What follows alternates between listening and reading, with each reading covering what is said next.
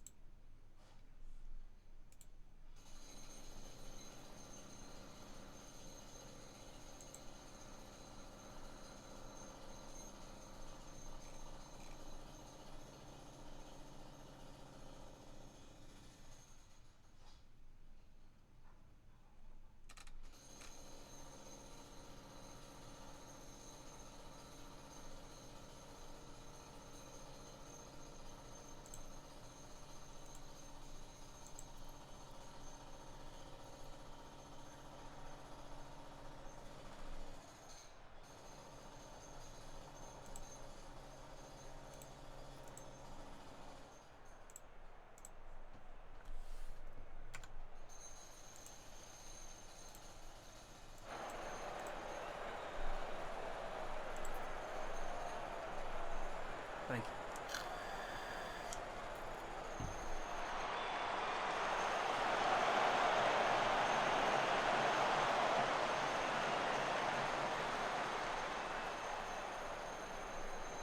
you. He gave up on that so quick.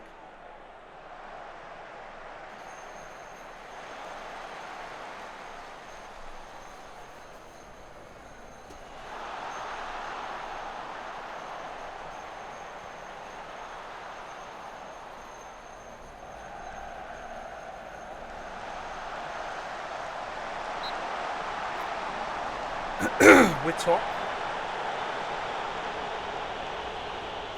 We've had some shaky results, but we're doing alright. The new lads have done reasonably well. Baxter injured. Oh, he's probably just got a loose eyebrow or something.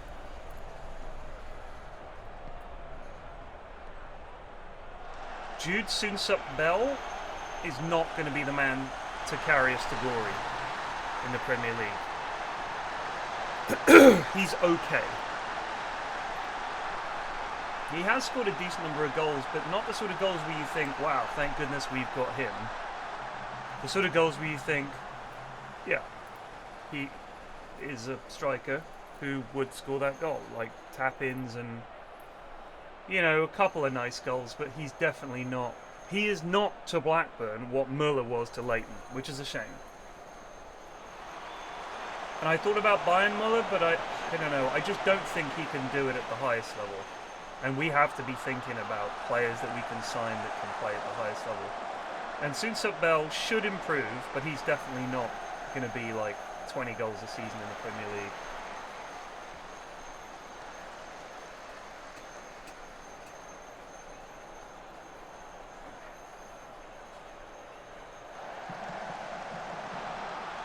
Case in point,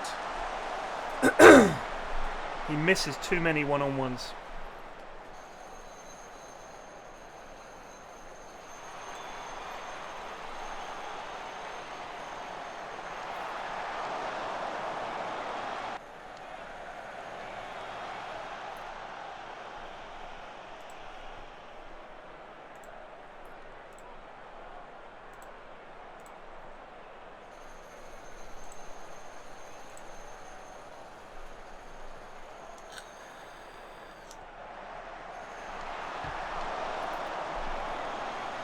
I don't like his attitude.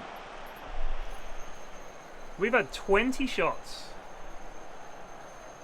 and we haven't scored. That is classic Jude Soonsup Bell.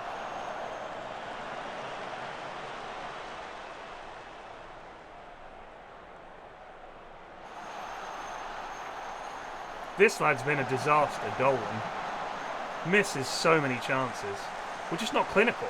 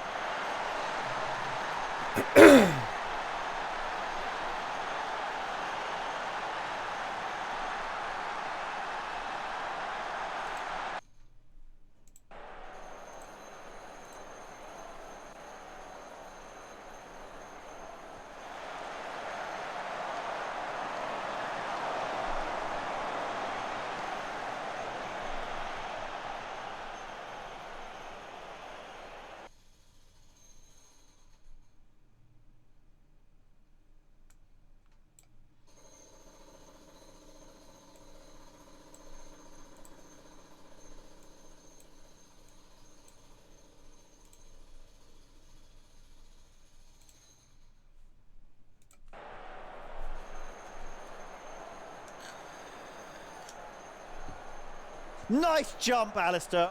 Verdunklungskefar just resubbed for 55 months. Thank you. Good morning.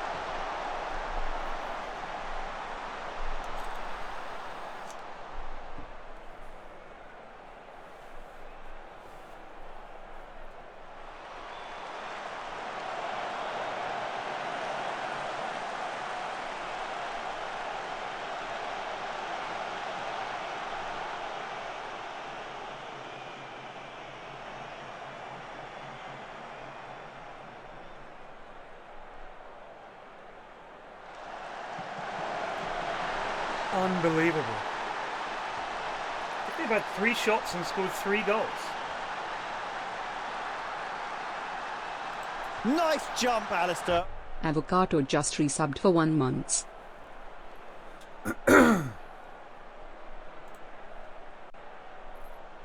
Absolutely dreadful. That is dreadful. Yeah, absolutely shocking result, in all honesty. We've controlled the game. We've given the players a setup where they've created over 20 shots on goal. They've had 3 shots on goal, scored 3 goals. Unbelievable. Unbelievable. Just one of those days where you just think, what are you lot doing? It's just, you know, impossible really to put into words how disappointing it is. Especially we've been on a good run. They're a team right down the bottom, and that's what we've served up. I want to apologise to the fans for coming out and seeing that, and the players. I've got no excuses. Just dreadful, dreadful, dreadful, dreadful, dreadful, dreadful, dreadful, dreadful, dreadful, dreadful, dreadful, dreadful, dreadful, dreadful. Put that as a fucking headline.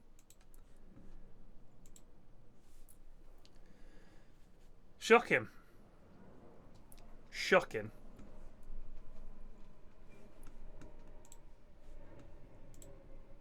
Well, if these 2 signings come off, we'll be happy.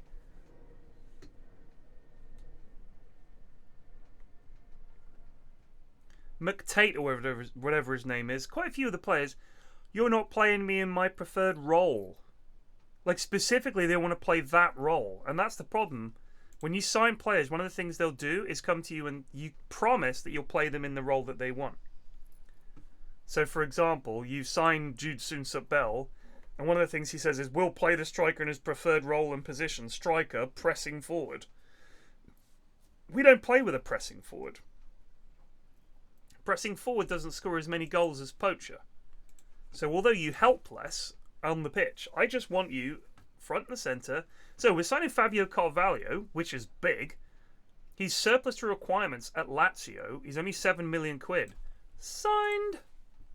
He's a very good player.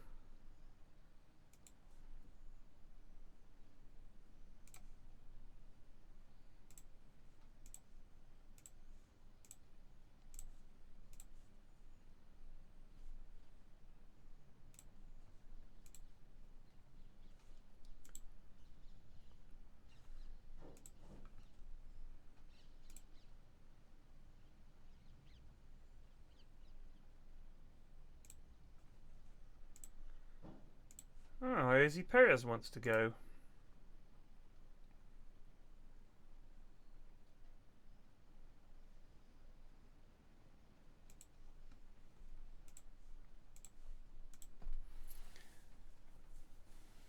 He formerly of Liverpool, yes. He's only 24. He's been signed by Liverpool and Lazio. Must be something there. Perez has been dreadful. I want him out the fucking door. He's been abysmal. So sluggish in possession. I don't think I've seen him have a shot yet. Just an absolute walkabout, lad. Shocking.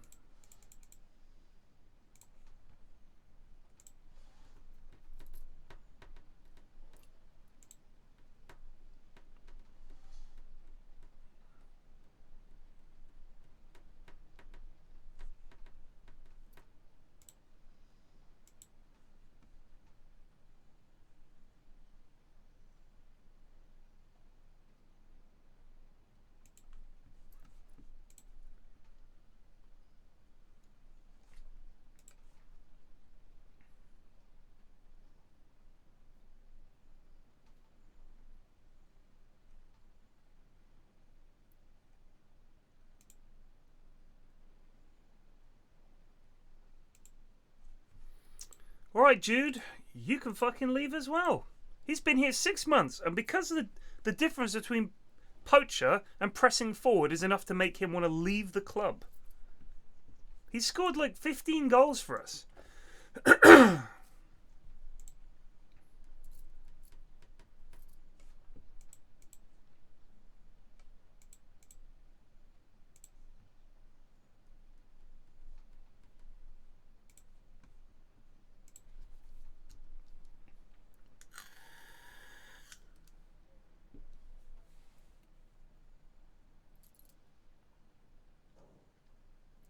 Absolute children indeed.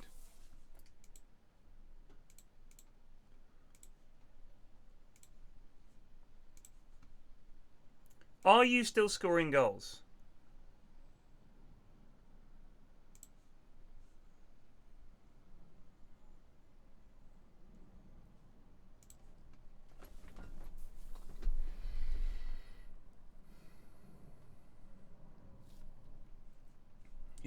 and 23.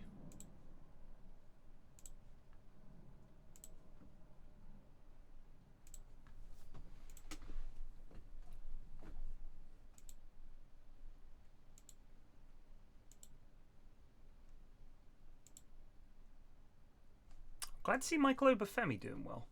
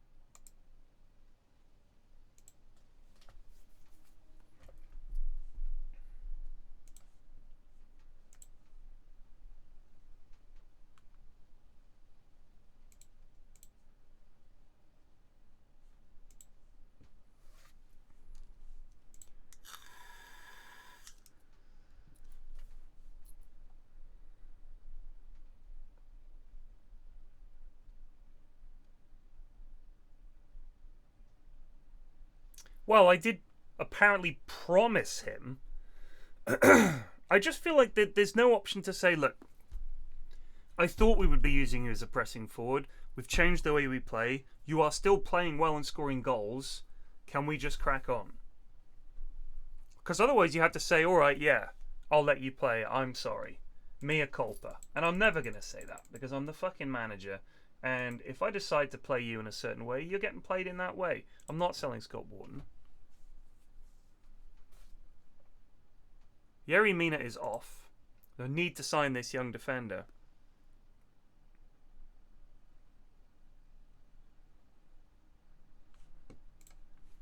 Do you know what's interesting is, Louis, I'm glad you're training well, because you're about to be first choice, mate. You're going up front. We're going all in on a fry-up.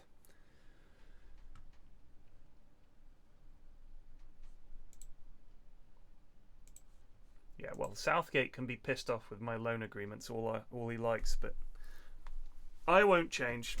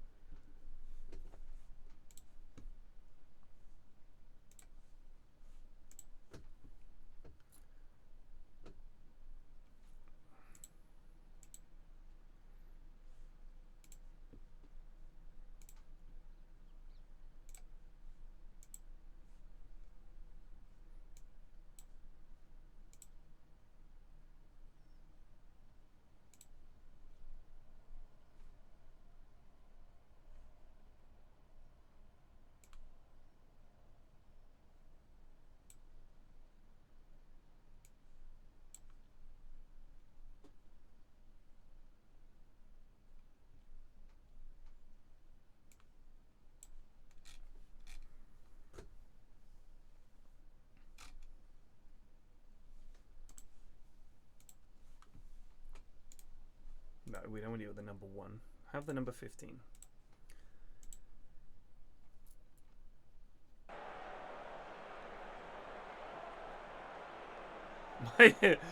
My goalie got a 6.0, and when I criticised him, he said I played excellent. Interesting. I mean, I've had it where I say to them, "You played really well lately," and they go, "Well, I guess our standards are different. I think I've been mediocre." Really? You've got like an 8.5 average over the last few matches. What are you talking about?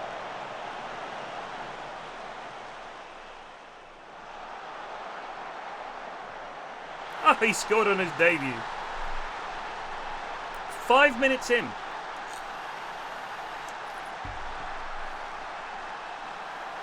That's a good shout, B. Jordan. Or is it Bjordan? You may hear a lot of racket to my left today. Work is being done by men somewhere.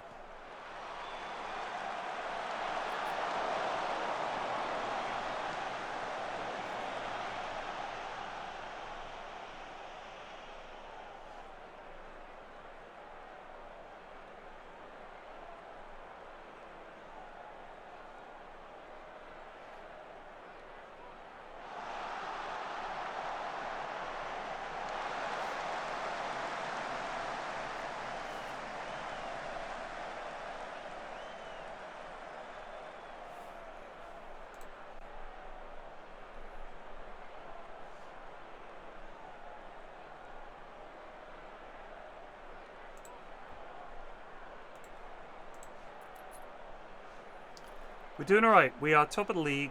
We should beat Barrow in the FA Cup first round. Decent cup run would be nice, you know.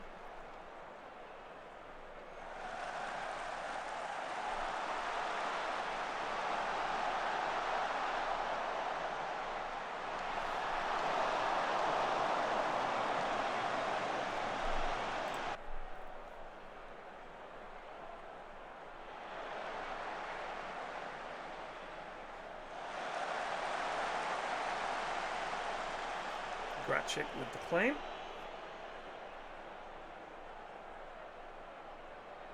Chonk. Well done. What? Ref, he's absolutely smashed my lad. Elbowed Fergie? Shocking.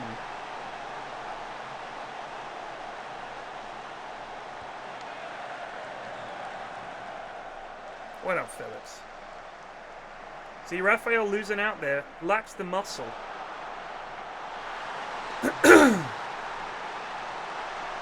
The people of Barrow may laugh now, but we shall have the last laugh. Look at this, Raphael on the ball just barged off by Jenks.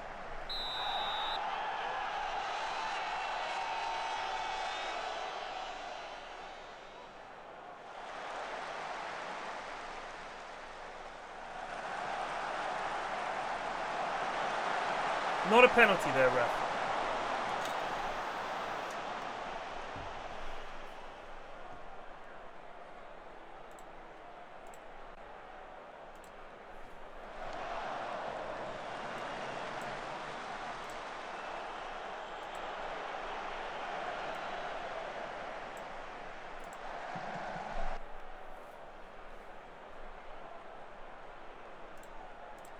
Come on, I don't want to fucking replay. Let's go, lads, please.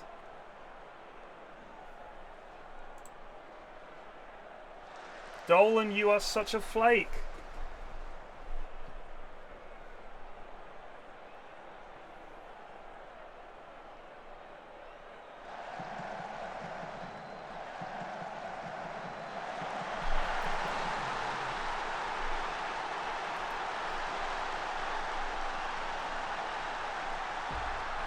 There you go, Soonsup Bell. Are you enjoying playing out on the wing? Well done, lads. That was an excellent win for us.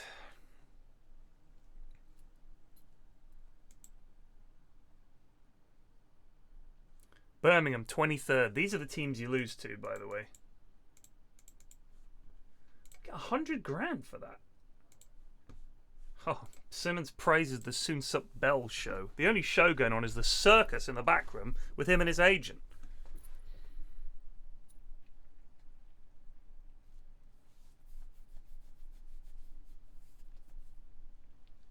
Yeah, there's a whole bunch of things that you don't want to have to do. For example, you can pretty much get the AI to handle more or less everything. You can even get them to decide on the match day tactics. You can get them to do absolutely everything if you want. So you could get them to do team selection, tactics, individual instructions, everything. Match day, interviews, like literally every single thing that you want them to do.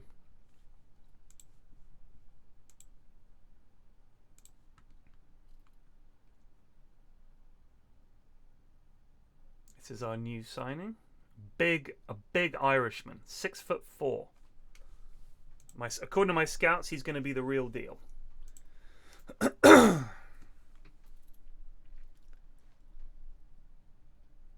So what I do is I set the AI to do all media interactions. All staffing concerns are the business of the chair people. I don't give a shit. I do not give a shit. I set the AI to do all the training because I have no idea what's good. So yeah, I just basically leave a lot of the boring day-to-day shit in the hands of the AI.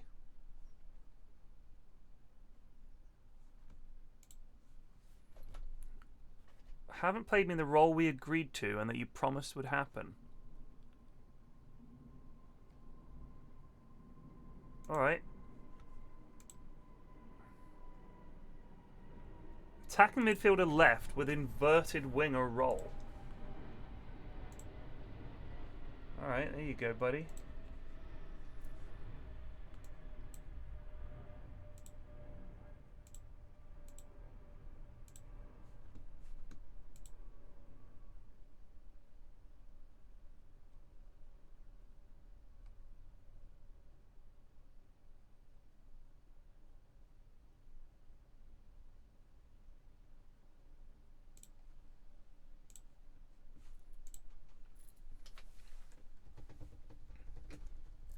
Dolan has been poor.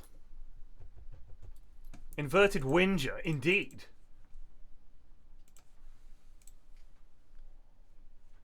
Austin Arimu. You want him on loan? Yeah, I'd like to see what he can do. Get him on loan. We play West Brom in the FA Cup. Blackburn Rovers will play West Brom. Ooh. I love the way the crowd, the three people that attend that thing, ooh and ah.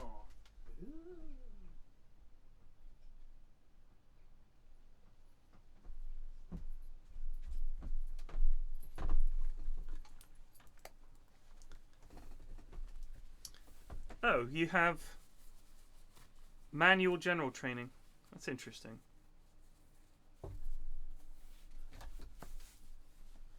Oh yeah. This is a nicely fitting pair of socks. Yeah, oh, that's nice. You know when the sock slides over the foot and it's just a snug and perfect fit? Just like that is a well-fitting sock. That has really gone on beautifully. Oh, he's injured.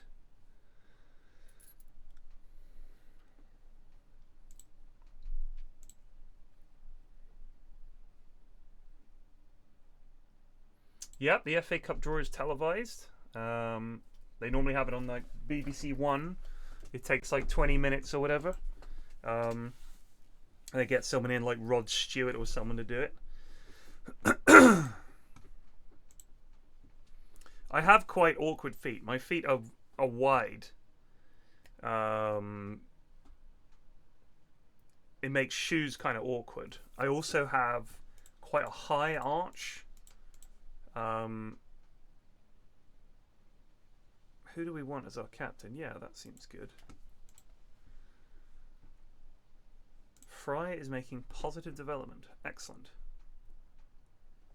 He has a competitive streak. I like that. I don't mind. Is it crazy that there's so little buzz around the World Cup this time? The biggest news was Dua Lipa saying she won't do the opening ceremony. Huh. I don't think I have big feet. They're like size 10.5, so they're not like huge feet or anything like that. It's just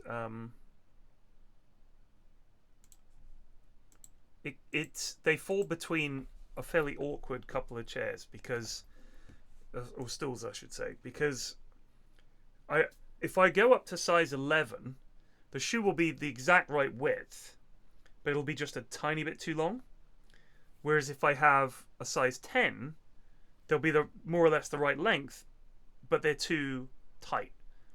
So I need to have basically 10.5s. If I can't get a 10.5, I have to go up to an 11.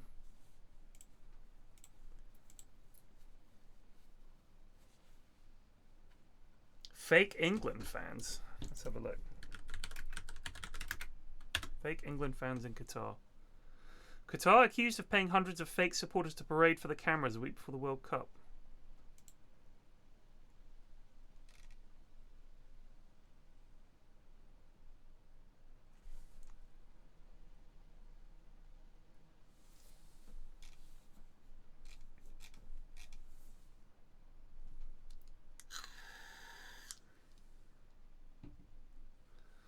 Okay. I don't think I've ever seen so many non-white people in England shirts. And these Brazil fans and Argentina fans look suspiciously like people from India and Pakistan. That is fucking hilarious.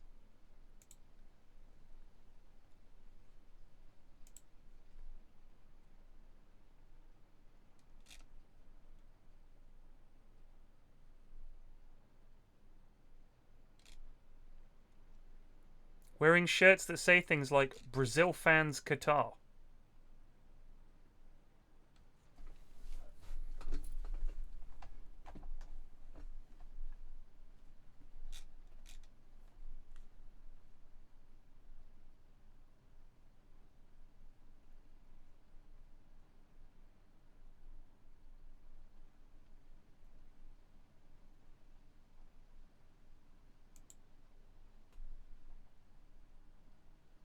Luis Enrique is going to do some Twitch streaming from Qatar.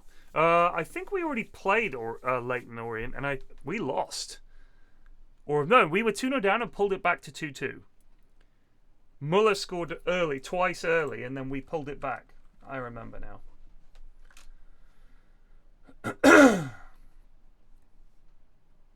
George Chmiel.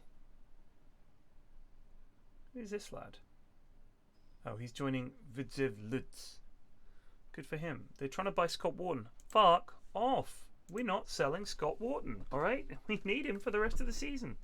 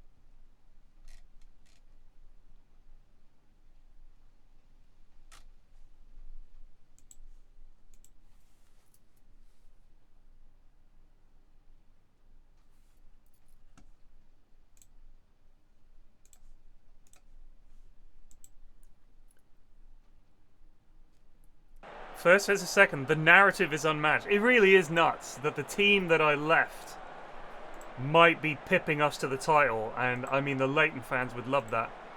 I hope they understand why I made my decision. Jeez, it's Blackburn. It's a much bigger club. I apologise.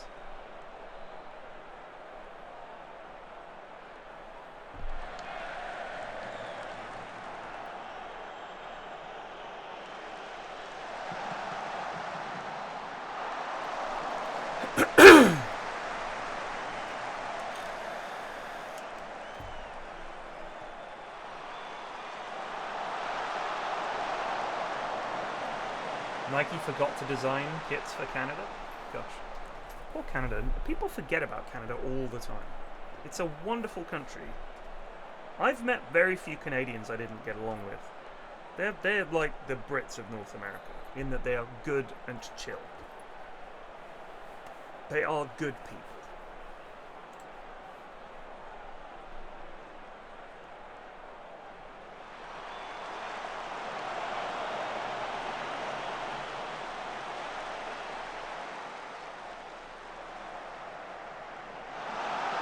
Yes, Todd Cantwell.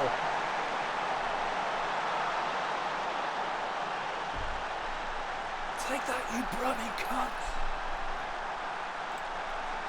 Can't believe Todd Cantwell scored a goal against us. I thought it was rubbish.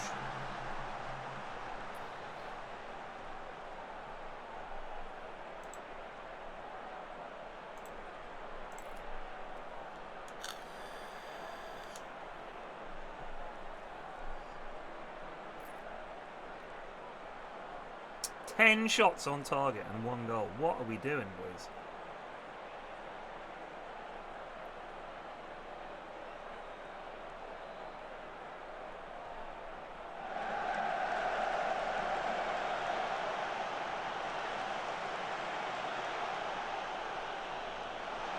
You're sleeping over there, Ross.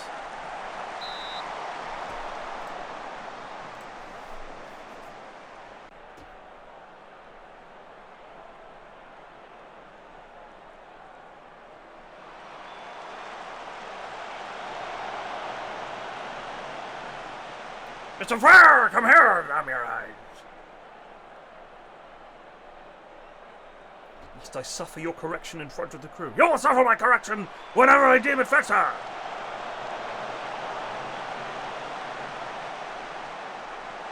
Oh, my days. On your heels there, Cantwell, weren't you?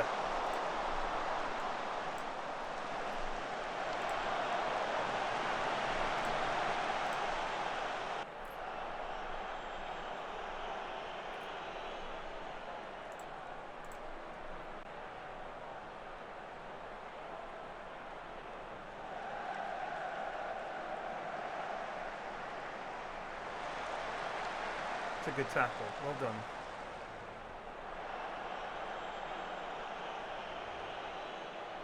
Oh, you could have poached that off his... Yeah, there we go, Raphael. Good lad.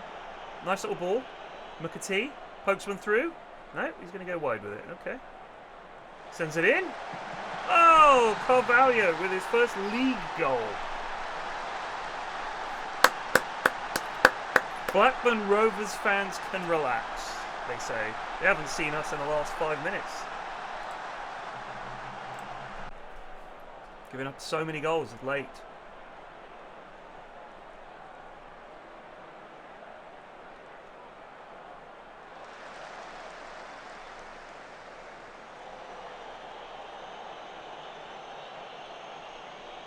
He's little, isn't he, Maxwell, for a keeper?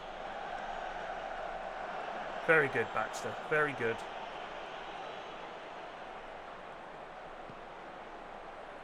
Thump. De Grossermannen wins that. Gives it back to Ross. Ross. Ferguson. Ferguson has a look up, has a think. Plays one over the top for McAtee. McAtee flicks it on. Brown wins it though. Here it comes. Martin now. Space to run into. No one closing him down yet. Dog shit. Absolute dog shit. This is what we've done all fucking season, boys. Just let them walk through the middle. What is going on? Where's the pressure?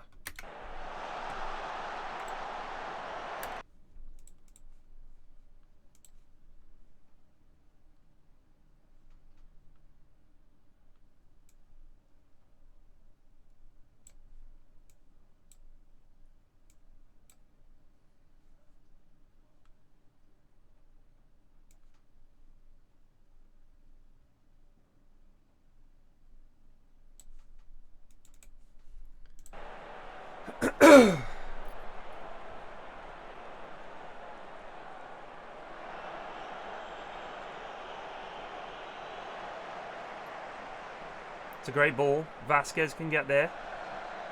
Target man holds it up. Plays it to Cantwell. That's a penalty. Referee!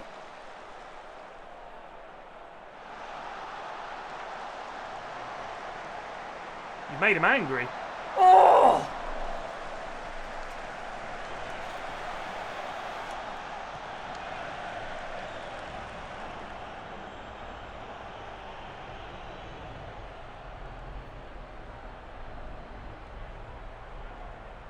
That's shit, Carol. That is so shit, mate.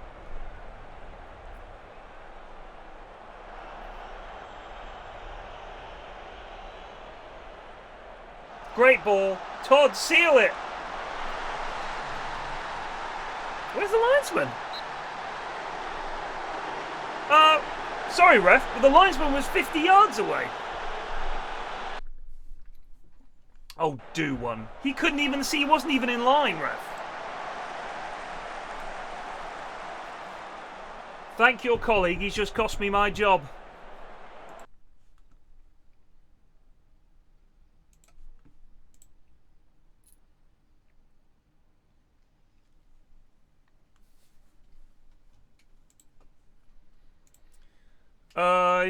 The championship is, it's that kind of division. Every team is going to give you trouble, even the ones that are languishing down the bottom of the table there. But I thought we played well. Created lots of chances. Again, our problem this season has been sticking the ball in the old onion bag, and I'm not quite sure what more we can do as coaches and as the manager, but create a system that allows players to get into positions to score, creating chances. That's what our whole system is about. Once we've done that, the players have to do the easy part, which is putting the ball in the goal. The keeper is small, the goal is big. You can use your both feet and your head. You can even use your arse. But it seems at the moment we're not using any of those things, and we're just sort of hoping the ball goes in. The lads have got to start finishing these chances. That's all there is to it. Because against better teams, you won't get that many. And if you only take 5% of your chances when you're creating 20, when you're only creating 2, that's none. That's none goals, if my maths is correct. And none divided by 1, of course, is an error. And we don't want that.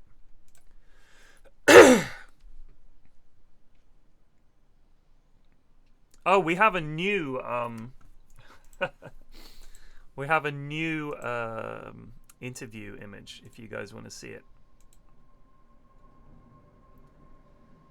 Let me see.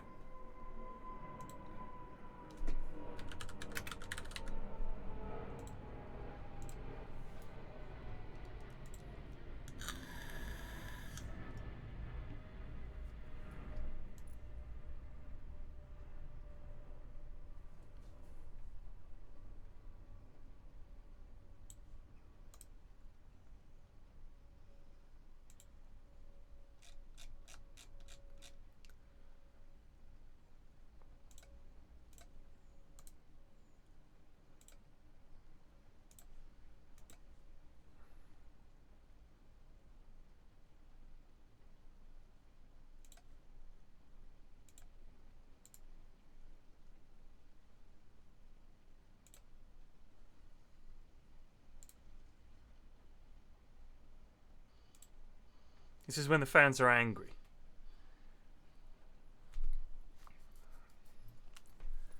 And there's a firebombed cars behind us. There's that lad. You want some? Flax out. Angry faces looking out of the windows. And I've covered myself in poppies just in case to try to win them over. So this is when we win, when we lose. Bournemouth 3, Norwich 2. Hull 4, Swindon 1. Who's this lad? P. Musa. Peter Musa. Who's this? Satriano. Uruguayan. How are Bournemouth doing? 15th in the Premier League. Who are top? Arsenal. Top scorer is still Mohamed Salah. He must be in his 30s. He's 34. He's still the Premier League's top scorer. What a machine he is.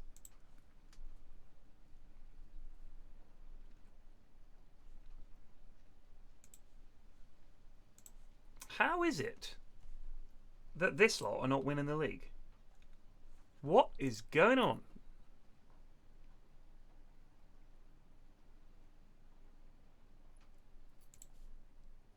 Hoffenheim have offered me 20 million quid. Absolutely, off you go, son.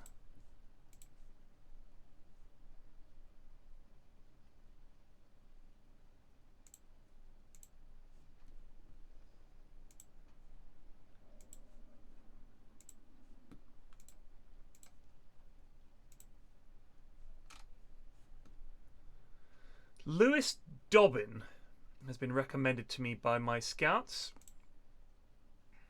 Joe Gelhardt. No. Sami Umtiti. Future prospect. We kind of need someone now. Elias Hoff-Melkerson. I just want someone who can fucking finish, in all honesty. We don't need them to do much, but stand there and finish. That's it. If you can finish, you can play for us. Ezekiel Ponce.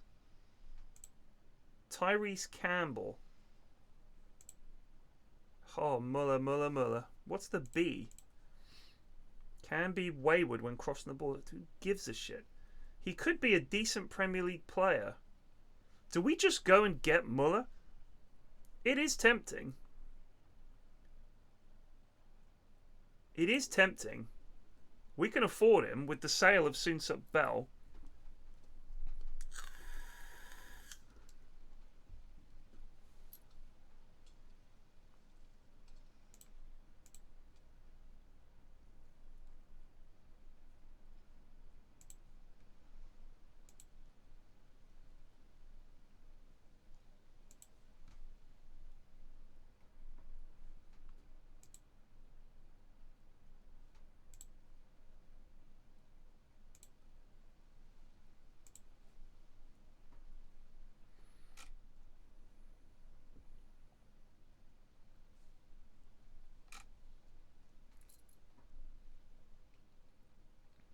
Would hurt Leighton.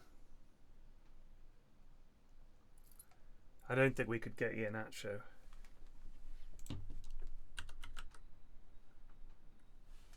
He's at West Ham. He is 30. Let's see what his agent thinks. He doesn't want to sign for Blackburn. We'd need to get promoted. And they would want about 40 million quid for him. It's a no.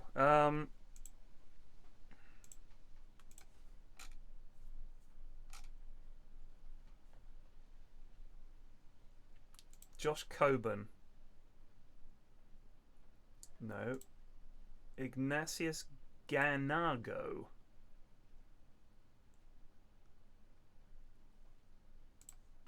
At Nantes.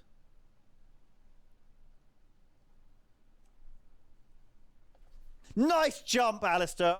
Armored Leslie just resubbed for 15 months. Thank you.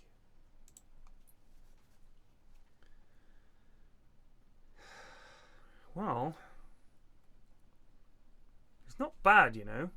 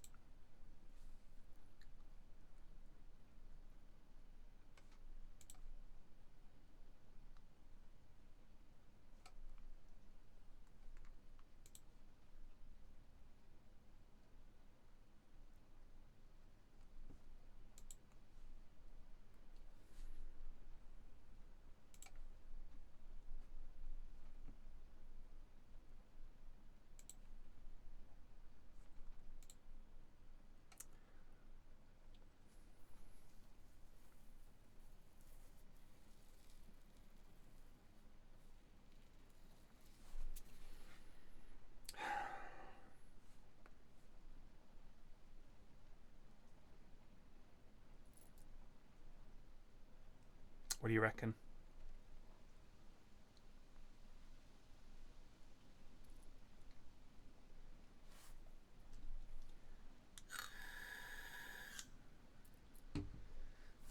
He's done it for us before.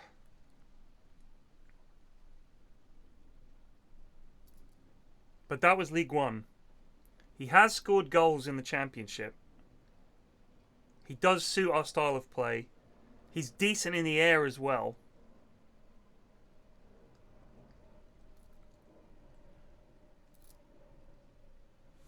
Gnonto won't come. We need to be in the Premier League.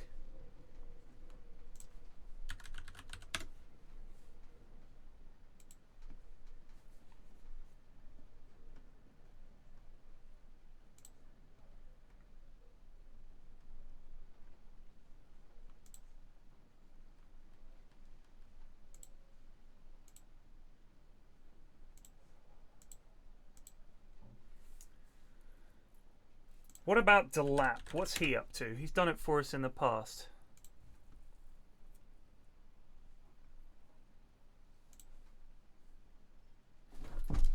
He's transfer listed.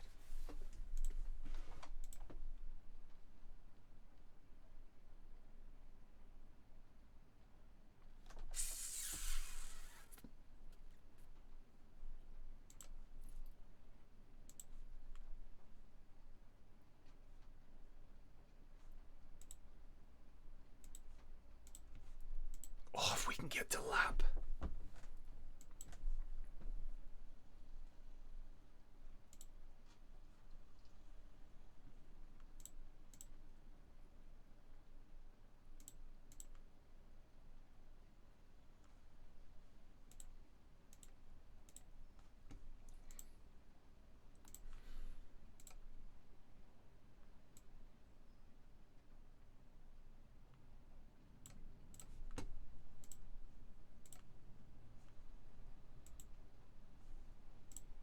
I'm afraid that's the best we can do. But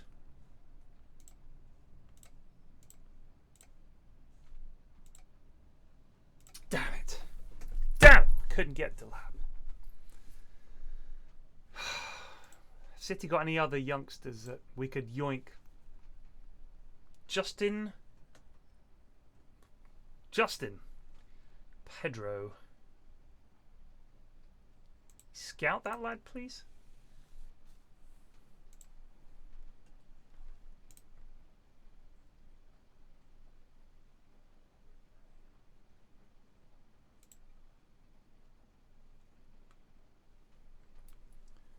Couldn't get the lap.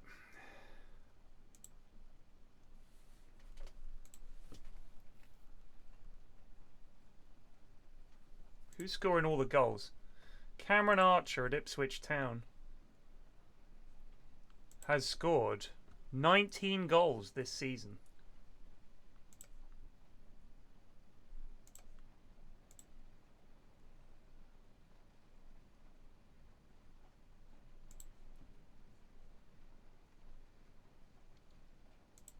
Let's get a look at this lad.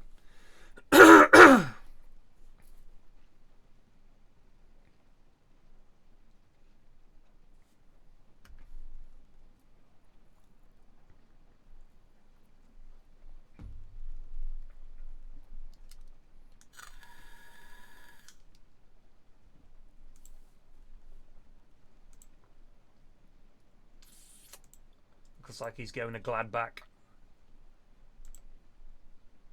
Would have been great to get Delape.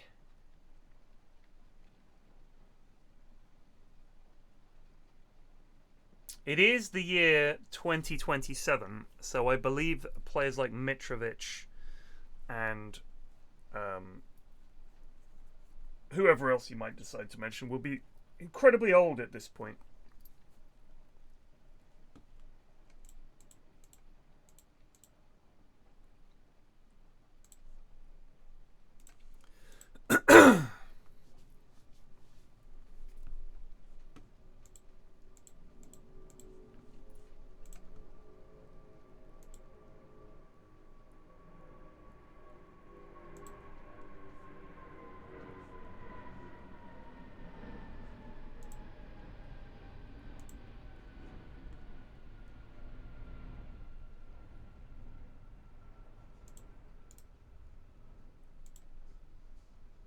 Don Angelo Conadu.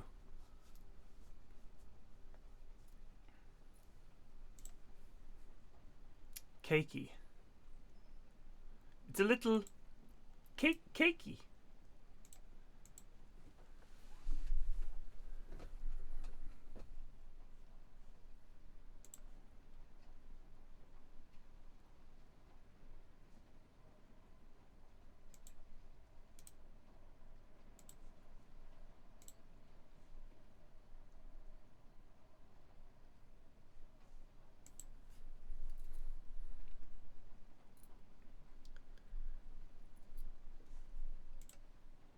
Very happy with your training at the moment, Mr. Fry.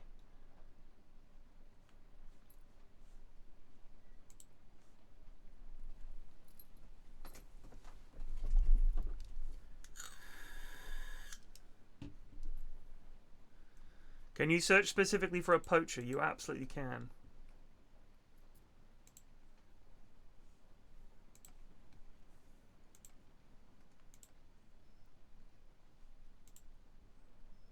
That would be roll.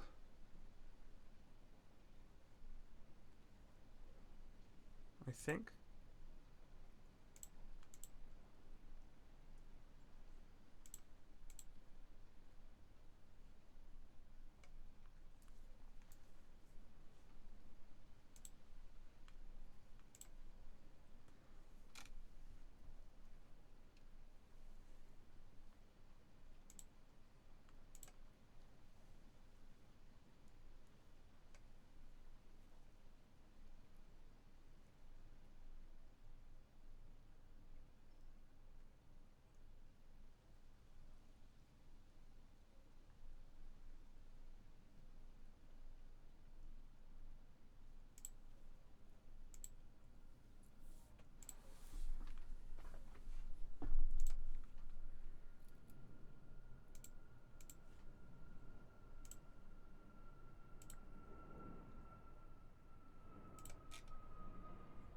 That's weird. Oh, roll poachers only, please. Ori Steen Oskarsson. Nope.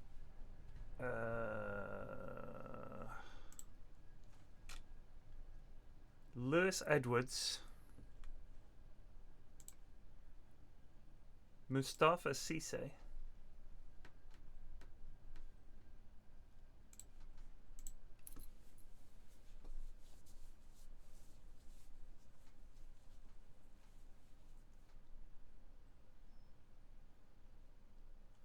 It was weird the way it did that. Like when you click it down here, you kind of expect it to offer you a box that you then click. But if you're ripping your dick off about that, you should probably get the fuck out. Like, I'm not even kidding, Alec. You're not going to enjoy this stream, buddy. Like, you're going to hate this stream. Within, like, a minute, you're going to be apparently dickless. But given you bleating about something like that, it's possible you already are. It's hard to know. I will go to positive. Yes. Fry up front as a poacher. Dolan, I do not like. Can we get Todd on for Dolan, please? Because I just don't like Dolan.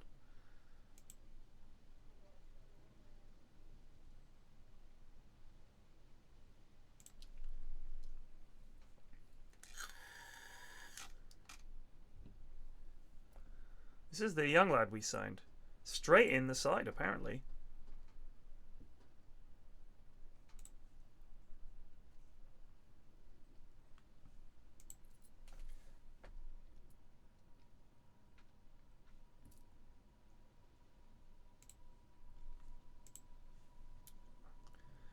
Here we go. Big game against the O's.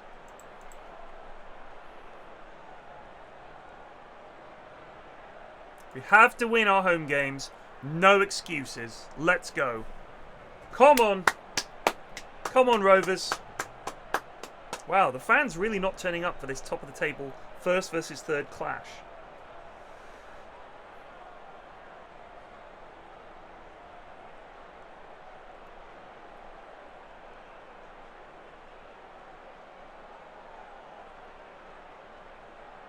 That is utter dog. Oh!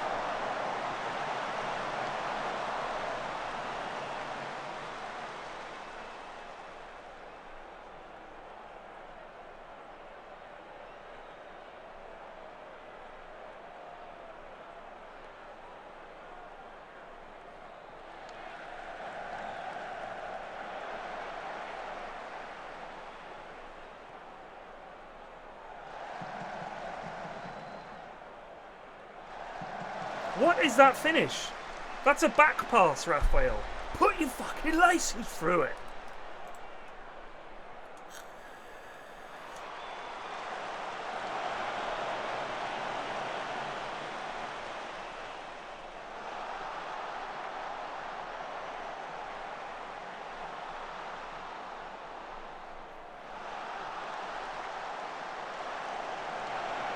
Big man!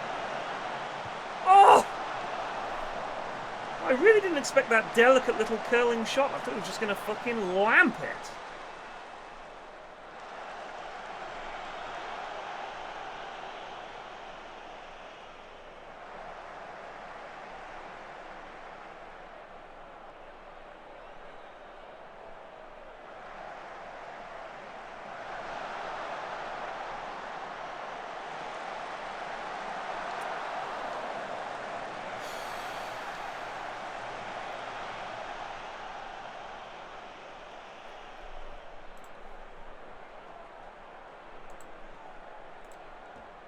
Right, Fry, I think you're just too little to compete with the bulky defenders that Leyton Orient has got. So I want you to just play off the shoulder of the last man, and you're going to use your pace to just nip through, and that's the plan.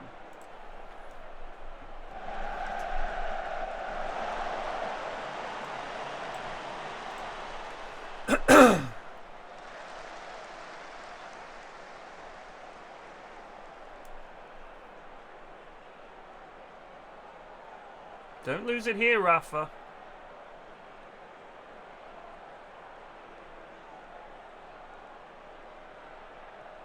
It's a great ball. Carvalho in. Oh my God.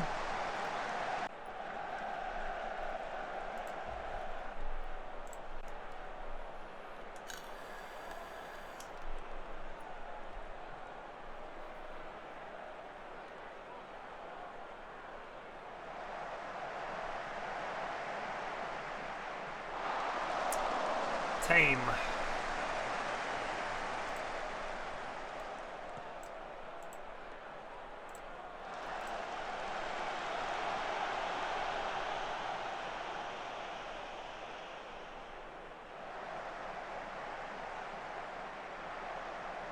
Mr. Fry!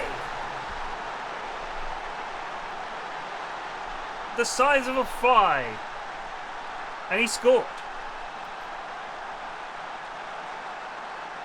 Great ball.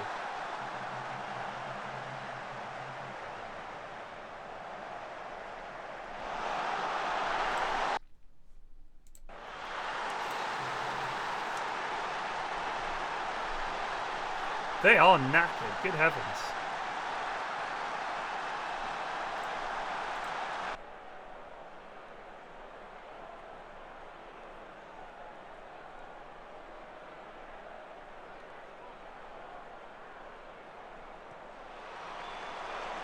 Nice jump, Alistair. Lundakus just resubbed for 94 months. No funny comment, man? He's busy. He's grafting. He's got a CSGO major to cover. Or was that yesterday? I missed the final. Who won? I'm gonna guess Astralis. I don't know anything about CSGO, but I know they're a good team. That was a big win for us. Yeah, big win for the team. They're delighted, you know. Obviously, Orient, a good side, I know, because I built them. They gave us some problems for sure, but the best chance they had was one we basically gifted to them. So, you know, not too troubled, but only 1-0. Had a couple of other chances to hit the woodwork and that. I would like us to start scoring 2 or 3 goals in these games that we dominate, but a step in the right direction for sure. For sure. For sure. Charlton want to loan Jude Soon-Sub Bell. Fuck off. Are you out of your mind? Outsiders 1. I like that backdrop. I prefer that backdrop.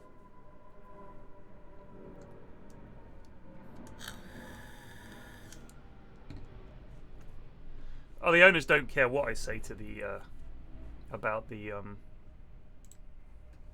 scum referees. I will respond to this message. Yeah,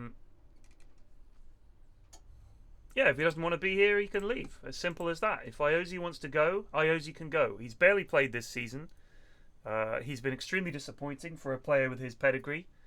I would love it if someone came in and bought him. Unfortunately, we haven't had any offers yet. If you want Iosi Perez, come and get him. You can have him for a fucking old fish and a bit of wood. Like, I want to get rid of him.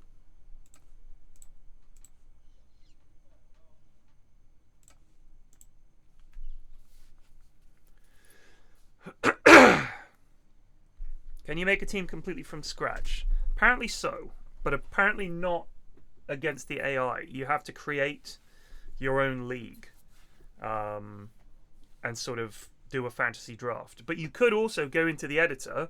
If I wanted to, I could go into the editor, you bring up a team and you just change all of the attributes and all of the names and everything, and the name of the club, the kit, everything. You can do all of that.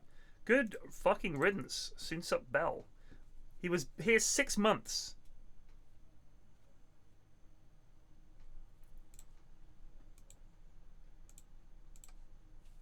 Honestly, good riddance. I'm so glad he's gone.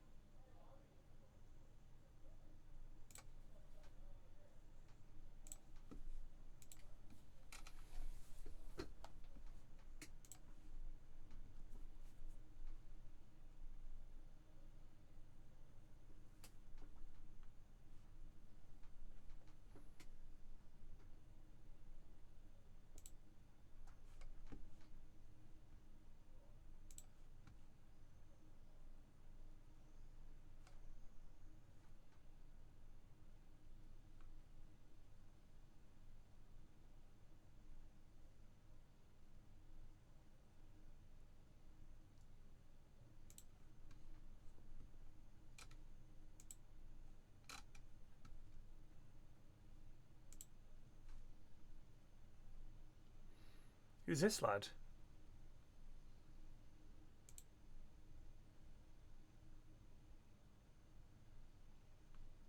Martin Rodriguez.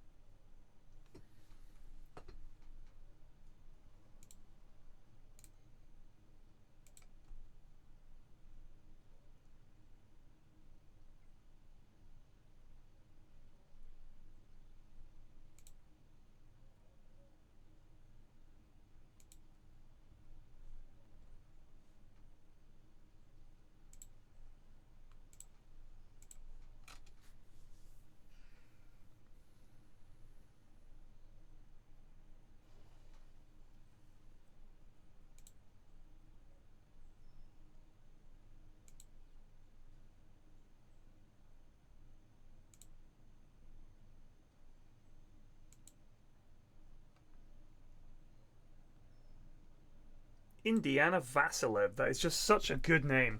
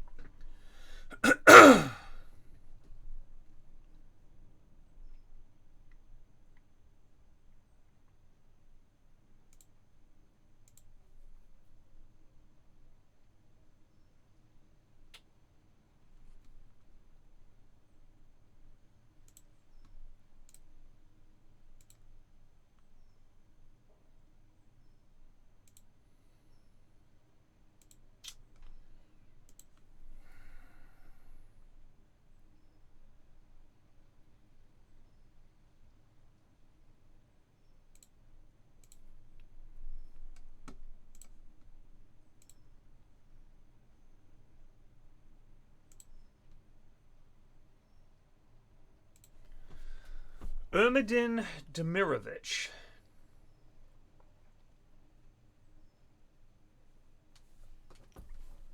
This guy, you know, I quite like the look of this guy. Good off the ball. Decent finishing. Decent first touch.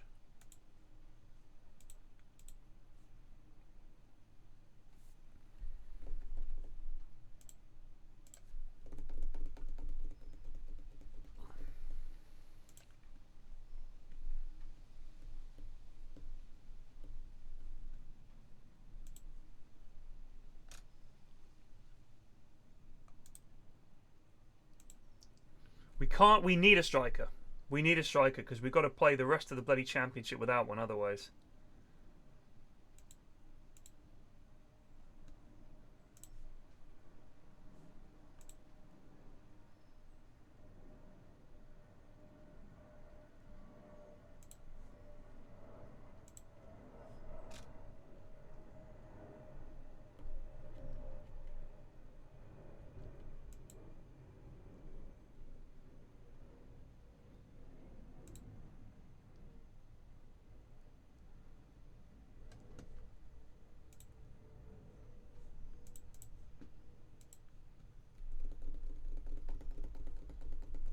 Only sign Archer as a last resort.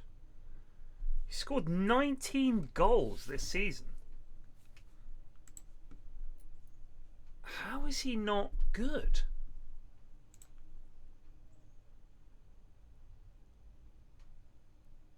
I'm so confused.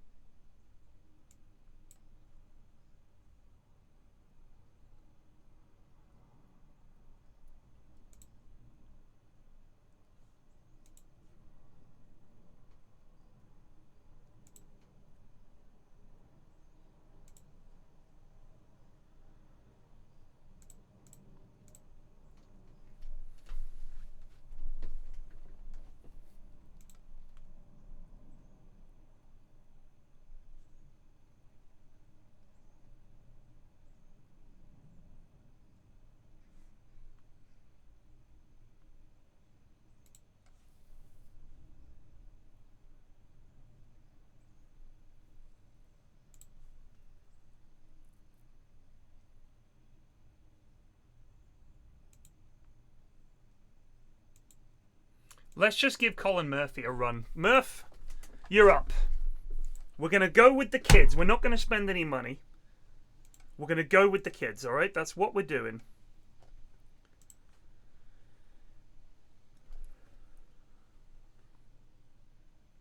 Look at this lad's stats are ridiculous. He should be the business.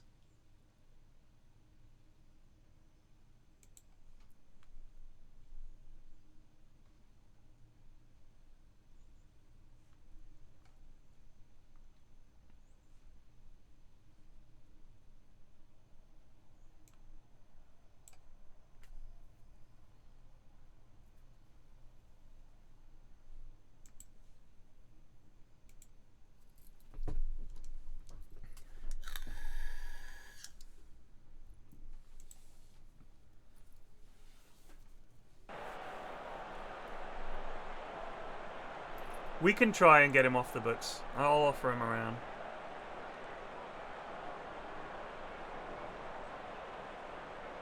We're favourites here, and I want us to play like it. Dominate the game from the start. Don't let them settle. Score some fucking goals.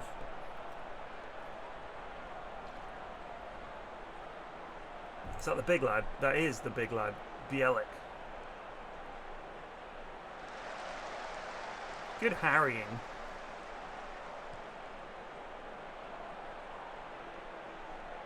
Oh, they're going to score. No, they're not. We're all over it. Oh, ref! Sorry, I thought we were playing football.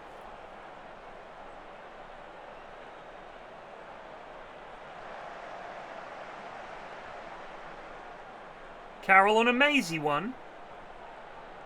Bielik looks up, tucks back, gives it to Wharton. Wharton switches the play to Britton.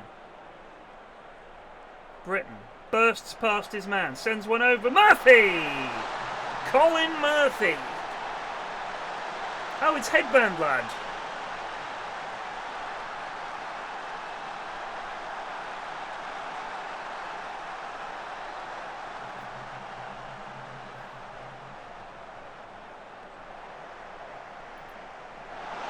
Good finish.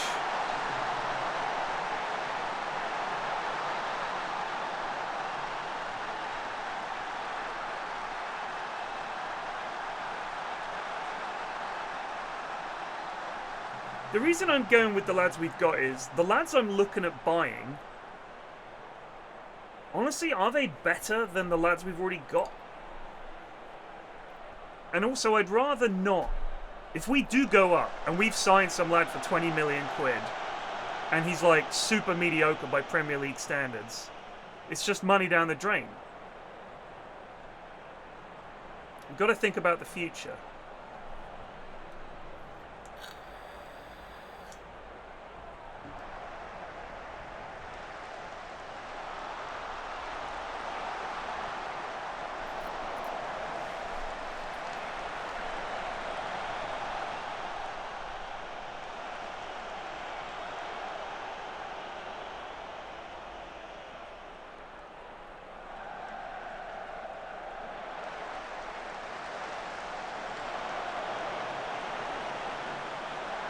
Oh.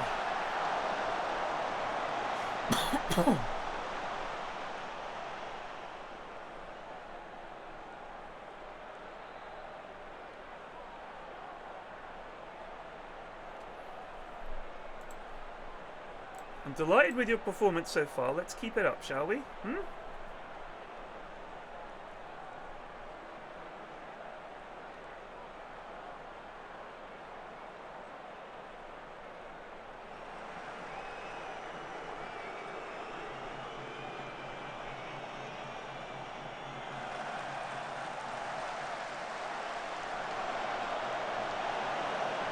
Good header, Mr. Britton.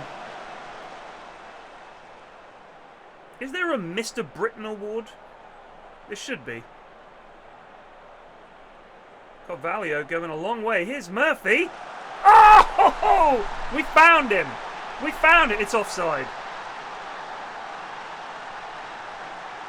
It's not offside. What a glorious strike.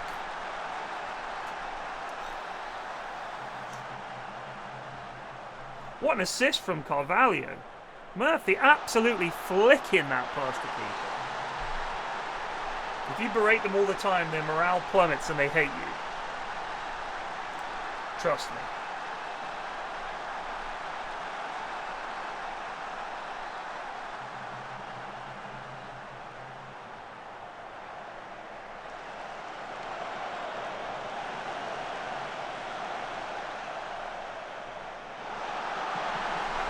Has he just scored a hat-trick?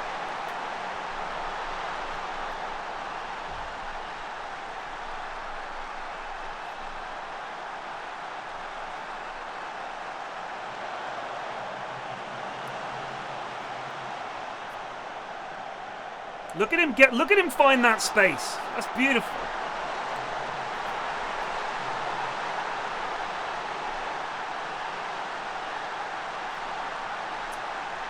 Hang on, Googling Mr. Britain. Good God.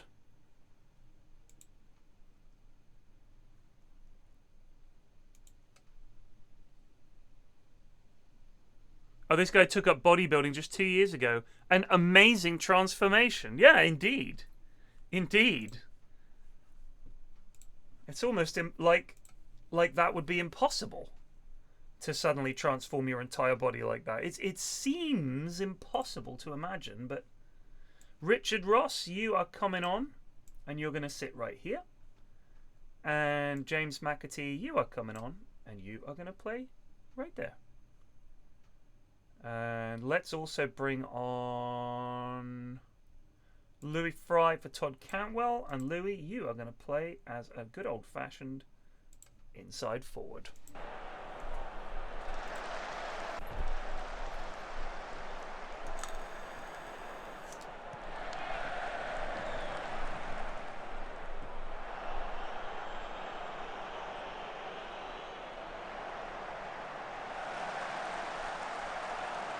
Bit of a shit pass that, Mr. Carvalho. No chance, even for Magic Murphy to get there.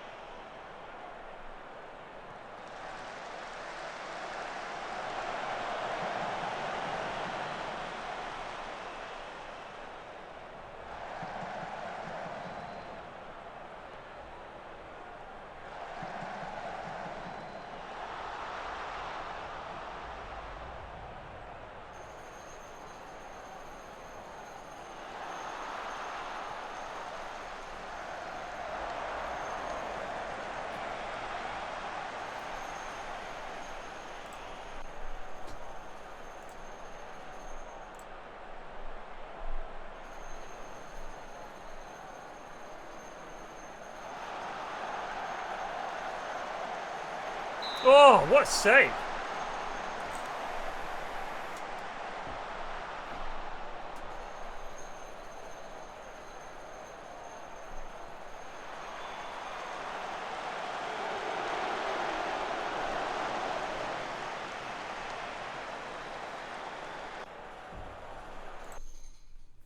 Well done, lads. That was a good win.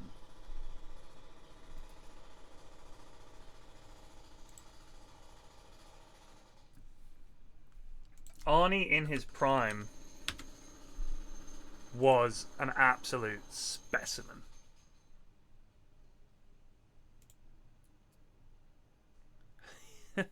When did Arnie go to Plymouth? This is from Plymouth Live. The untold story of Arnold Schwarzenegger's time in Plymouth. These days, Arnie's known as one of the true Hollywood giants. But in his youth, long before Conan the Barbarian or Terminator, he was well on his way to becoming a sports icon in his career as a bodybuilder. By the age of 20, in 1967, right, Arnie was dominating the sport of competitive building, becoming the youngest person ever to win Mr. Universe title. It was around this time, Plymouthians recall, the star visited Plymouth to perform at an exhibition. Owen Royals, Honorary General Secretary of Plymouth Athenaeum, said several visitors to the Derry's Cross building had mentioned seeing Arnie appearing at the venue when it hosted a Mr. Plymouth contest in about 1967. One man even said his father-in-law drove the Austrian beefcake to the Athenaeum in a Mini. 3 people have told me that Arnie was in the Athenaeum, said Mr. Royals. We had lots of different bodybuilding competitions in here for decades, but we don't know if he was a competitor or an exhibitor. But we think he arrived at the venue in a small Mini. It's quite a funny story because he's quite a big lad, isn't he? He's a big lad and he's turned up in a Mini. You know that Arnie, right? My dad, back in the day, back in the 60s, he'd give him a lift to this bodybuilding competition. It was in a Mini. It was funny because obviously a Mini is quite small, isn't it? You wouldn't call Arnie Mini, would you? You wouldn't call him, not to his face anyway. Unbelievable. He was a huge man and amazing to see in person, Barbara said. He had thin legs, though. He had thin legs. In Arnold's book, Arnold, the educational bodybuilder, he confirms his stay in Plymouth in his own words. I received a letter from London asking if I would come to England to do an exhibition. Within days, another one came from Newcastle, another from Plymouth, one from Portsmouth, and another from Belfast, all asking me to do exhibitions. I was bewildered. What did they mean by exhibitions? I didn't understand the side of bodybuilding at all. Wow. What a lad.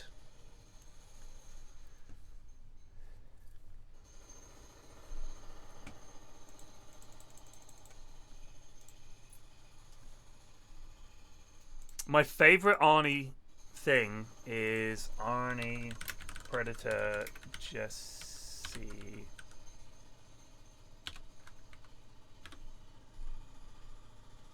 A priceless prank Arnie pulled on Jesse Ventura. This is such hot bollocks. Arnie just makes this up on the spot. The biggest thrill for me was when we hit wardrobe, and I happened to view Arnold's wardrobe tape, and when my arms taped out 1 inch bigger than Mr. Olympia's, that made Jesse Ventura feel pretty good. Well, I'm very happy about that, because then my joke worked. Because I told the wardrobe department they should tell him that, so I can bet him a bottle of champagne afterwards when he comes to the gym. He came to the gym 2 days later and he says, you know something, Arnold? We should measure our arms. Who has bigger arms? I said, of course we should. I said, let's bet a bottle of champagne. He says, of course we should. And then we measured it and my arm was 3 inches bigger than his. What the fuck? And he lost a bottle of champagne. So, I mean, you know, the psychiatric trips, they work on everybody. And well, then my joke worked. Come on. Come on. What a load of bollocks.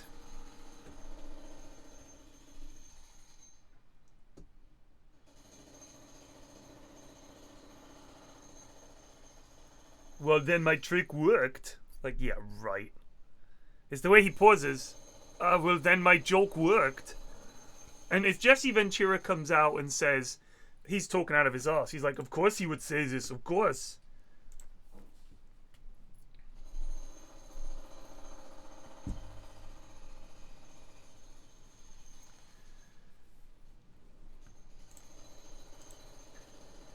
Three inches is an enormous difference.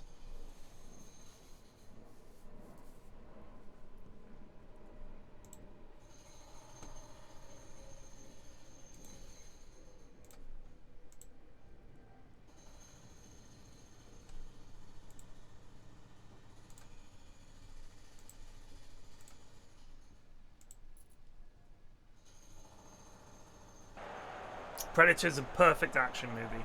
Perfect.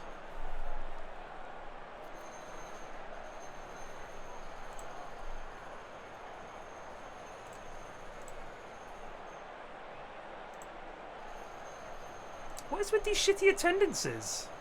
In real life, I guarantee you that Cardiff's stadium is fucking packed for every championship game. Because we went there when they were in League One and it was packed. There's nothing else to do in Cardiff.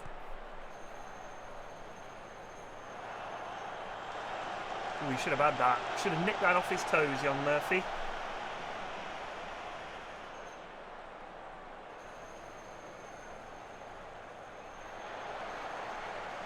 Good tackle. Okay. Oh, okay.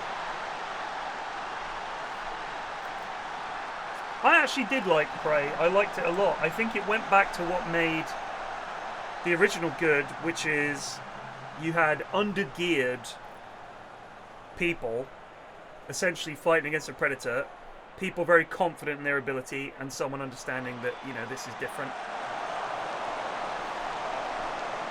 You have to be a bit more cautious here. Cardiff appear to be well up for it. Yeah, give it Batty.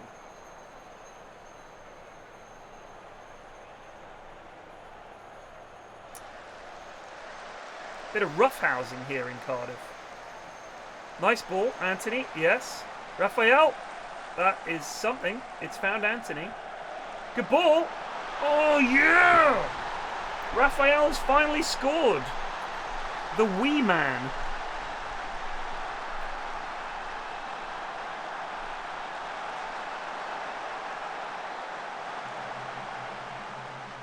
Nice jump, Alistair. Scottish just resubbed for 59 months. Damn. Bezos bucks. Thank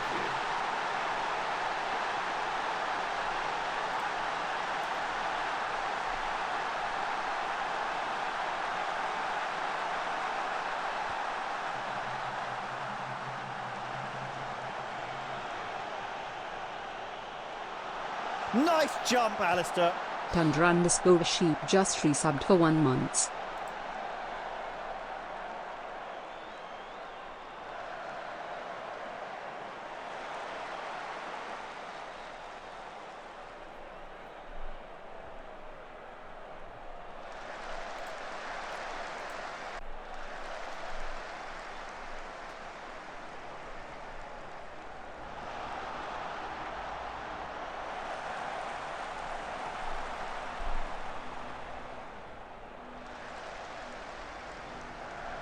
Oh, unlucky.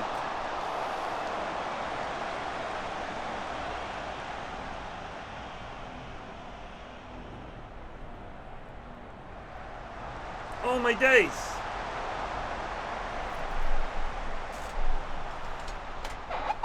So some bad news. Mrs. F has the vid. Which means, I mean, I'm almost certainly gonna fucking get it. I would rather get it this week, because I've got shit to do next week. How can I avoid catching it? I live with her. She's me wife.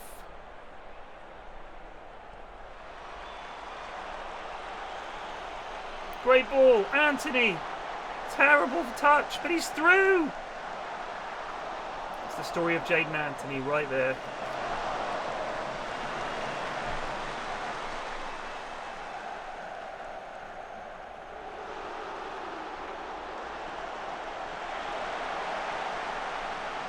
Oh my god, how have we not scored? Oh.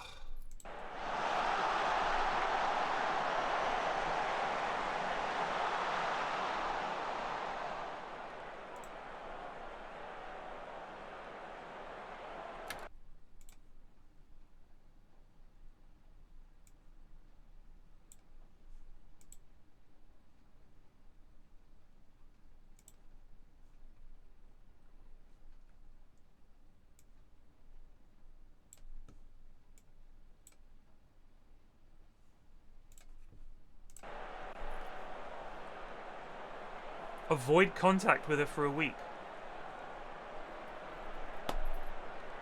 In what? How? How would you suggest I do that?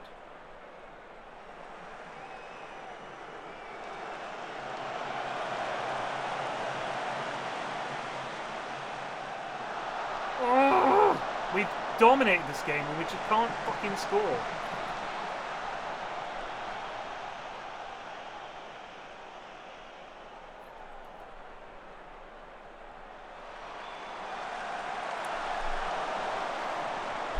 I don't think it's a weak incubation, is it?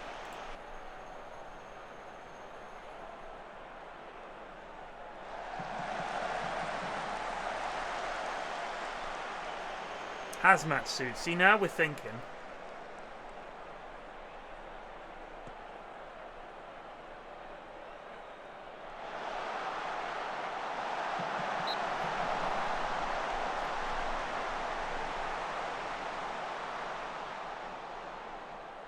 Keldeth, that is not going to happen, buddy. I'm sorry.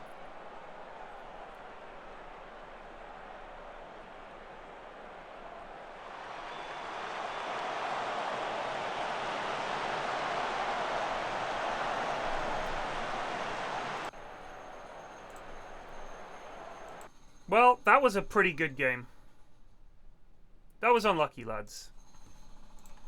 Well, that was a... I honestly think that was a pretty good game of football. Cardiff, good side. Can't really complain. We did create so many good chances that on another day they absolutely would have gone in. You know, bouncing off the bar or just cleared off the line or whatever. It's just one of those days. But I thought we played some really good football. Great goal. Great to see young Rafa get his first for the club. But yeah, I can't criticise the players too much for that. I think it was just a really good close game, well contested, and fair play to Cardiff. They put on a really good game, so good on them. By the way, look at this. Pass, pass, pass, pass. Do something else, Raphael. Says Lawson Ward.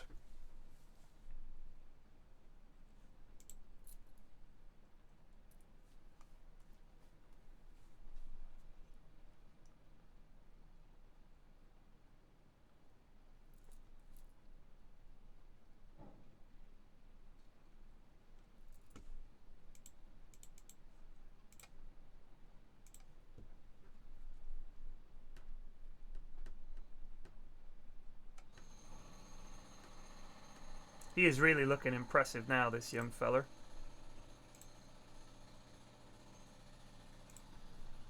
Maybe I play him. The thing is,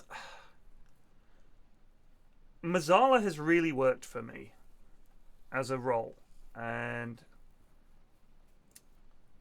I know that he would be better as a deep line playmaker. And I think his abilities suit that. He's not very quick. But look at his passing, his technique, his flair, and his vision are all really good. So it would make sense to stick him deeper. Maybe Mazzala isn't the right role for him. It's just you know, when I turned it to something else, our performances kind of dipped.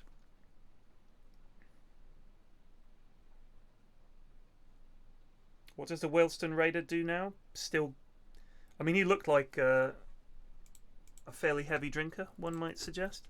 Oh, didn't he? Hold on. I'm sure someone said that he got in trouble for, like, feeling girls up at events and stuff like that.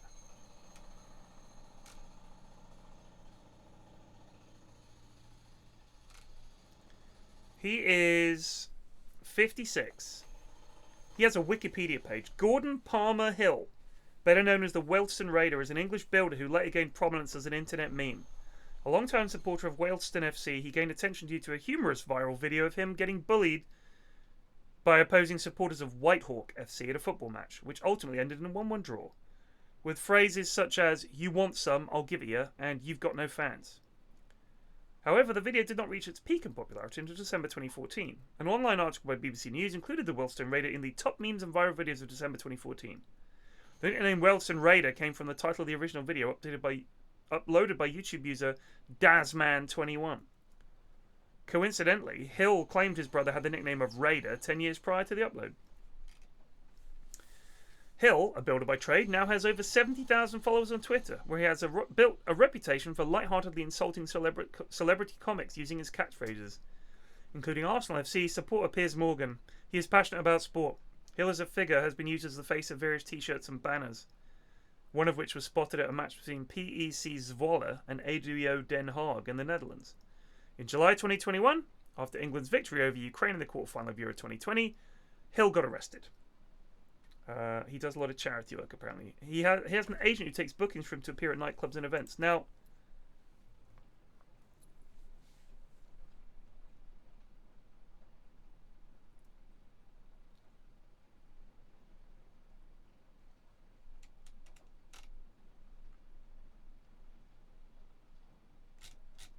I'm pretty sure that he felt up some girls and got in trouble at university. Someone in chat, I think, told me that he came to their university and people were not happy about that.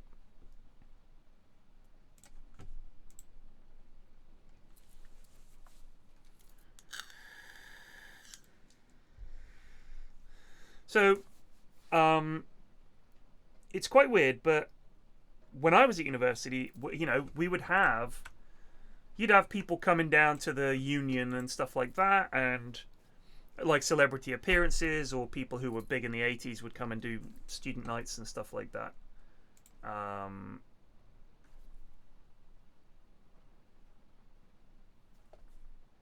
So yeah, a bit of an odd one.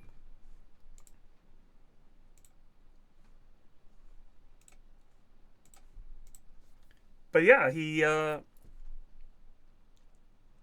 just, you just get paid an appearance fee. It's like a promotional thing. Might get a few more people through the door. Jungve Malm, young Australian striker. Transfer offer from Rotherham. Jungve, I don't think you're going to cut it at this level, bud, so I'm happy to sell you. James McAtee can go. Miserable little shit. Hodor did a DJ set. Hodor did a DJ set at the Frankfurt Major After Party, which was quite pog. Didn't he die?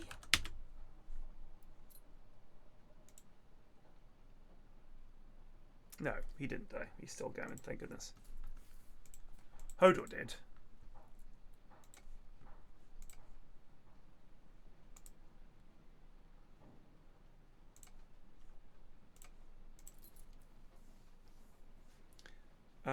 Oh yeah, Hagrid did die. I remember when I was at university, we had... God, who was he? You'll often get people that were in a boy band. You'll often get people who were on a reality TV show doing club appearances. They get a few £100. They get drinks for free at the club.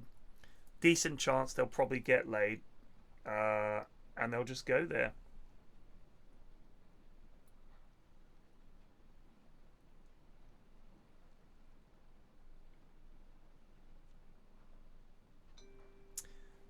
Oh, wait. Let me see if I can find... this is a really fucking funny Danny Dyer video.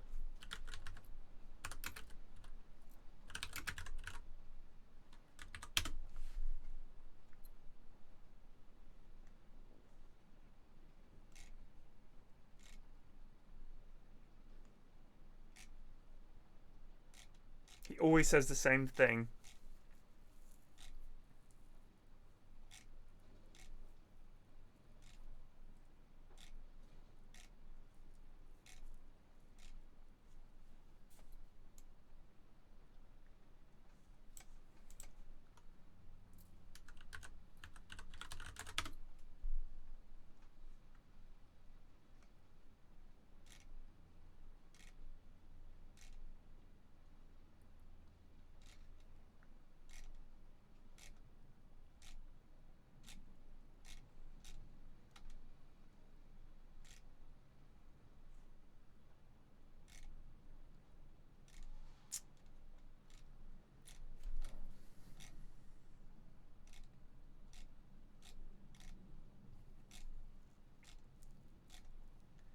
Maybe it was just on Twitter.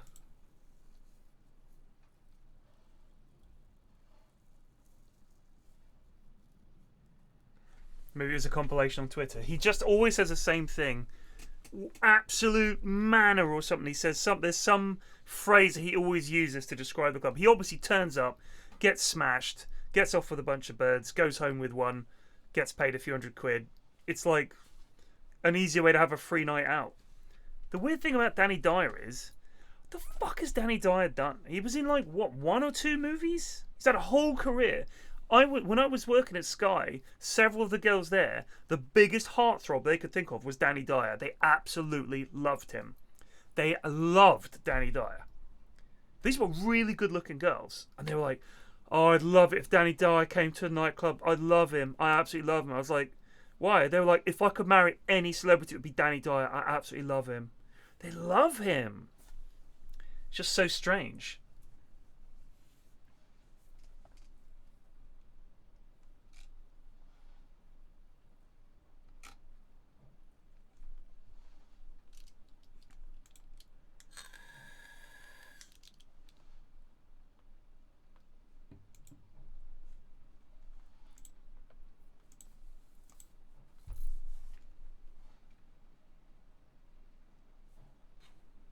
What? He's what? Danny Dyer has named his daughter Danielle Dyer. Is that what he's called her?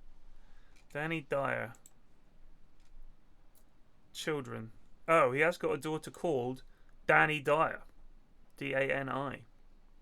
She's 26. How old is Danny Dyer? He's my age. He's 45.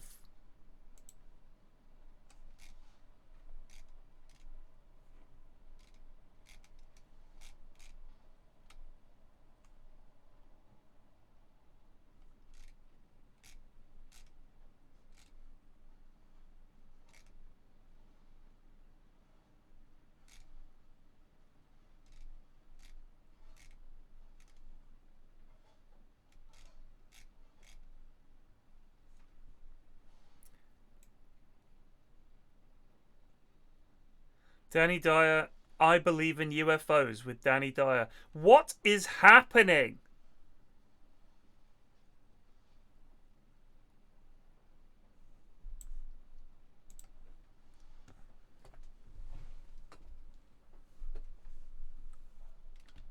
The UK Treasury made a Discord. You are kidding me. Where is it?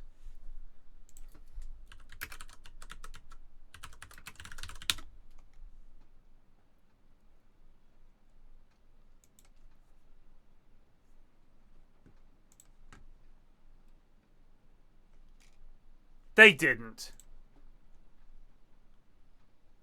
They have a Discord.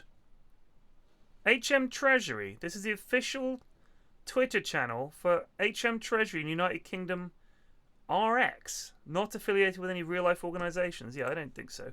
Are you 100% sure, Red?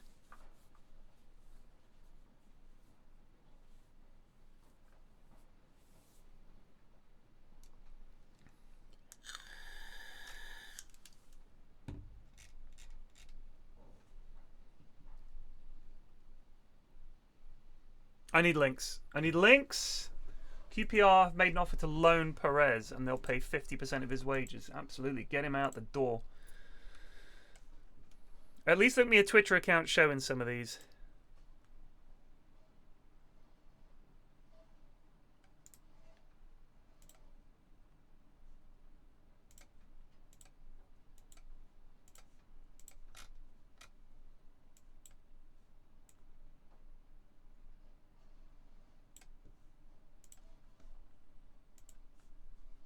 I'm Danny Dyer. Playing hard men and acting tough has been my bread. Alright, thank you, Red.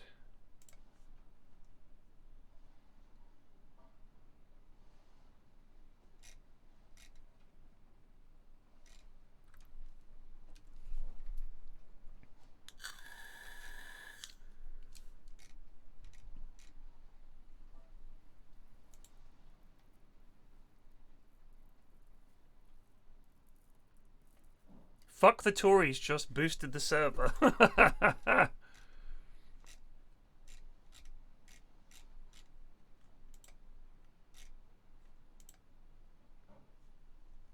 Let us send messages, you cowards. Oh, so you can only respond at the moment.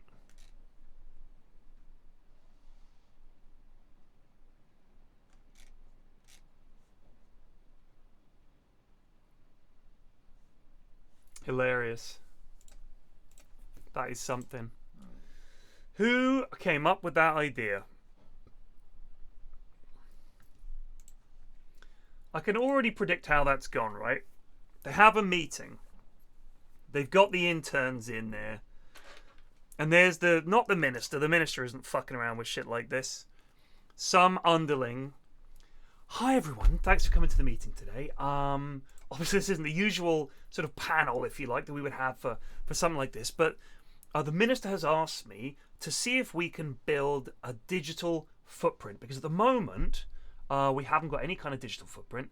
You know, there's no sort of presence out there, if you like, for the Treasury Department in the minds and the lives of young people. We want to try to get across to them what the Treasury's about, the important work that we do, and show them what we're willing to engage with them in a way and using a medium that they'll be familiar with.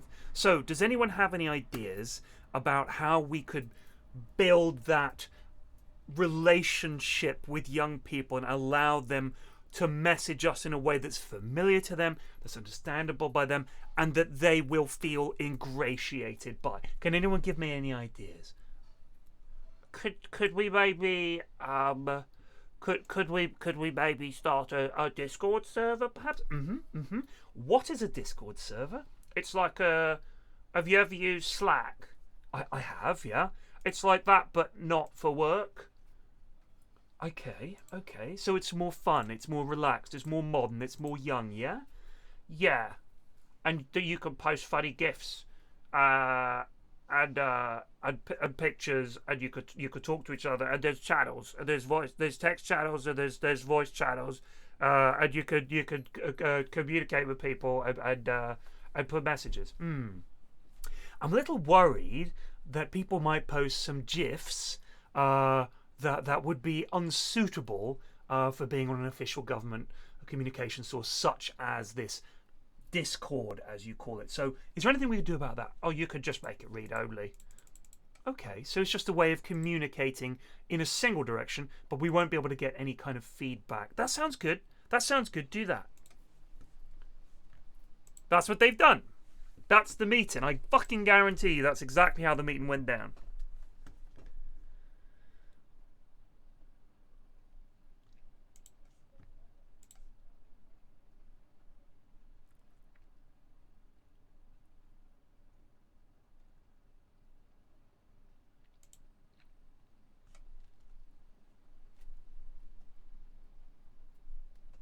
Company meeting. The thick of it.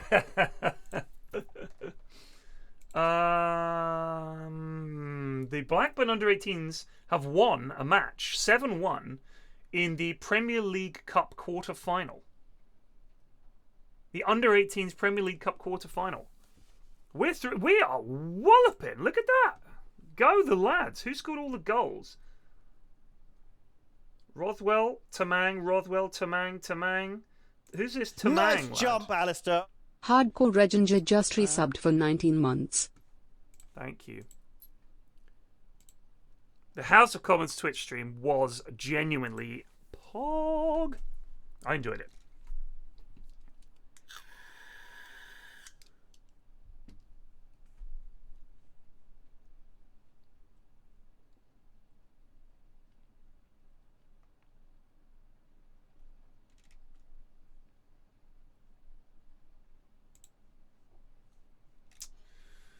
Here's an interesting title for an article. In the land of the giants, does size really matter in the NBA? When word began to circulate, there was great hope. What could this 7'7" giant from Sudan, named Manute Bol, do in the NBA? Could his defense and shot blocking make memories of the greatest defenders like Bill Russell vanish? In his book, Manute, The Century of Two Worlds, author Lee Montville describes the efforts to bring Bol from Africa to the United States to find out what he was capable of. In the end, though, Bol didn't have a legendary career. Yes, he was a fan favourite, known strangely as much for games in which he hit multiple three-pointers as he was for his blocked shots. But while Bol led the NBA in blocks twice, he averaged just 2.6 points and 4.2 rebounds per game across his career. Even his teammate, the much smaller Charles Barkley, would deride and prank Bol, not worried about retribution. 7'7". The subject comes into focus again today with the frenzy over the potential of 7'4" French prospect Victor Wembanyama. 7'4".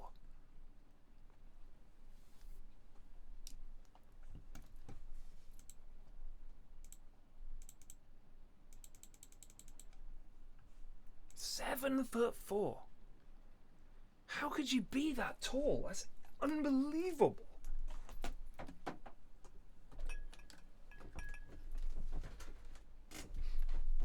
I'm fucking starving, mate.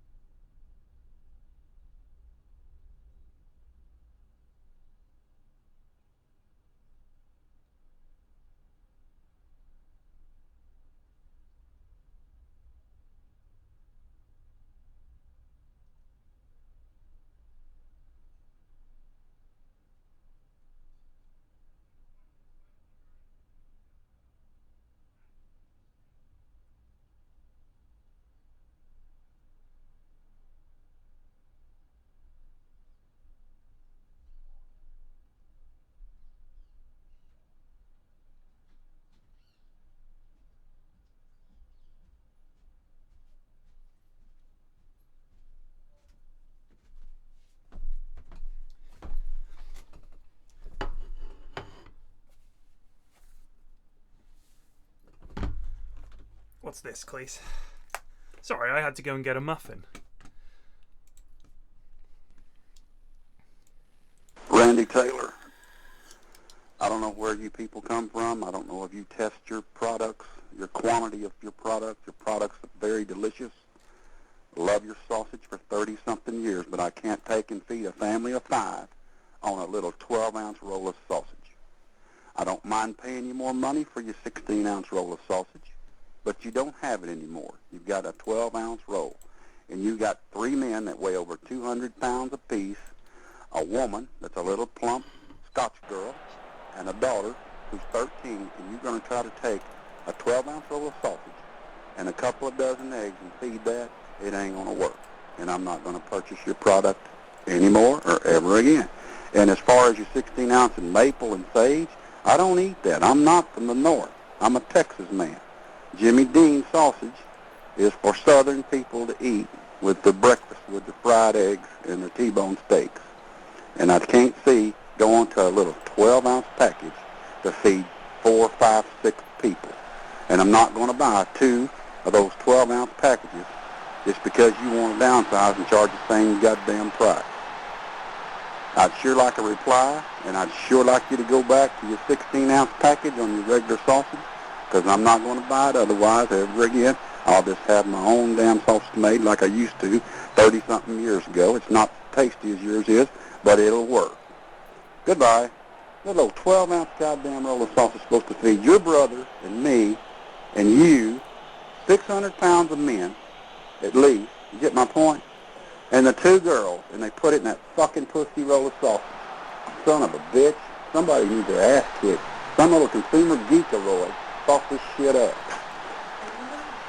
Save money. Yeah, save money. Save money.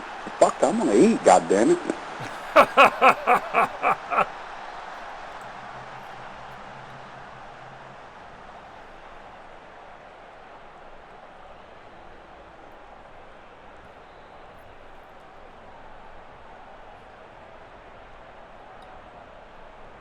Nice jump, Alistair. KHD York just resubbed for 1 month.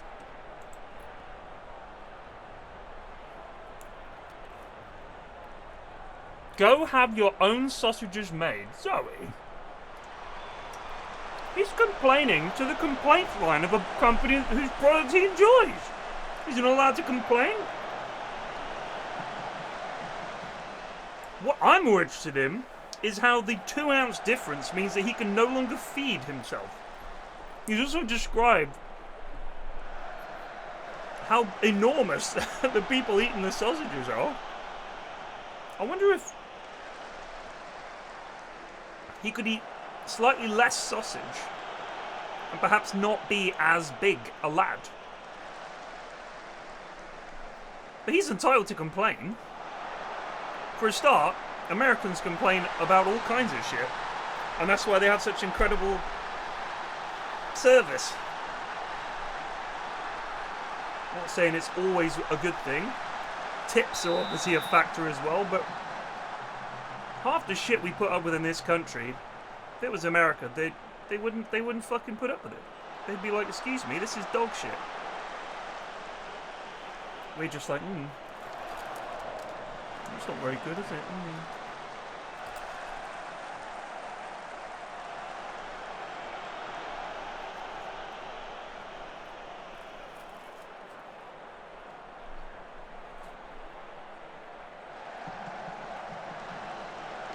Here we go. Murphy! Oh my god.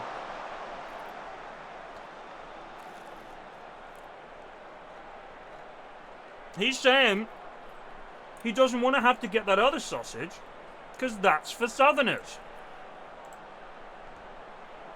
That's a Southern sausage. You don't want to have to eat the Northern one.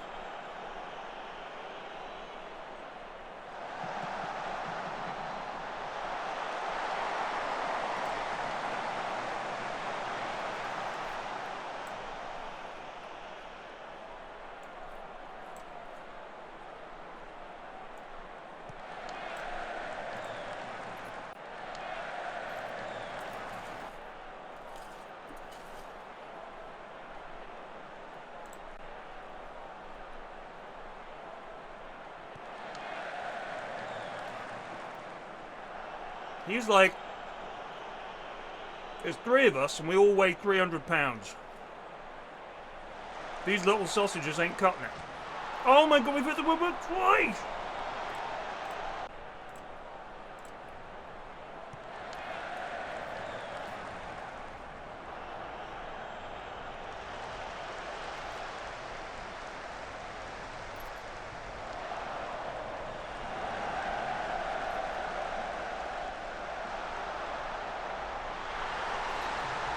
Kiefer bloody Moore.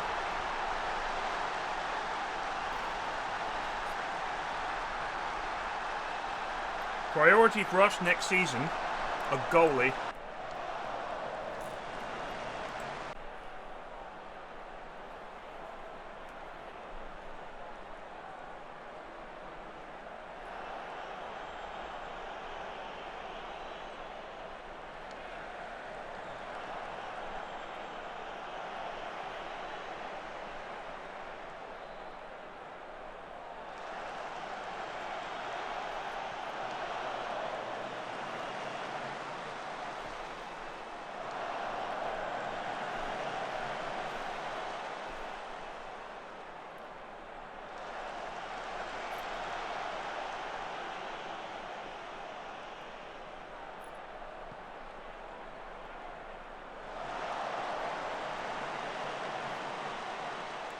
You know what fascinates me? He was talking about how you have these sausages with your breakfast, with your T-bone steak. Americans, why do you guys have steak for breakfast? Steak isn't for breakfast.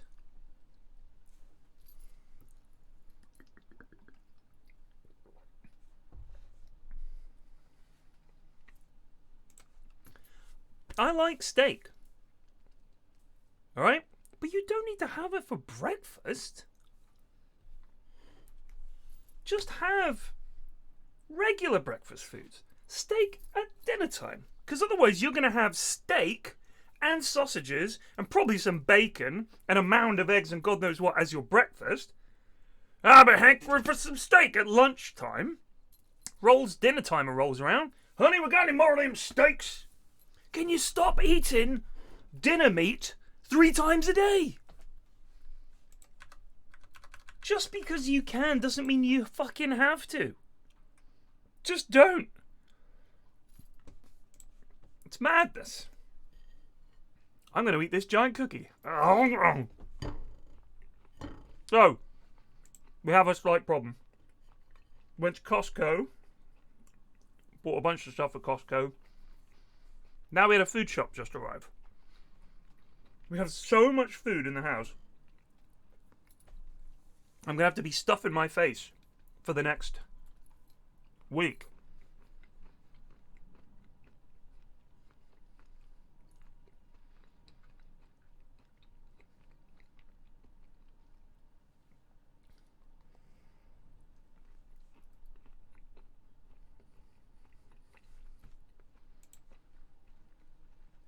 Next time I'm in the States, I'm going to try steak for breakfast and see how it feels for the rest of the day. I'm wondering if all the meat that they eat is what makes Americans so cross all the time. Very cross people. It feels like they're all on a knife edge. It's the meat.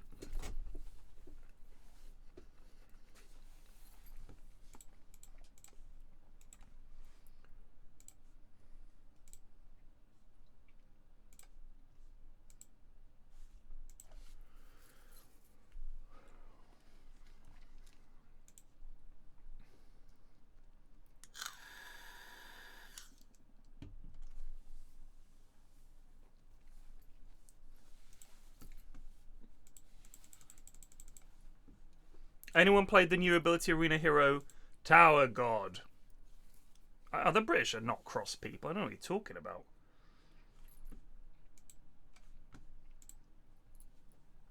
You're confusing cross with drunk.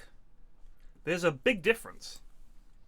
When British people get drunk, they might get quite cross.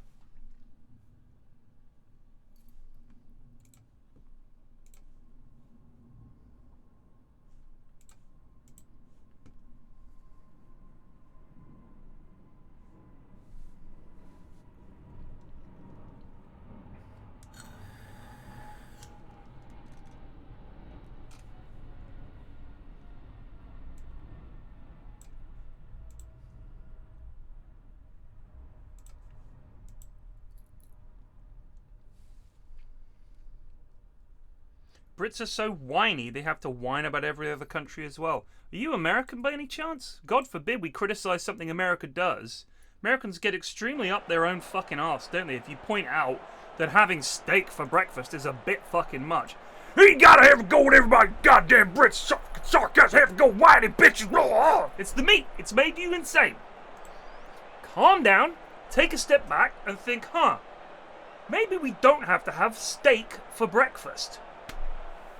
Maybe we could just have bacon and sausages and shit like that.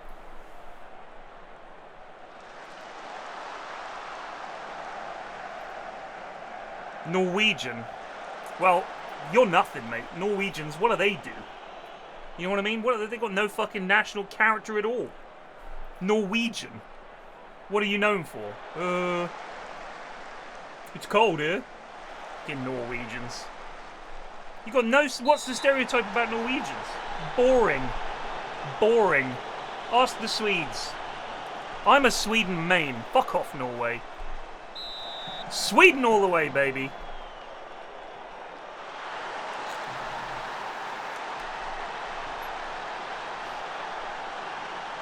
We give you electricity. Oh, you give us electricity? Thank you so much. That's so kind. That's so kind. You give us electricity. Oh, that's so kind of you. Only Norway would do that, you know, just give you electricity. That's really, really good of them. Can I get a Sweden chant going? Sweden, Sweden, Sweden, Sweden, Sweden, Sweden, Sweden. Come on, Norwegians, join in. The superior Scandinavian nation. Oh!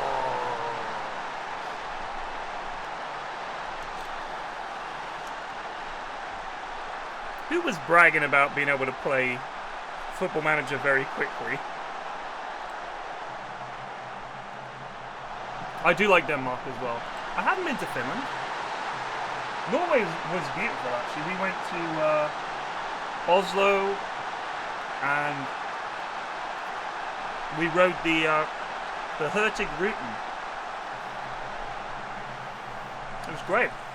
Beautiful country. Shame about the Norwegian Twitch users, but the rest of them were lovely. Oh.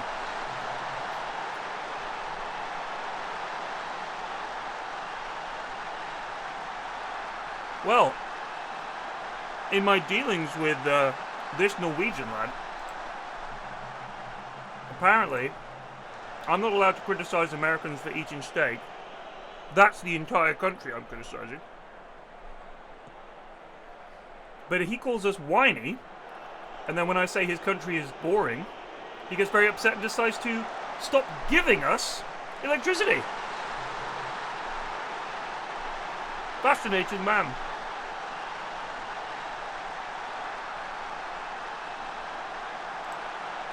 Here's the internet. In summary,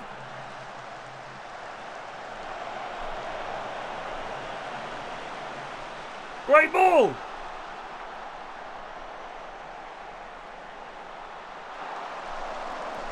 Shit up. Let's be a bit more cautious here.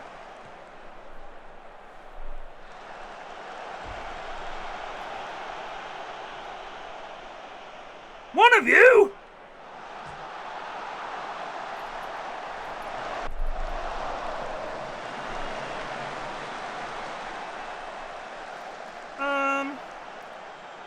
I don't think British people do whine.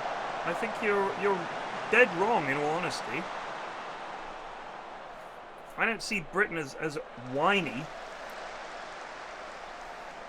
I think we don't complain enough. Put up with all kinds of dog shit.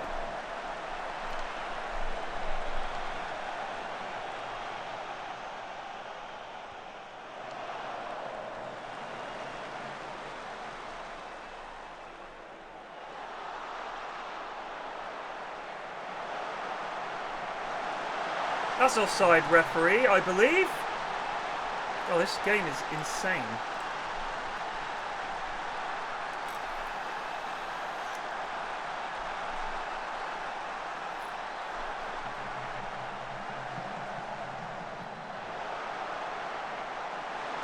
I'm serious. I don't know where the whining thing comes from. Where do you get that from?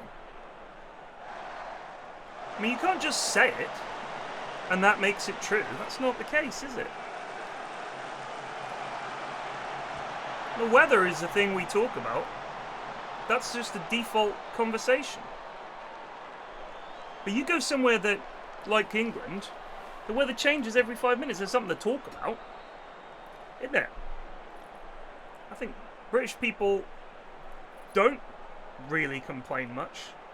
We tend to be kind of quietly, we tend to tut. We're not vocally, like Americans, they're complaining all the time about everything.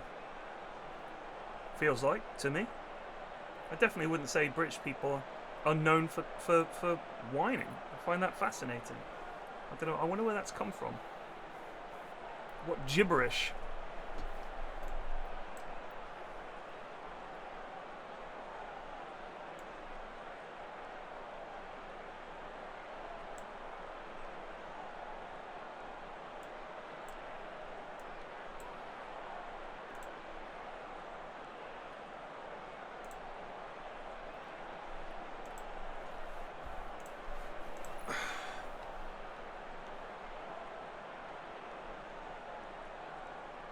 Maybe, man, yeah.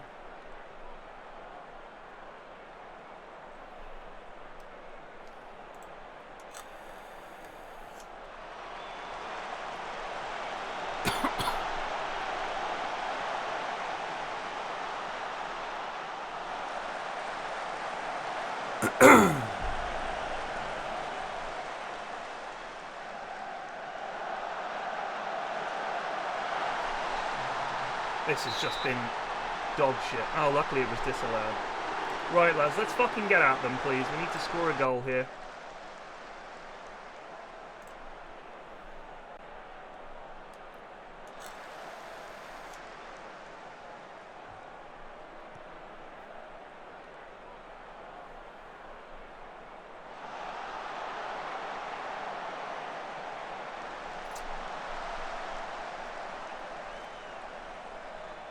How far have you taken Blackburn? Well, we've been here 1 season, so the championship.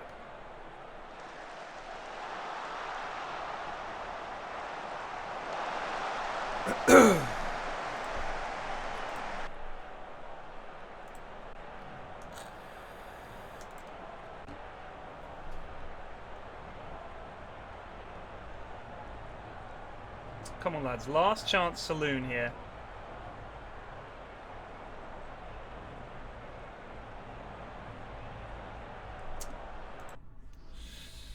That was not good, boys.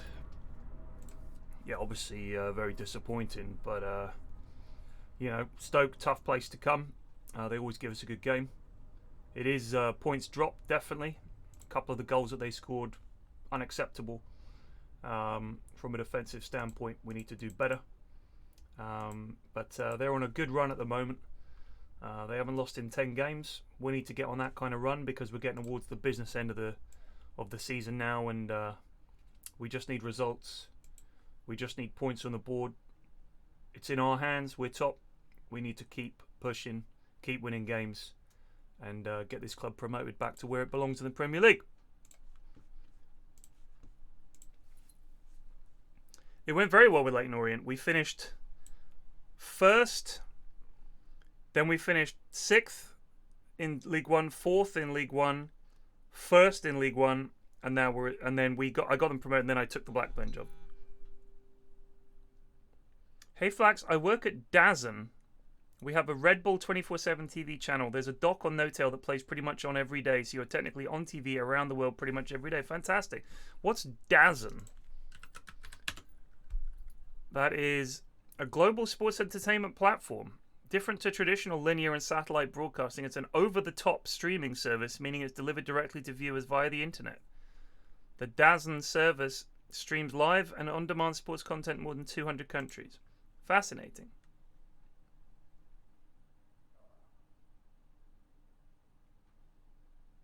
DAZN. Don't know about the name, but sure, that sounds great.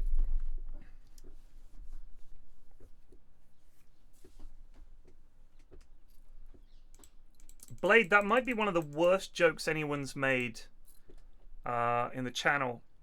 And for you to lol at your own joke as well just hammers home really how bad that was.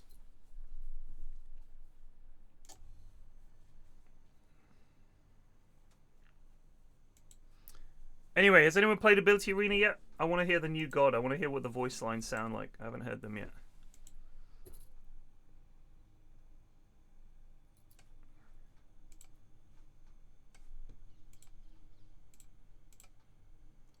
Your training has been dogshit, Barcock.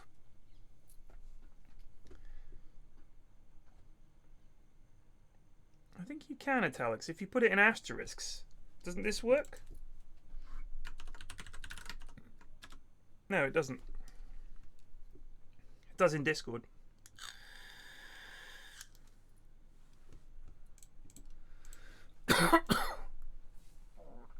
We've lost top spot to Watford.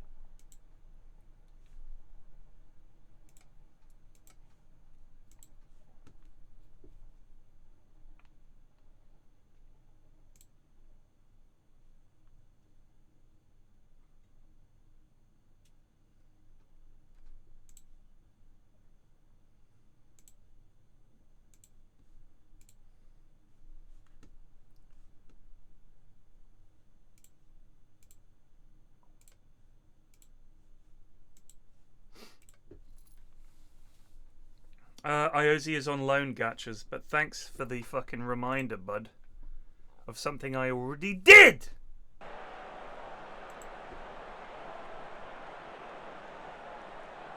We owe West Brom. I love it when you call for revenge.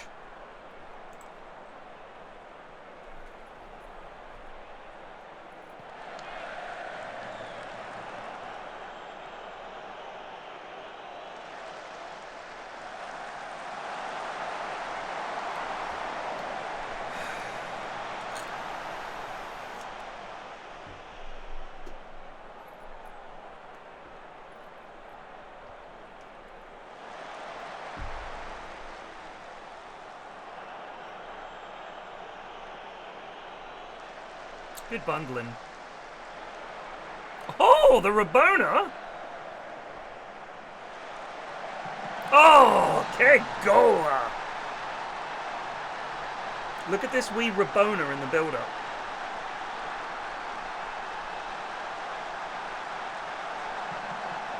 Elaborate!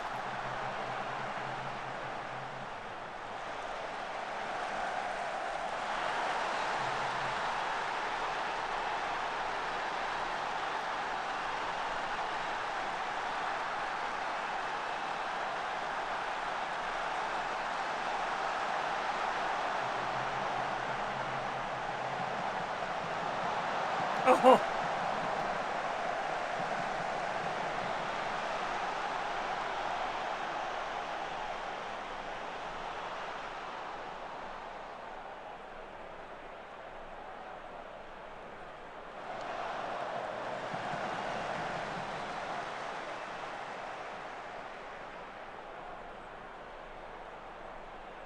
Oh, we had to win that. You had to win that.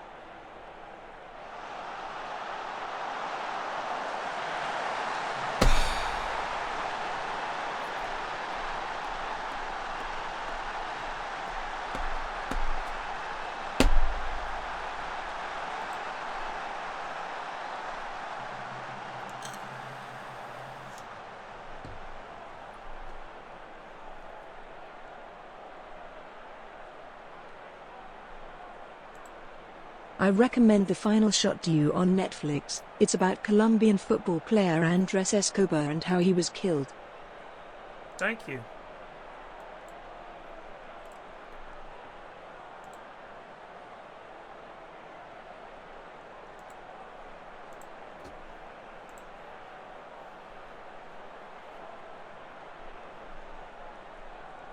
Everybody thinks it was because of the goal, but it wasn't, right? He was into some shady shit or something.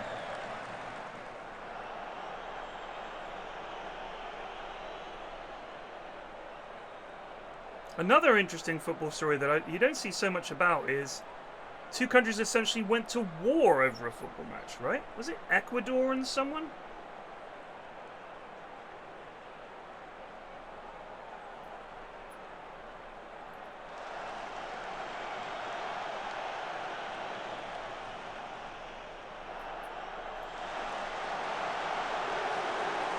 Yes, Mr. Fry!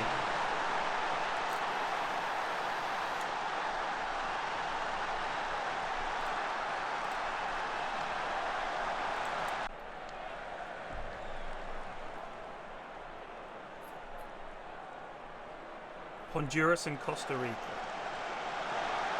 I mean, they're obviously something building anyway, but they had some kind of, you know, this was like the final straw sort of thing. Pretty funny. Oh, Stephen Fry just putting it wide. He's an absolute gentleman.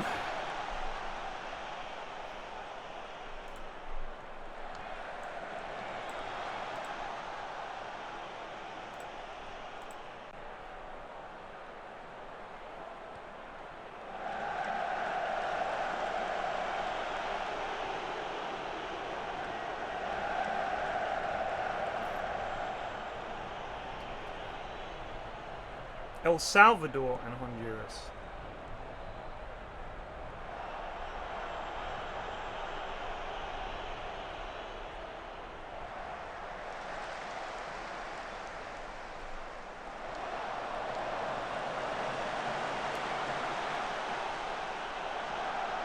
Oh!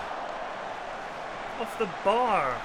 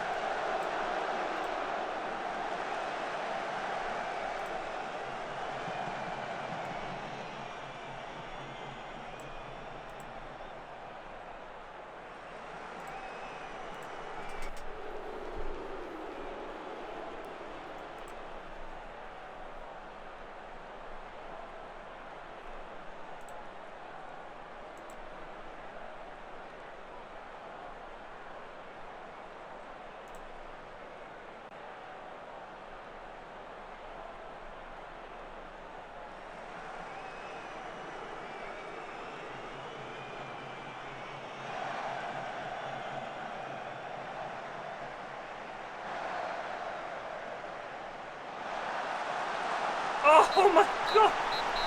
How many times are we going to hit the woodwork? A very nice victory, well done. Yeah, delighted to get the 3 points. You know, they're in playoff spots, so it's going to be a tough game to come here and get all 3. It's a big result for us, sends us back top. And we've got a tough game coming up on Saturday against Watford. That's a must-win game, so good to get some momentum going, score a couple of goals, and I think we played very well. So we need to carry that forward to Saturday. It's not enough to rest on our laurels. We're going to be working in training this week on taking chances, because games like that, it's always going to be tight, and we need to make sure we finish on the right side here and get all 3 points from as many games as we can with the fixtures we've got left. What the fuck was that sequence at the end there? Pinball football. It does happen. There was an interesting article about the origin of the long ball and how the guy who devised it was an early adapter of data. Yeah. God, what's it called? Some report that he did. He demonstrated, quite a few managers at the time, I think Graham Taylor included, were big believers in it. And essentially, he looked at how many touches there were between goals, right? And this was obviously before the ball was this modern ball, the pitches were the modern pitches. So essentially, you were better off getting the ball as quickly as possible into attacking areas and then trying to score from there.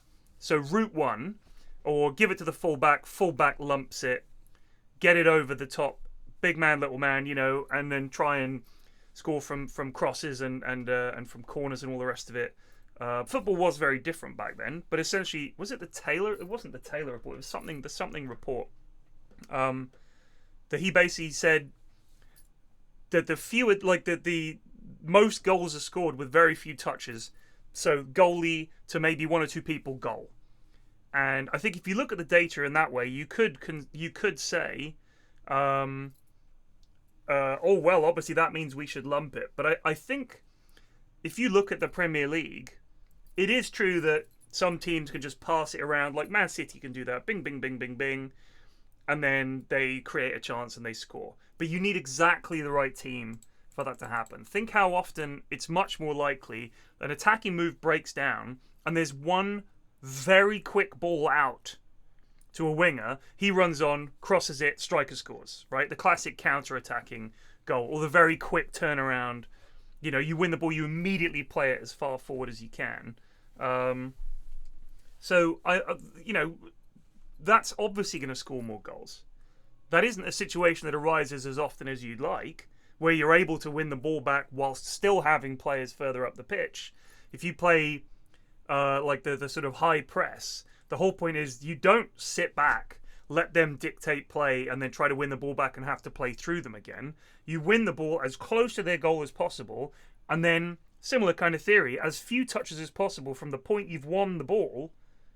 You win the ball in like just outside the D, couple of passes, and suddenly you're having a shot. That's much more efficient than attempting to play through the entire opposition team. I mean, if you look at, do you remember the whole park the bus thing when Mourinho was very unhappy about how Bolton played and how they just parked the bus and they didn't try and win, just put 11 men behind the ball. It's incredibly hard to play through that. It's very, very, very hard to play through that. How do you do it? I mean, if you're the attacking, like, let's say, you know, you've got the ball and the entire opposition team is between you and the goal. And they've got like 2 defensive midfielders, 3 at the back, 2 wing backs. You've got to get through like these 7 guys, and then the attacking players are like running around chasing the ball. So you have to keep players back. So it's essentially not even like you can outnumber them. Like you've got the ball, they're all behind the ball. You can't send 11 men forward. You have to send like 4 or 5 men forward, because you still got to hold your line and keep possession and defend yourself. Whereas if you win the ball on the edge of your box, say, and there's like your striker and your winger are up there, and you can, bam, quick ball, and then suddenly it's like 2-on-2. Much more likely to score. But I think if you look at the data and go, well, according to my calculations then, we should just have the goalie twat it up to the striker, job done. Well, yeah, I guess. But it's not like in a particularly effective way of playing football, is it?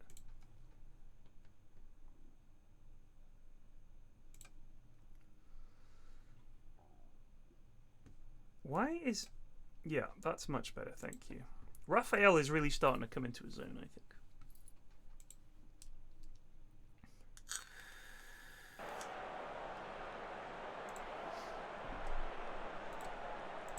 Who was the manager? I'm sure it was Cambridge.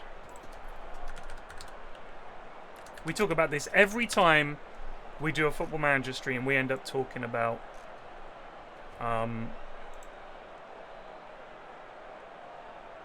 John Beck. John Beck. So, Beck's long ball style, despite its success, was heavily criticised in the media, particularly by other clubs, Glenn Hoddle of Swindon Town. Their style of play was similar to that of Wimbledon, who climbed from the 4th to the 1st, leading up to 1986, staying there for 14 years and winning the FA Cup. So John Beck would even do things like they would let the grass grow longer in the corners, so that when they played those balls into channels for the wingers to run onto, the ball wouldn't just roll out of play, it would sort of bounce and sit in the grass so their winger could get to it and cross it. It was just all about crosses, crosses, crosses. Get the ball in the box, get it in the mixer. You know, that was it. That was the style of football. I think it's fascinating.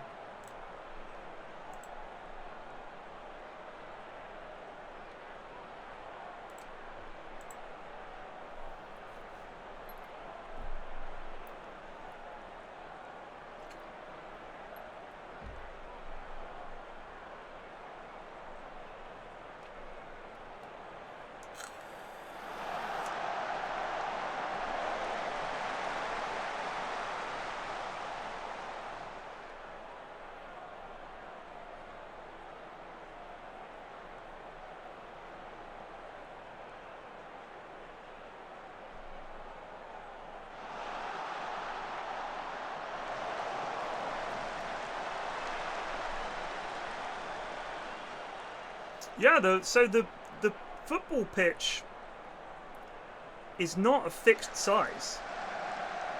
There's limits on how wide and how long it can be, and there's minimum sizes.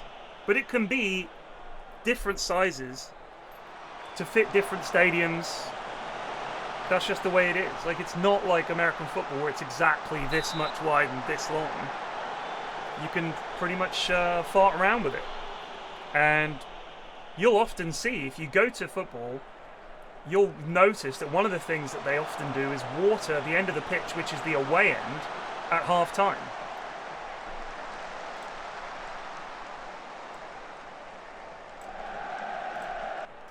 So they'll sort of water that penalty area and that area of the pitch much more than they will sort of their own. Makes the ball slippery, harder for the goalie to hold on to, etc. Cheeky. Ref! Ref!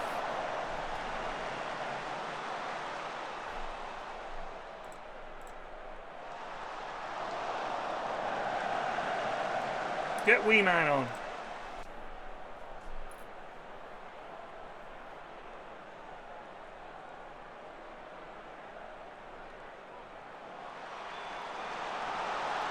What do you... Troy Deeney doesn't sound Italian.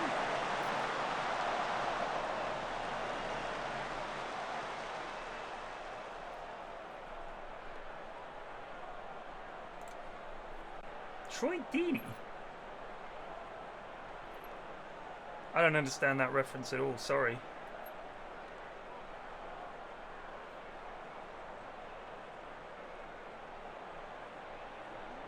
Are you saying his name sounds Italian? Very odd. You were unlucky today. We were unlucky. Well, that's a point against a team in the playoffs. No one else won, apparently.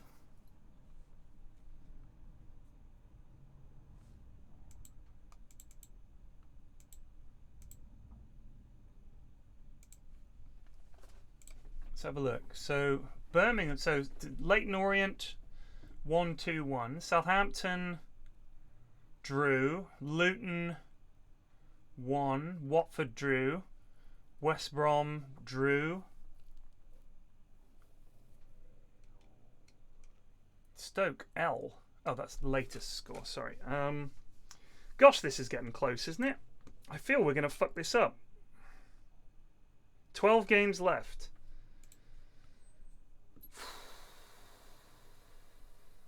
You want to borrow Colin Murphy? Hat-trick hero Colin Murphy? I don't think so, Sunshine. It's going to be close. Oh, Troy Deeney. That is... that's...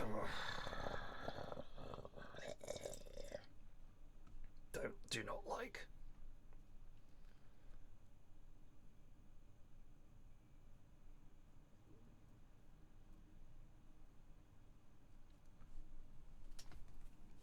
So another thing that John Beck did was the tactical repositioning of the away team dugout. I wonder what he did.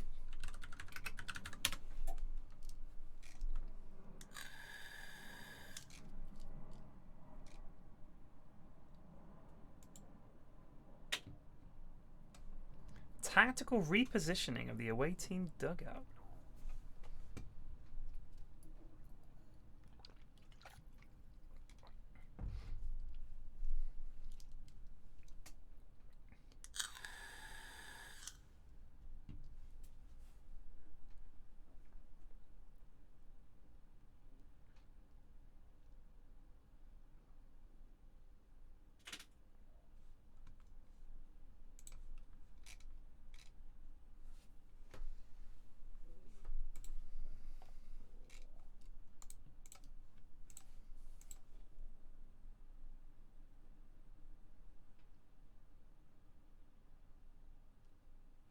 Goldbirdie, I've played every iteration of this game. Every single one. Even back in the day when you had to buy extra CDs that had like Italy and France and stuff like that on. And you could only play in that league. Like, you know, you could play the Italian version of Football Manager and stuff like that. I've played it for fucking ever. I have many hours in Football Managers, probably more than Dota over the entire, because I've been playing it for longer. Some teams stick a massive fake pillar in the middle of the away team dressing room so the manager can't address the team as well. Oh, that's hilarious. I mean, Liverpool famously had that "This is Anfield" or "Welcome to Anfield" or "This is Anfield" above the tunnel, so that when you turned out, you knew you were at Anfield. That was back when Liverpool were really scary. Like, they just won everything. Let's go attacking. You're right. You're right. Yeah, and just boot it. Yeah, absolutely.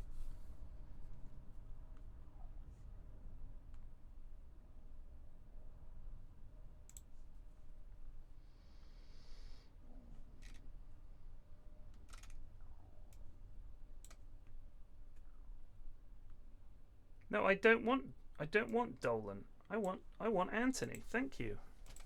Dolan.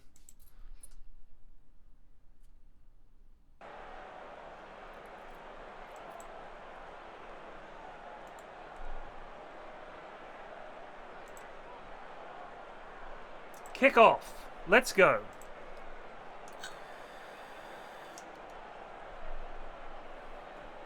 We've already picked up 2 bookings.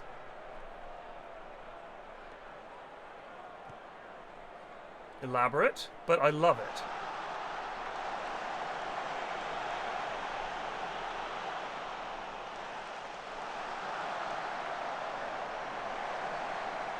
Oh.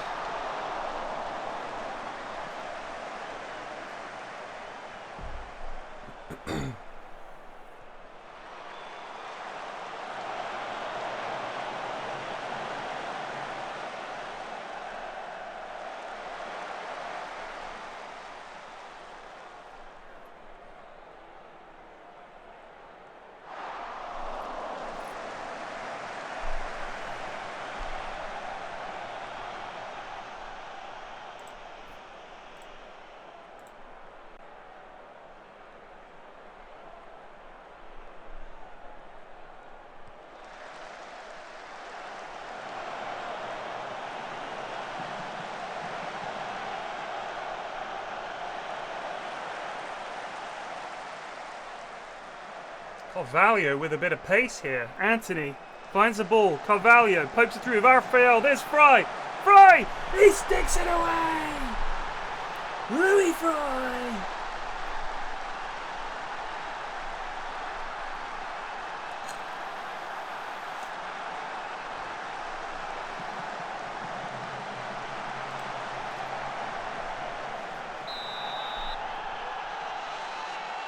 So a girl I knew broke up with her boyfriend. She'd only been with him a few months. Didn't really like him. They didn't get along very well. Weird when people do that. They have a girlfriend or a boyfriend that they don't really like, but whatever. And he broke up with her by text message. And he asked her to pop round and drop the keys off in his flat. So she found a gigantic smoked salmon, like a big fucking thing of smoked salmon in his fridge. And she opened up the extractor fan above his oven, hid it at the back of that, and closed it up. I'm thinking, can you not just break up? Like, why do something like that? I can't imagine doing some vengeful thing. But she did.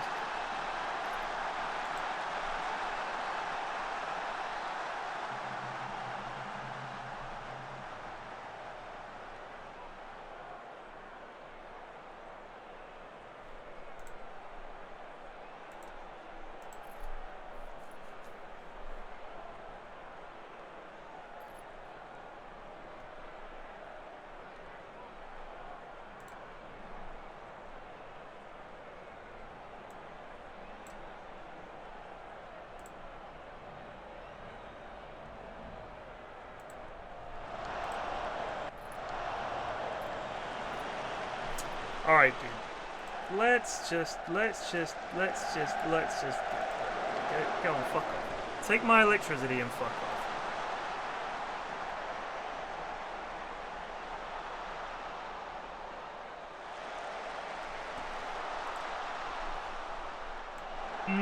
We're gonna concede. I don't like this.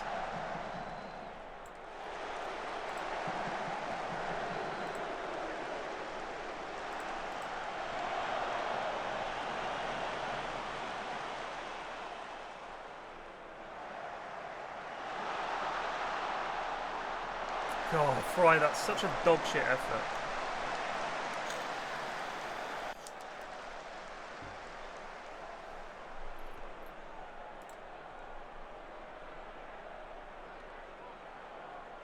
Let's get Wee Murphy on. And we'll get Barcock on. Carvalho looking fatigued.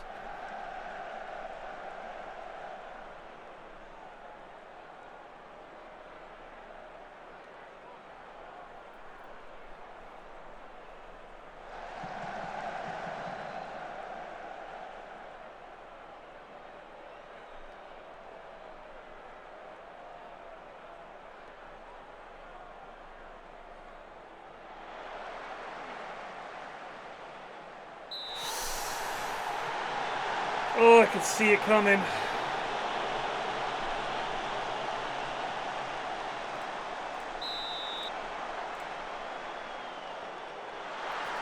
Felt that coming.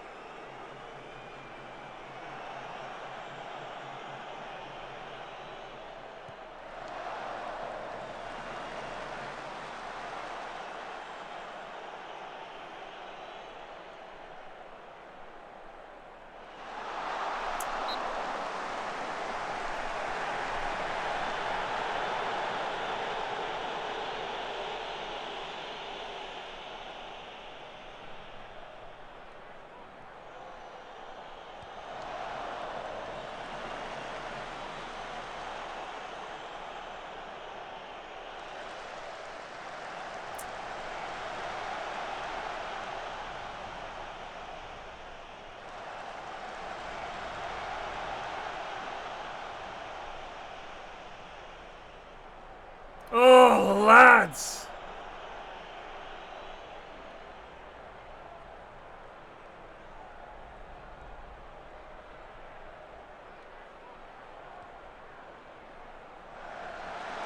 Alright, that's one. Come on.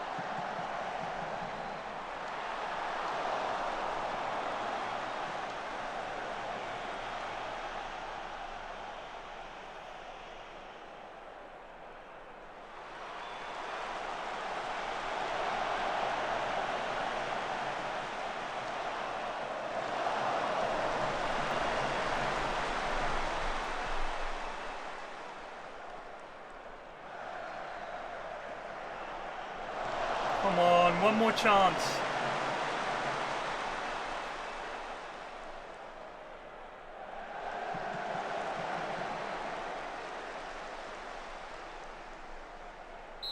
Nuts!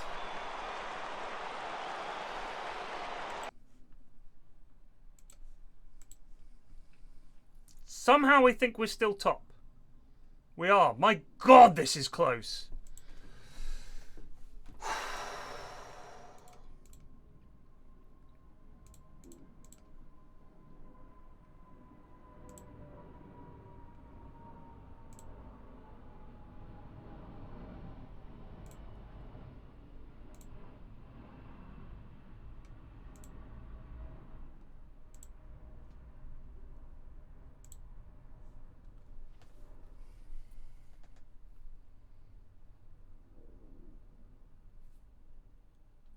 This recent spell of form is a perfect platform to take our game to the next level and really push on. Let's make it happen. Right, good job, boys. All right, let's fucking go. A little morale boost for everyone, just a little uptick. We can do this, boys. We're top of the league. It's on you lot to close this out and make it happen.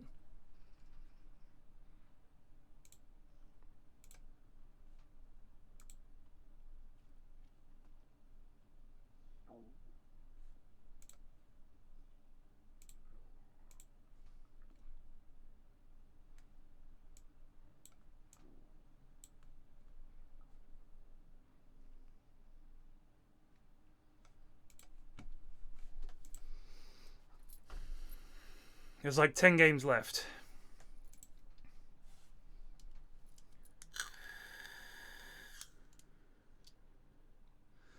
So, Tan's Clow.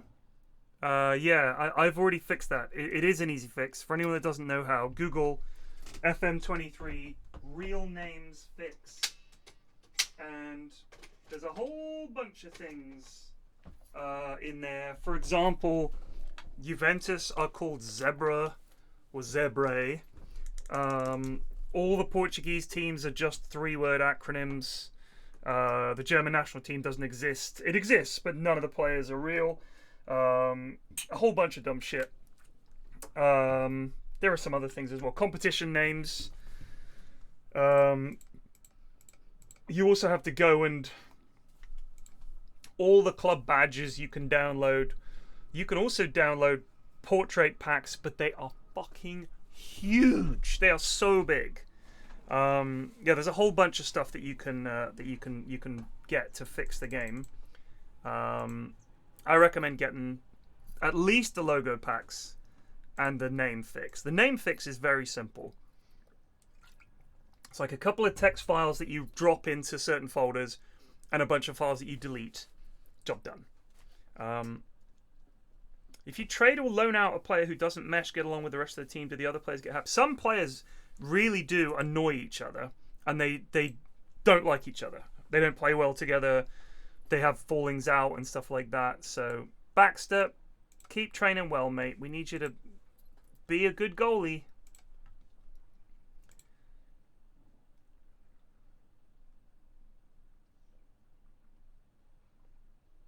I'm going to put sweeper keeper Baxter. He's going to sweep a keeper. Having him dash out and clear some balls would be good. We're gonna do that. We're gonna do that. Raining again. It's been raining all fucking day.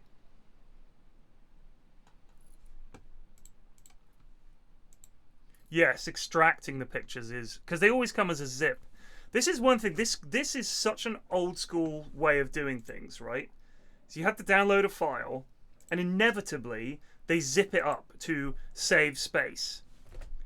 But quite often zipping up some of these files barely saves any space at all. It saves like a tiny bit of space. But it means that having downloaded it now, you have to sit there for 20 minutes while it unpacks. Just don't zip the file, please. Just give me the fucking file. Let me do it. Don't zip it up, please.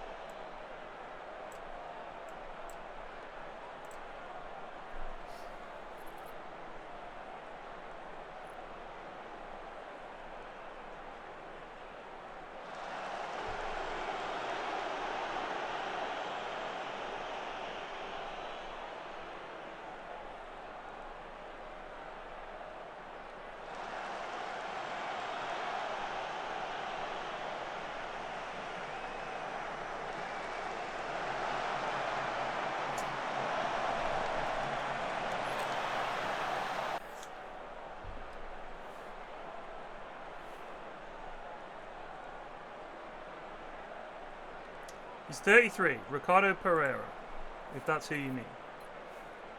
They're packed here in Preston. Good heavens. Alright, let's go, boys. Come on. We've been playing well. Maintain.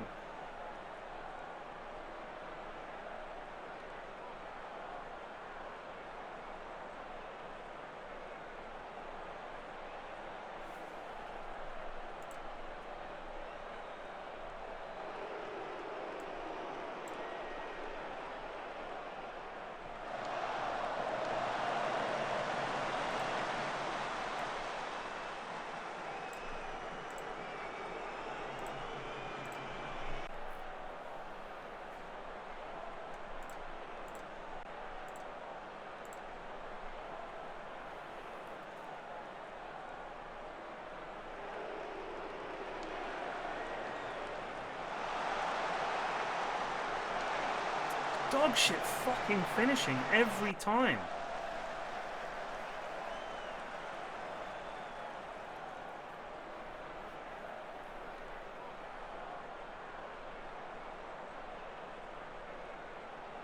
Come on, Raphael, please.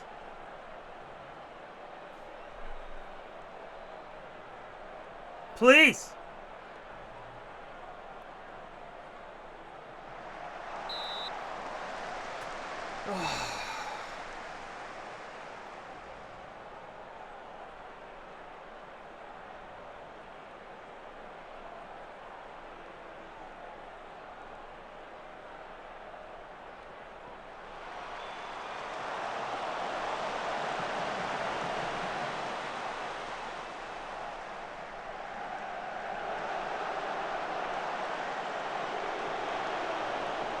Calmness personified.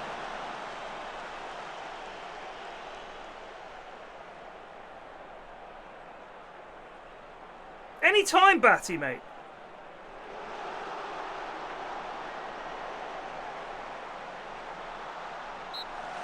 Ref!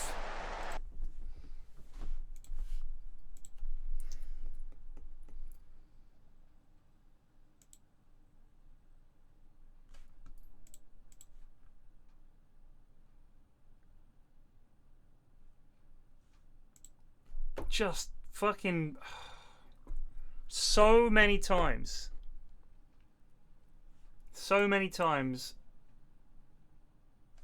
twists and turns and shock results.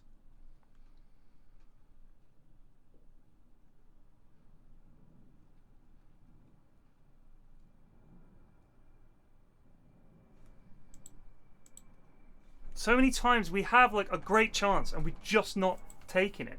Straight at the keeper or fucking wide. Just lack of goals in the team is concerning.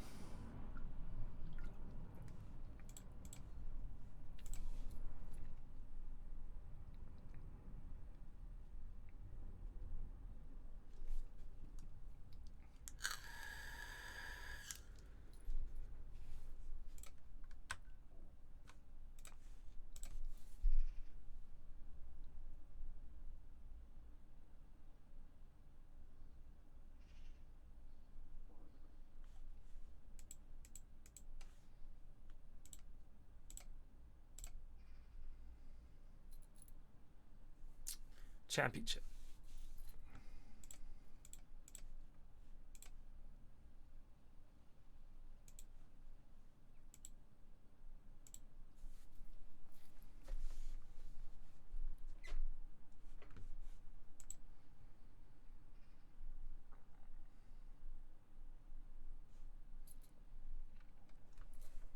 We needed a striker. We really needed a... I thought I had one. Soonsup Bell was a whinging little bitch. Didn't score the goals. Acted the big dog. Very annoying.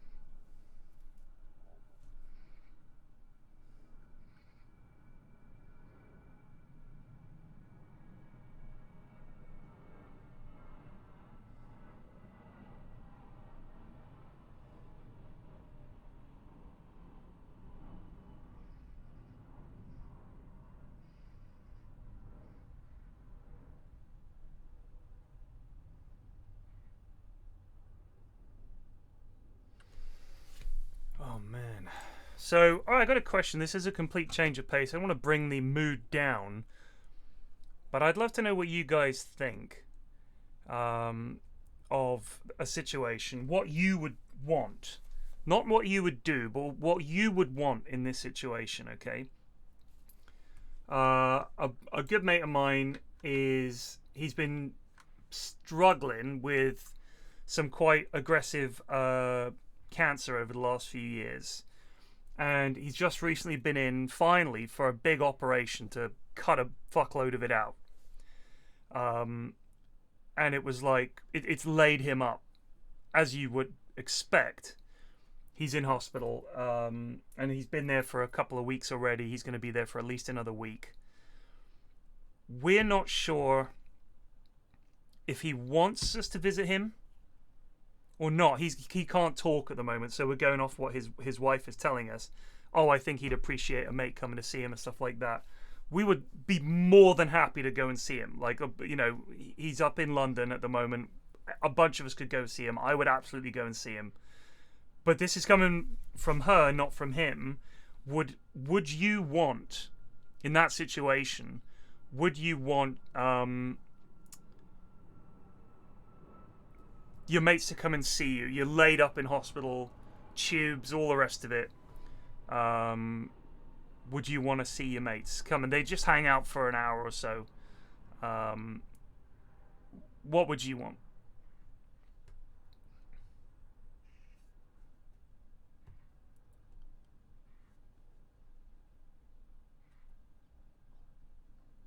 Well, he's even right. So he is an incredibly grumpy guy. Like, if you think I'm grumpy, he is much grumpier. My mates in general are quite a grumpy bunch, right?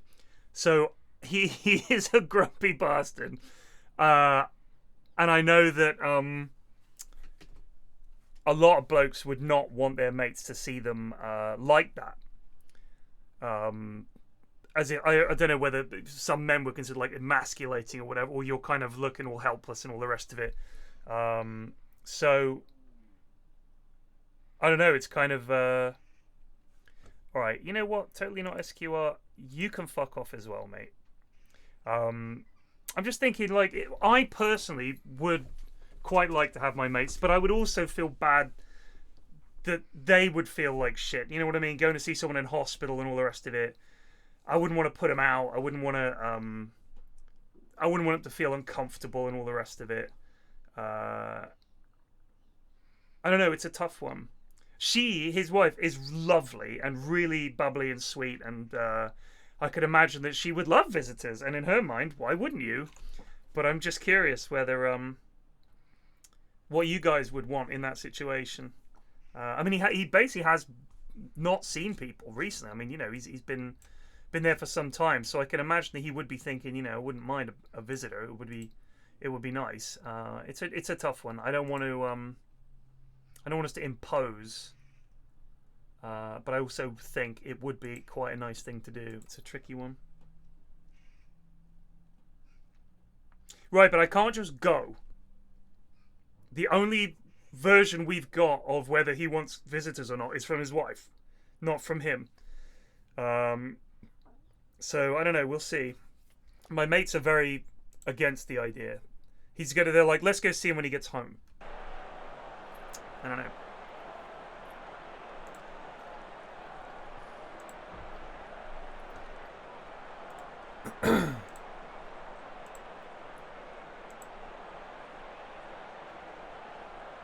God, we're 15th in the form table.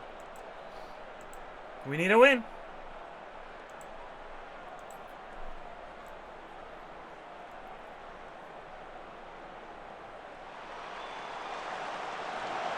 Oh, that's a good point, Arab.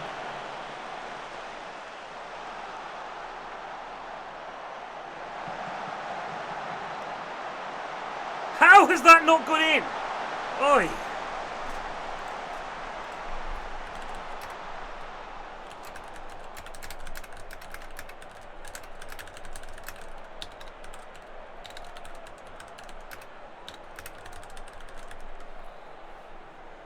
Fucking hell, it didn't even occur to me.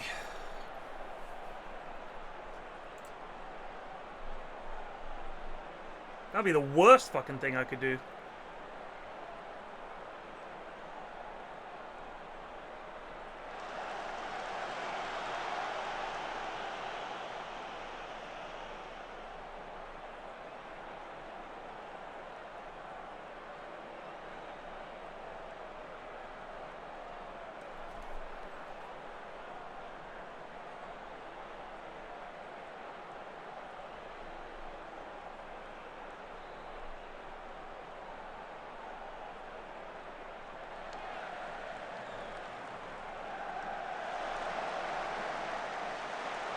Yes, Mr. Fry! Yes, Stephen Fry!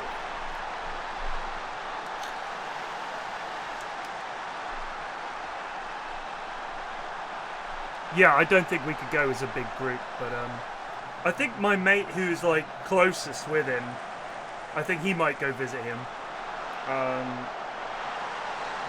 But yeah, you're right, I couldn't go anyway. Fucking hell.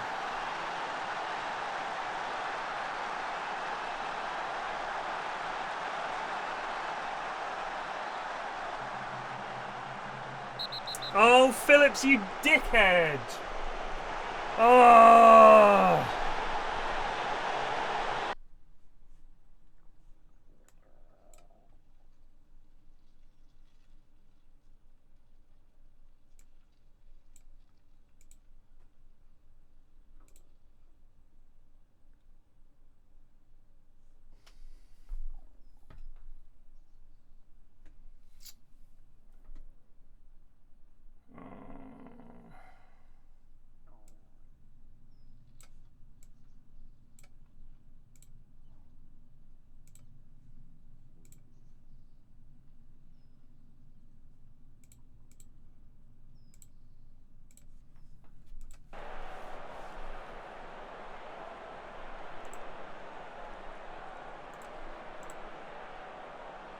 God, this is the last thing we need.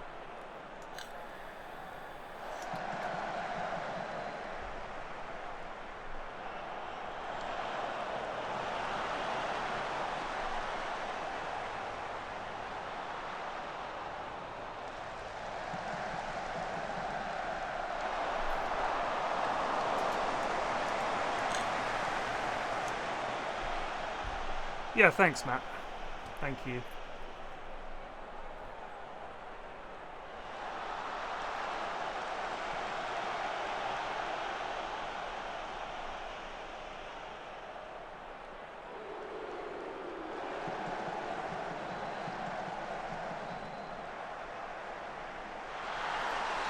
Just fucking roll out the red carpet for the lad.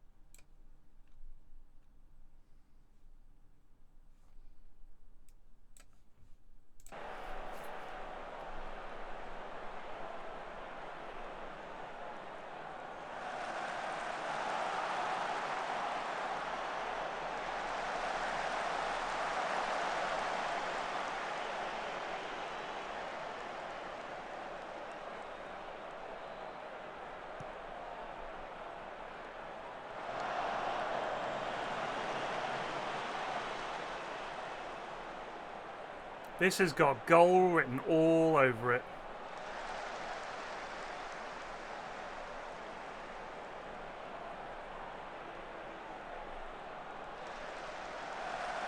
Here it comes. Oh, a miracle.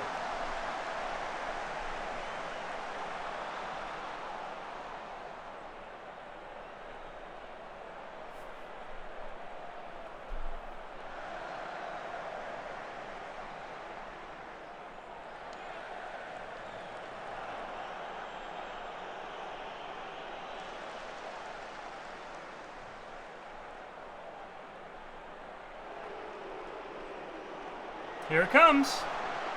Oh!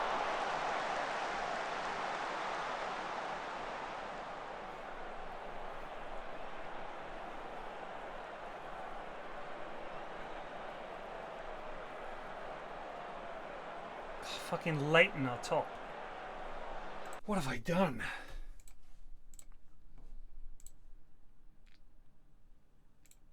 Yeah, absolutely gutted.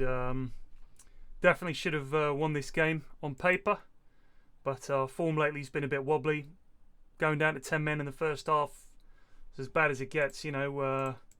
Real shame. And now he's going to miss a few games as well, which is also a big blow. But we've got to pick ourselves up and come back. I am well aware the Leyton Orient are top. Yes,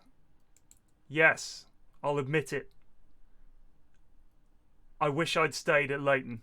I hate it here in the north. It's cold all the time. People just eat dirt, rats out of the bins. I can't understand a word they're saying, and you can't get a good pie. They think it's good pie, it's not. You can't get a good pie here for love nor money. And they just eat lard, blocks of lard. I don't know what's going on. They're fucking top. I built it too strong. Ugh.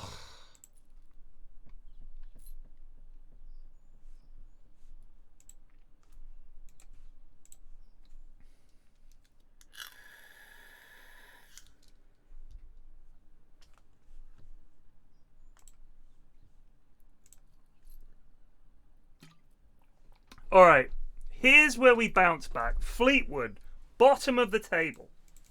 We don't win this, we don't deserve to go up.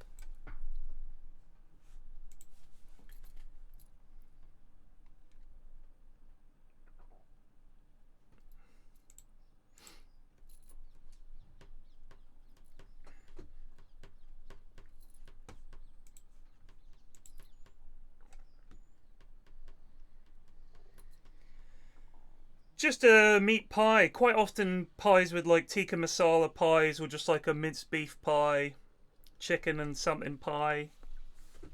I've never eaten a pie at a football ground.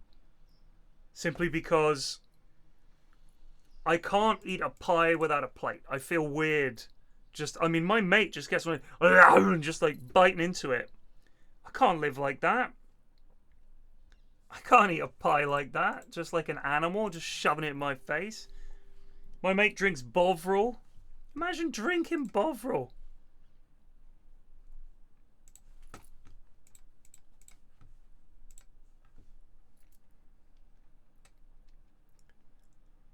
Just standing there eating a pie. He's got the napkin around the bottom of the pie. Just a sausage roll is not a pie. Good heavens. If I said to you, it's pie for dinner, and I served you a sausage roll, you'd say, this is a sausage roll. £7 for a Rustler's burger. You know who's a big fan of Rustler's burgers? Young Dav. Young Dav. Gets in from the pub and quite often has a Rustler's burger.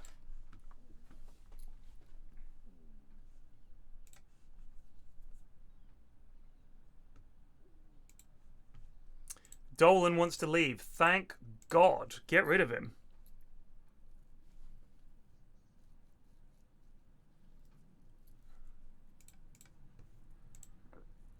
Right. A must-win game.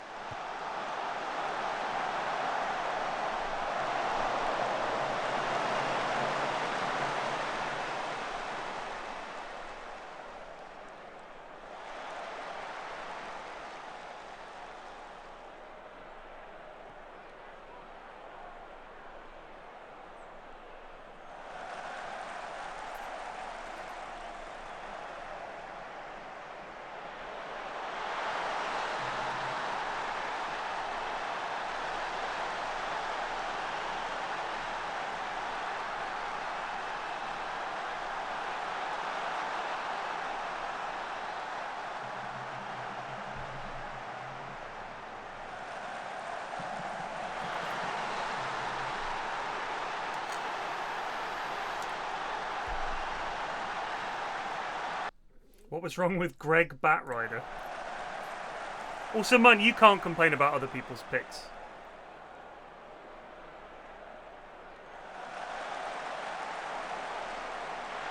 Oh!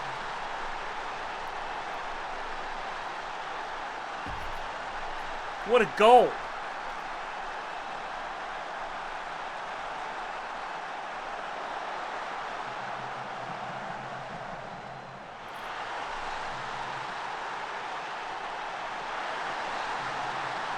Last picked into Legion Commander. Alright. Okay.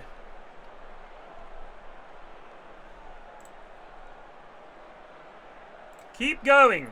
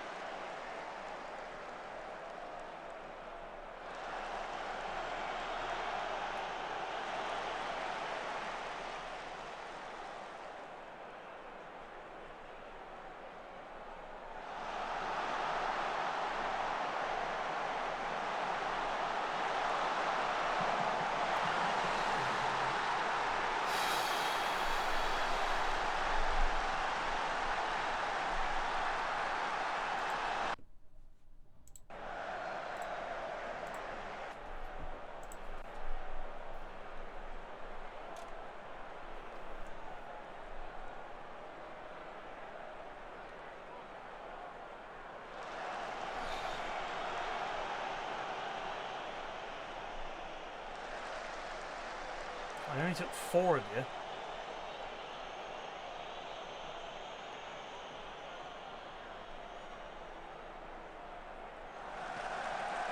Jesus Christ!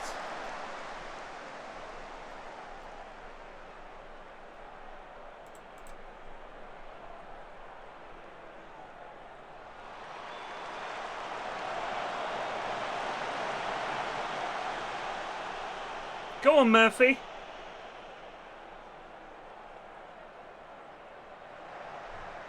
Just fucking overruns it every time.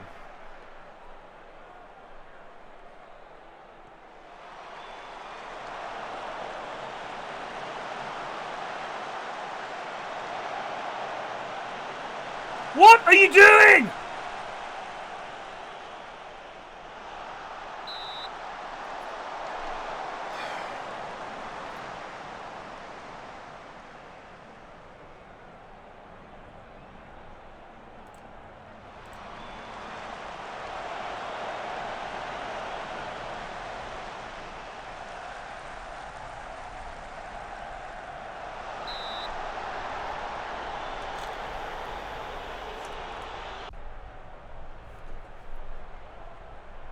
Yeah, you get a pie in there.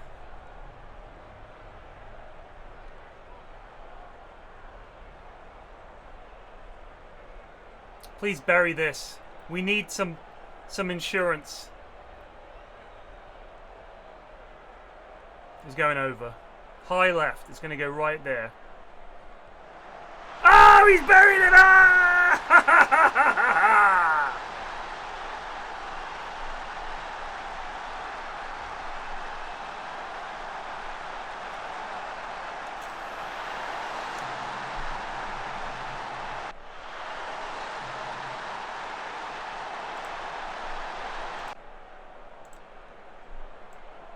What a relief. Obviously that was one for the ages. An absolutely classic victory over a top team. We made it look easy. Really dominated the game from start to finish and barely gave them a sniff. They certainly didn't have me on the edge of my seat at all. It was a really really clinical game, and I think they should go home with their tails between their legs back to Fleetwood, wherever that is. Where is Fleetwood? I've looked up this before, I remember. Oh no, it was Barrow I looked at before. They're north of Blackpool.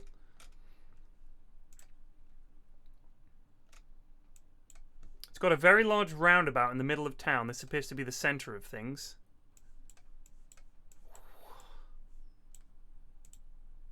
Why is this the central hub of Fleetwood? Alright, so I looked on the map. I've looked on the map. And this is the central hub of Fleetwood.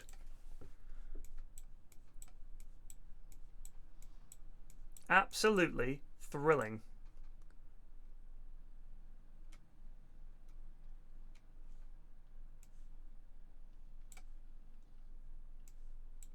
Why do places do this, man?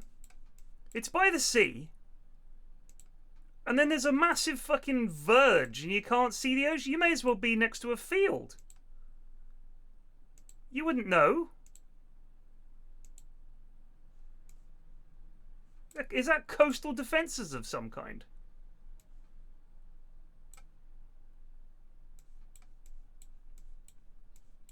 Good God, are they at war with the ocean or something?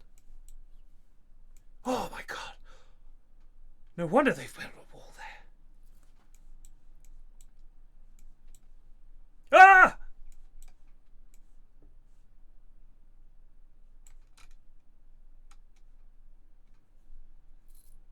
Terrifying.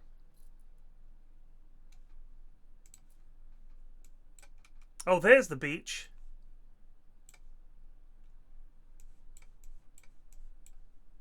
Again. Situated. Oh, there it is. There's access to... well, you can follow Dollies on Twitter, Instagram, Facebook, and... I don't know what the owl represents. What is the owl? Kids' meals with chips and drink. Spam and egg bomb. What's a bomb? It's a bun, basically. Spam and egg in a bomb. I could actually... That does sound pretty pog. Spam and egg bomb. Breakfast mega bomb. Let's see if I can find out any more information about Dolly's. Dolly's Cafe, Fleetwood.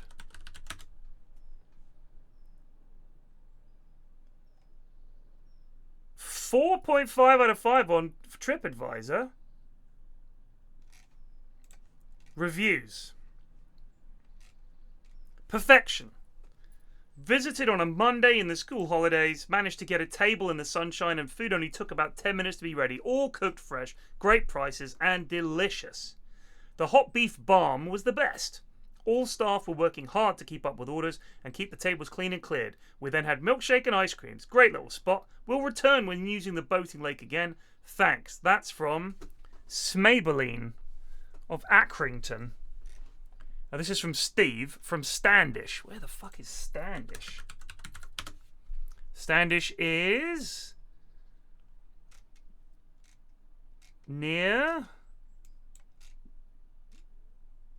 Still zooming out. Bolton. It's on Shevington Moor. You must know Standish. It's on the A5209. Just south of the Pepper Lane Chippy. And just north of Cask Sales Limited. You must know it. Standish. It's one of the most famously dull places in the country. It's really next to Nout. It is north of Wigan, though. Which is a positive. Being outside Wigan. God, Wigan, God, poor Wigan. Poor Wigan. Look at Wigan. If you were designing a town, this is not what you would go for. Intersected as it is by a mass of roads and railroads. Where's the centre? Where's the coordination for poor Wigan? It's just a mess. Look at it. It's just a splot. There's no centre. There's no sense to it. It's just a mess. Frog Lane. I bet Frog Lane is dog. Dog Lane. Oh, there you go. Even got this sign hanging up right. This is something I do like when you go up around Manchester. The beautiful red brick. I do love that. But, I mean, that's depressing, isn't it? That is depressing.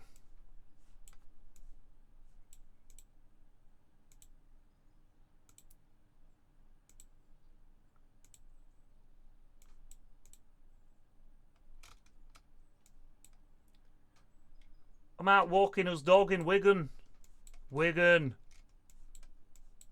I fucking hate it here in Wigan. I'll fucking stab you.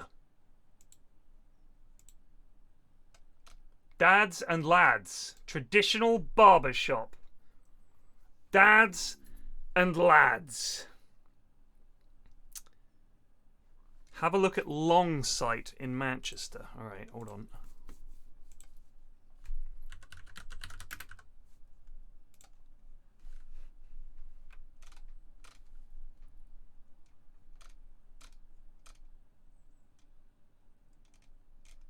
It's a neighbourhood, right? Alright, let's have a look here. Let's look at Portland Road. It looks quite nice, in all honesty. Maybe I've gone to the wrong bit. Quite leafy. I mean, obviously, you know. Let's put shitware aside. This building could do with some work. But these look like quite nice houses, in all honesty. Very red.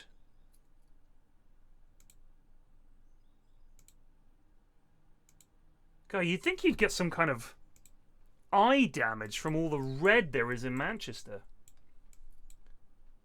These boarded up places. Haj Bashir's Meat House. Haji Bashir's Meat House. We have moved across the road.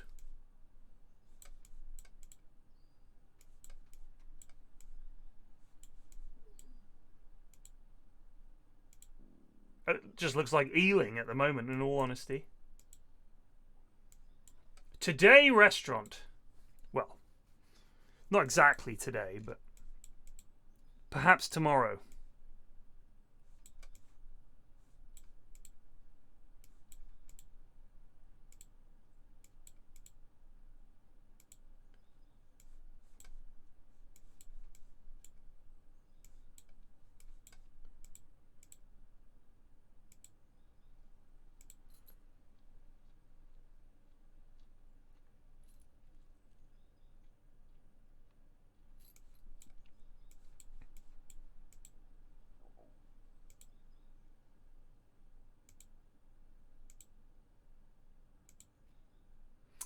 I mean, look at these. Look at that fabulous building, man. Shame.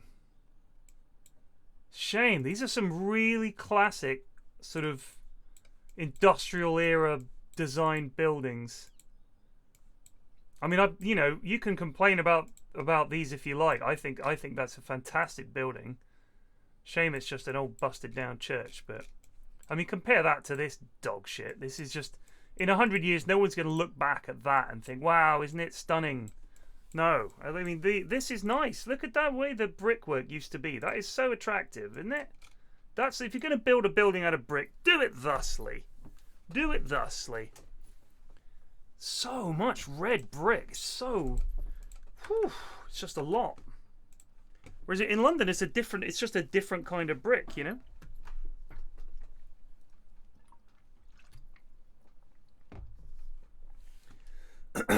Send me a location. I will look it up.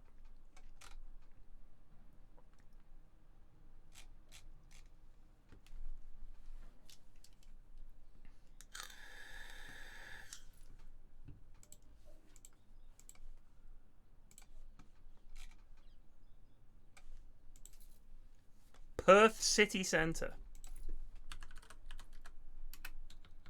Is it nice, Rorts, or is it not nice? Are you saying it's nice? Looks nice.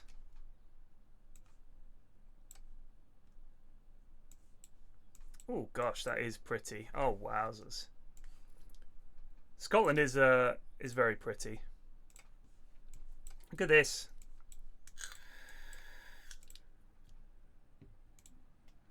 Lovely.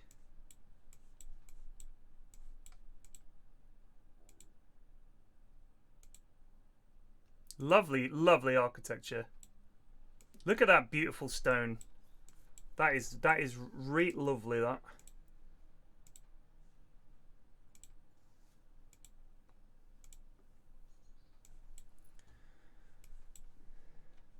Nice dog.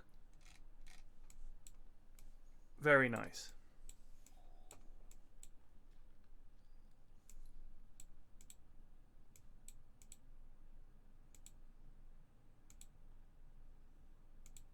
Something is looming in the distance that makes me think we're coming towards something big. What is this? Goodness.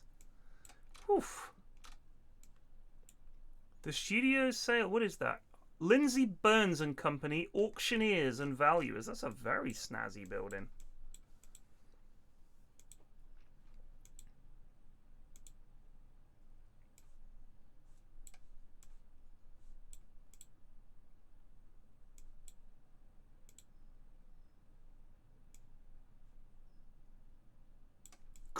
Price crushers.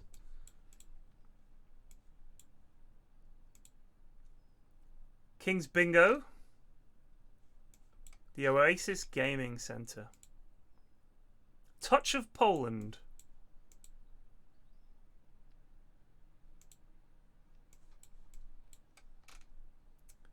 Well, that pub looks like an absolute cracker. You ever been in the B Bar, Rorts? Tenants. It's narrow, isn't it?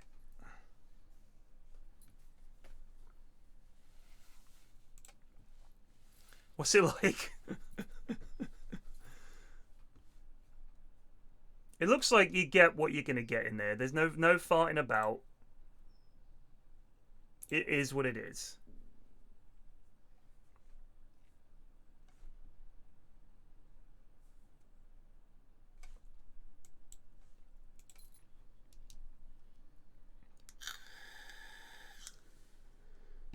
Worst pub in Perth, Rorts. What's the worst pub in Perth? I want to go look at that.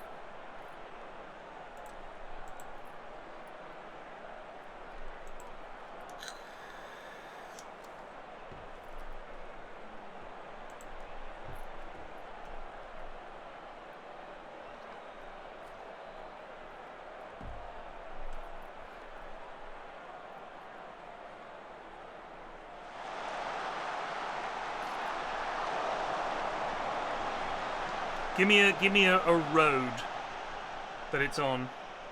You don't think the car would go down the street?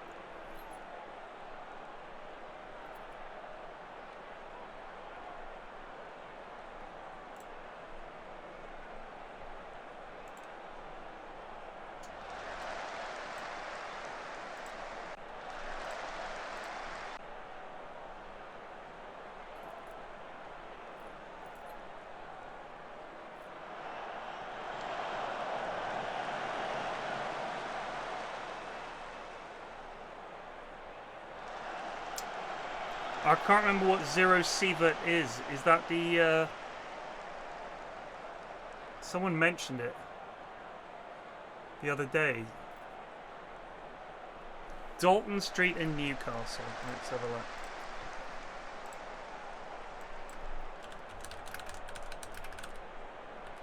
That's in Biker.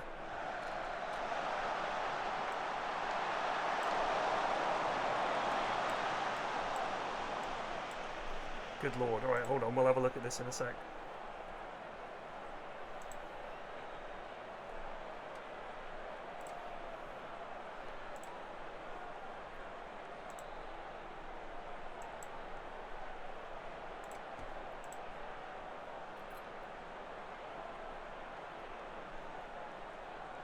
Baker, groove. Baker, groove. But Baker, groove.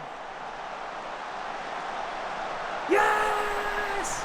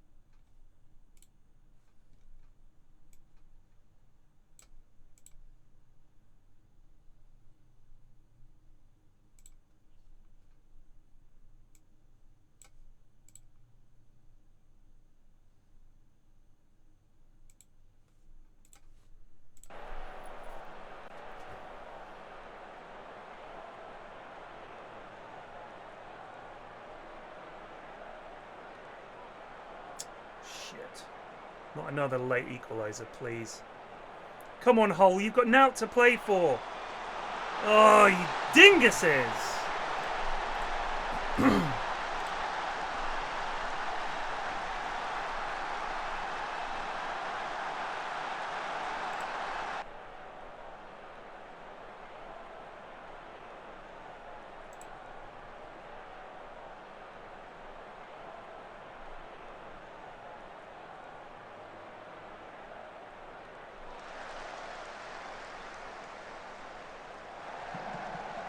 Oh!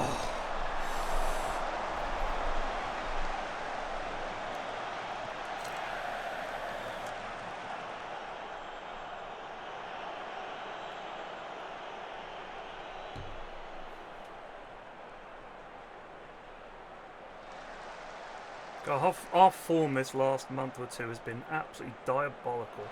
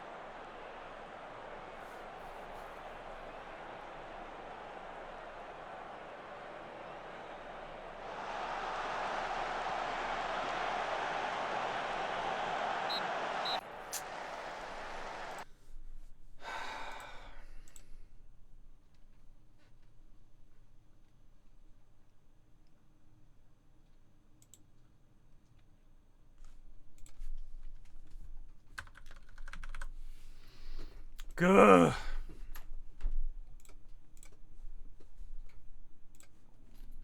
What in the name of God is that?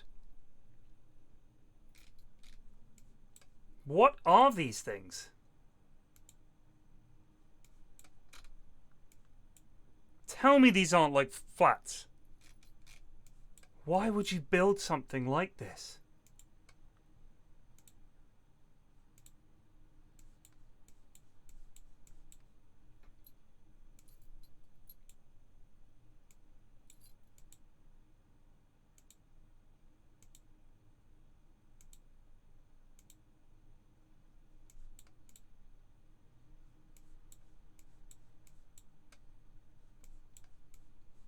I'm just struggling to understand what in the name of God possessed someone to design that and then to build it. It is absolutely horrific. I've lived in Baker my whole life and I can tell you I would not live anywhere else for any money. All the cheese on the moon you can give us. Go on, offer us all the cheese on the moon. I didn't want it. I want to live in Baker. I love it. Grizzly. Darlington, oh yeah.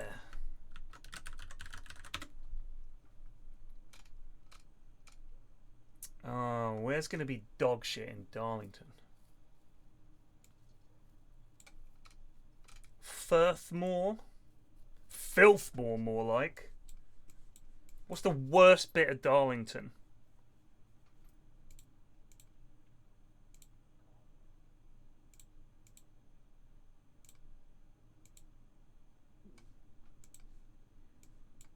Krusty's Pizzeria. Why would you call somewhere Krusty's?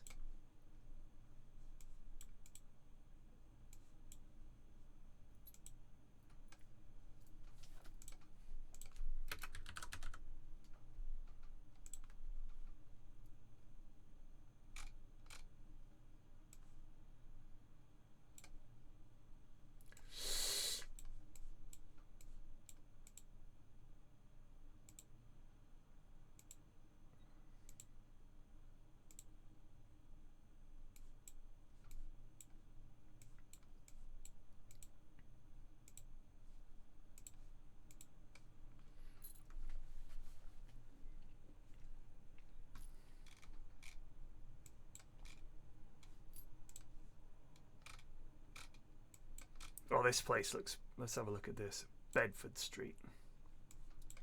Yikes. Gah. It's just a maze.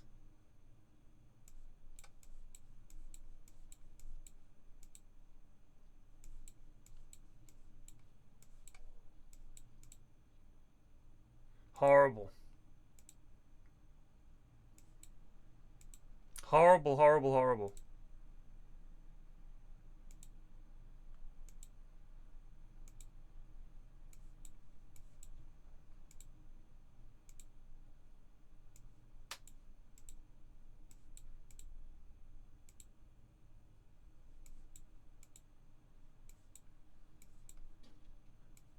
Easy shop.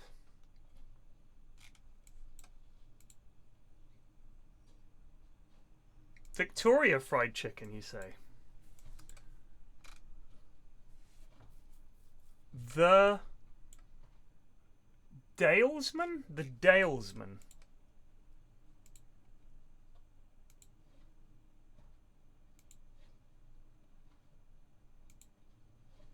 Hang on. Hotel 119.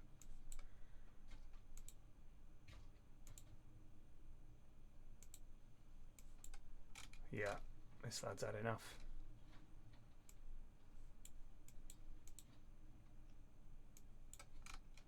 This church is now a bathroom world. Beautiful building.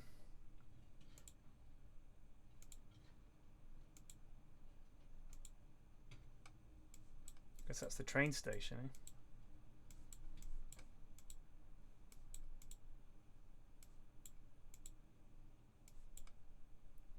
Hogan's. Heavens.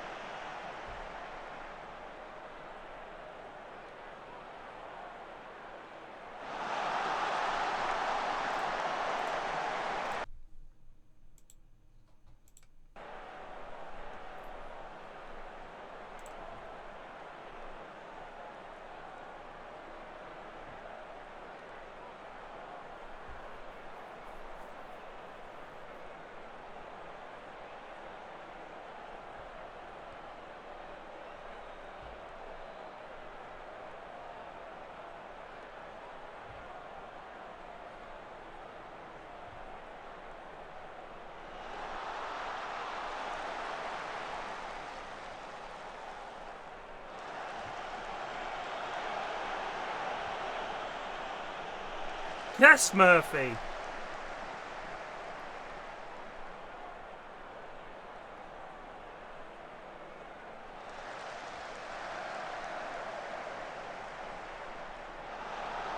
Yes!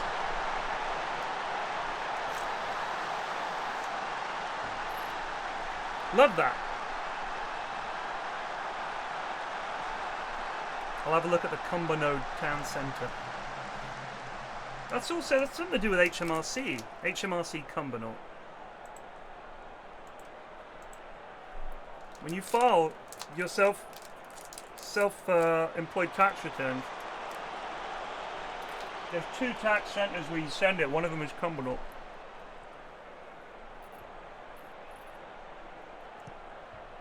No prediction for the World Cup. None.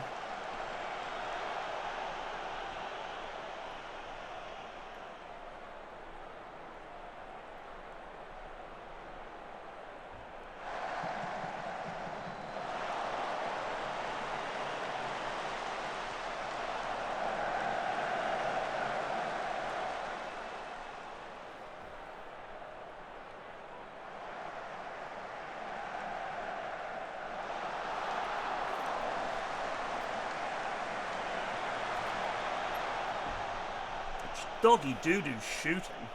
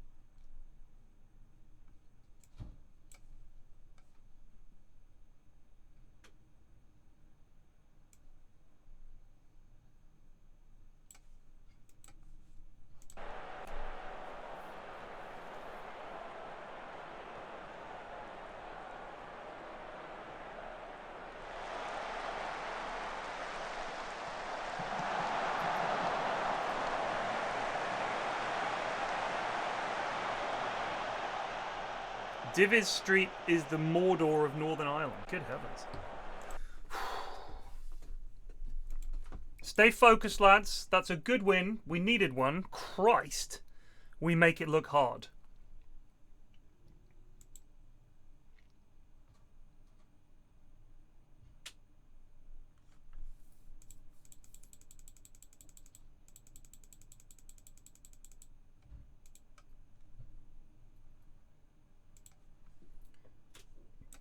Southampton, Bolton, Luton, Ipswich, Brighton, Middlesbrough.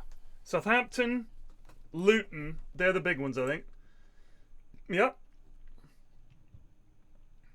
We've got to take points off them, and we've got a chance of getting the auto promotion, because I do not fancy us in the fucking playoffs. God.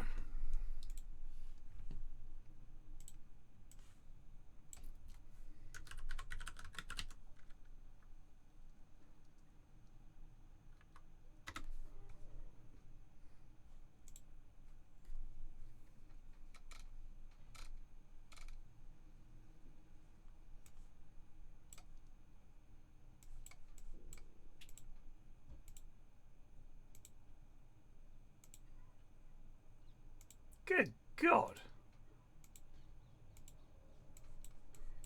Is this the building people are talking about in Cumbernauld? Just a giant fucking series of boxes. Why would you have this?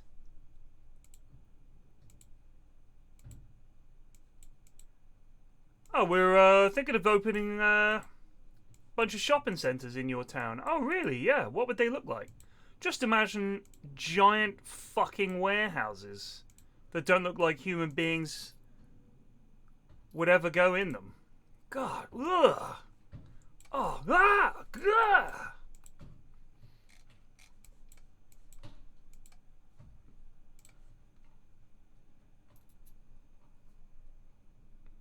Town centre. Is this the building you mean? This one? Or is there another one?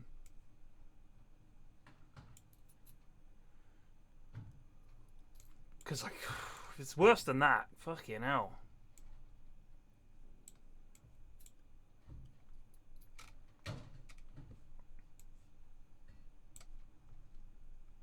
Oh my god. I mean, it's quite leafy, but then it's just got all these things. I guess that's the way in and out of town. Oh god. Ugh. Oh god.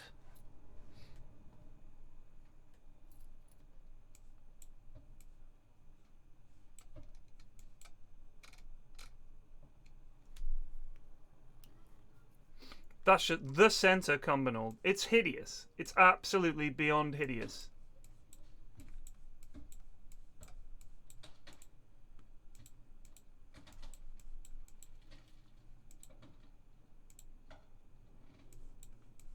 Oh. Well, I mean, this is just the most fucking depressing thing. Isn't it? There's no excuse. Just ghastly. Poor people. God damn.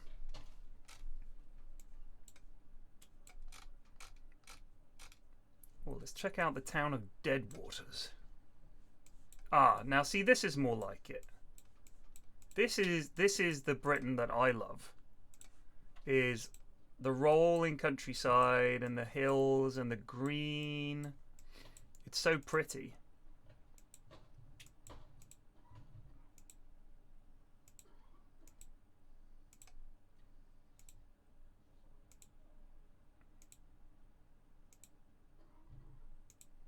It's just like this for miles and miles and miles. I mean, look at that. You can just look. It's just gentle rolling hills and fields and farms. It's beautiful. It's beautiful. That's so much of it. Clawton Road in Birkenhead. All right, let's have a look.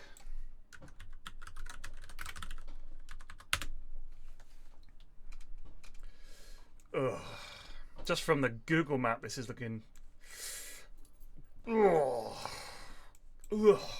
Why would you do this?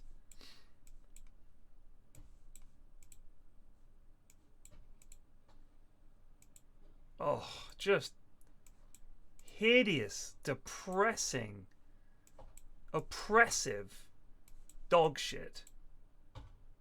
It doesn't have to be this way.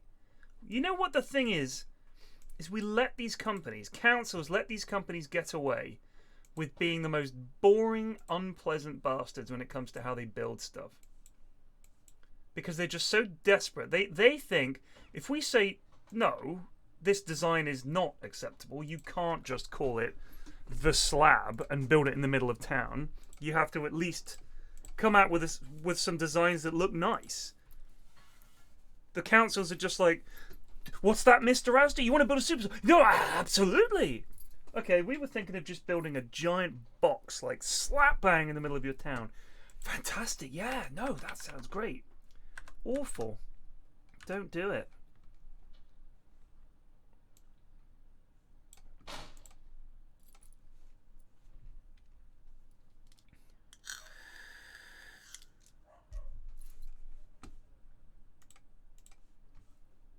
I don't think I've ever looked at Middlesbrough in any serious way.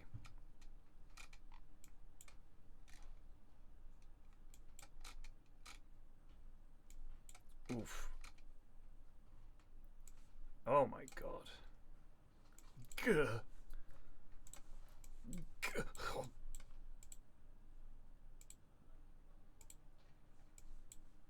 Look at it from the air. Look at that. If you despised people, this is what you would design.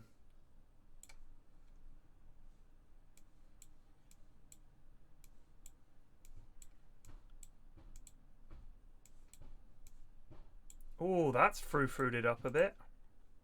Let's look at some locals.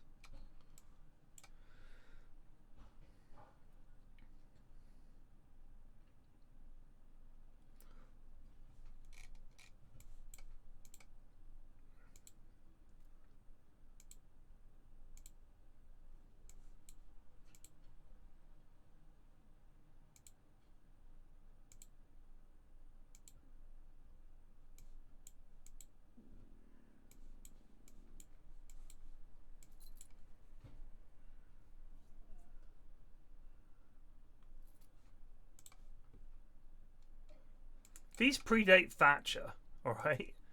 Pretty sure these are from the industrial sort of terraced housing era, right?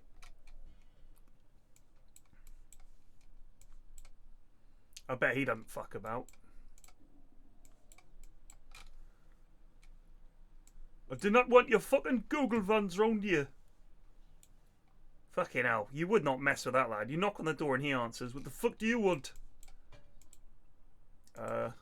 I was just wondering if you'd ever done anything in your life that makes you happy. Punched you in the fucking mouth, that'd make me fucking happy. They all look really sad.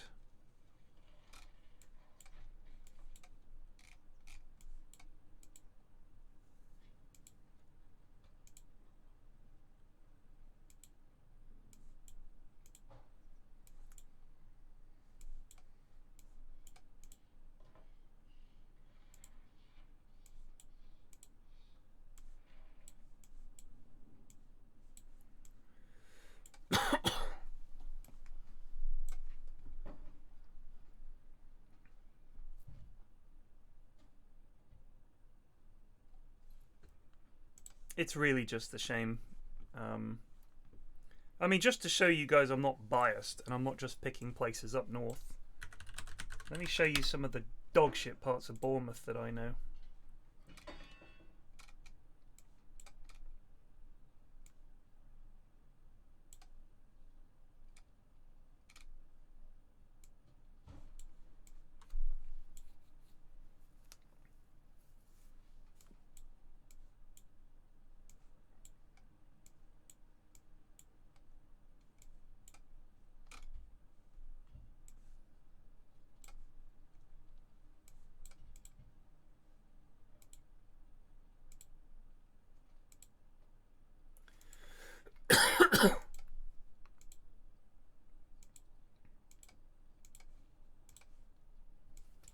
West Howe is a particularly unpleasant part of Bournemouth.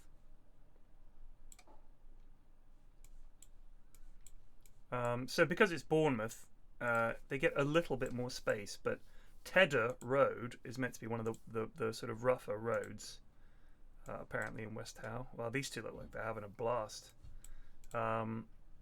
It's just there's nothing here.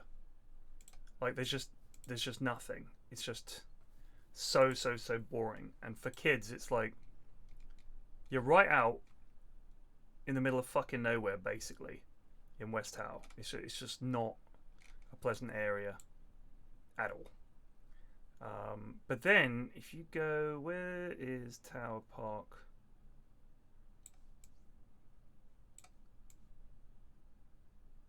Not Camford Magna.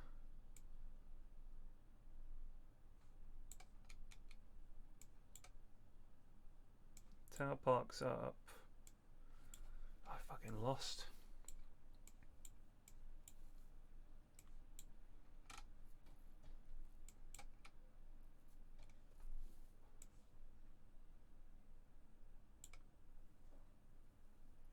Not Turbury Park Avenue.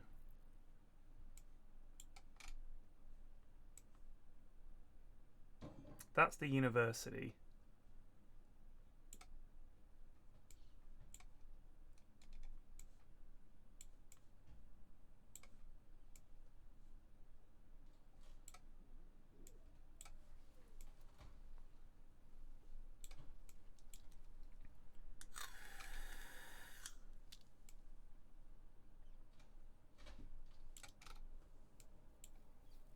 The New Star. This is a pretty rough pub in Bournemouth.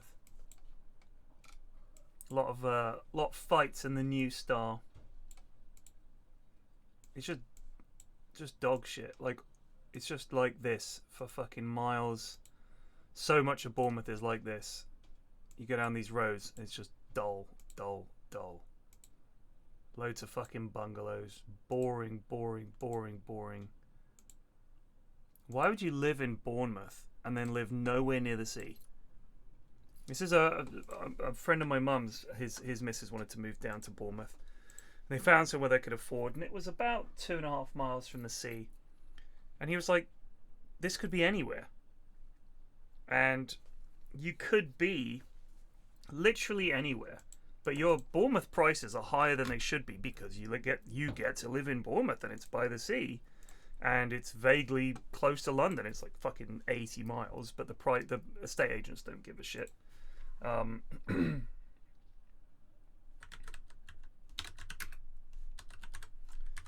I going to go to Battle, or am I going to go to St. Leonard's-on-Sea? A friend of mine was trying to convince us to move to St. Leonard's a little while back, She was like, we should move to St. Leonard's. And, I mean, to be fair, if she was correct, the houses are fucking massive. I mean, you can get property right on the seafront. Oh, good. I mean, there's some big old houses in St. Leonard's, and they're pretty cheap.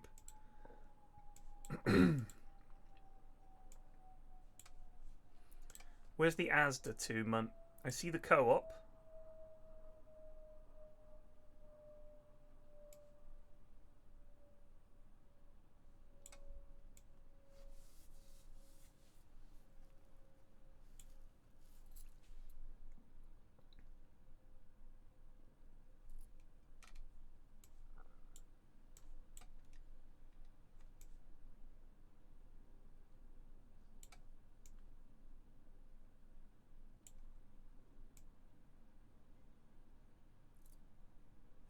More north. Co-op. Lidl. Tesco Express.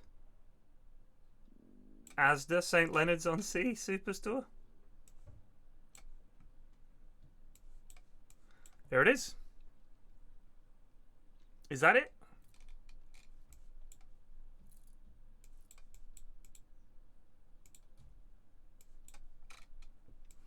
It was a big Asda then, man.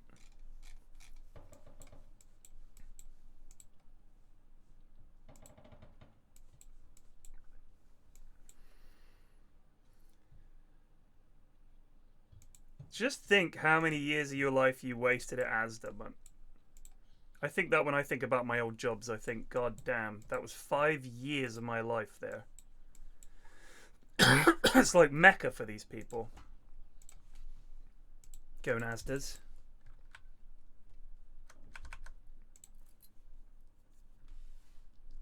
Oh, not just in Wales. In the West Country, it's Asdas.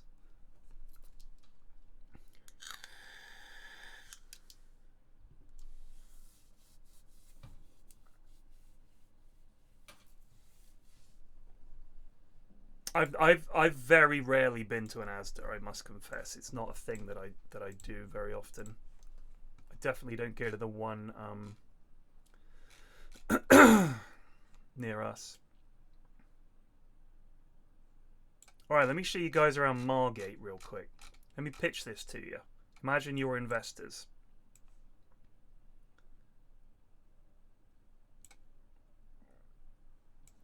Just imagine you're investors, nice jump, and Alistair. I'm selling you on the Cool idea Bloom just resubbed for 18 months. that I think Margate could be a primo location the next few years. This is what I thought when we went there about 5 years ago.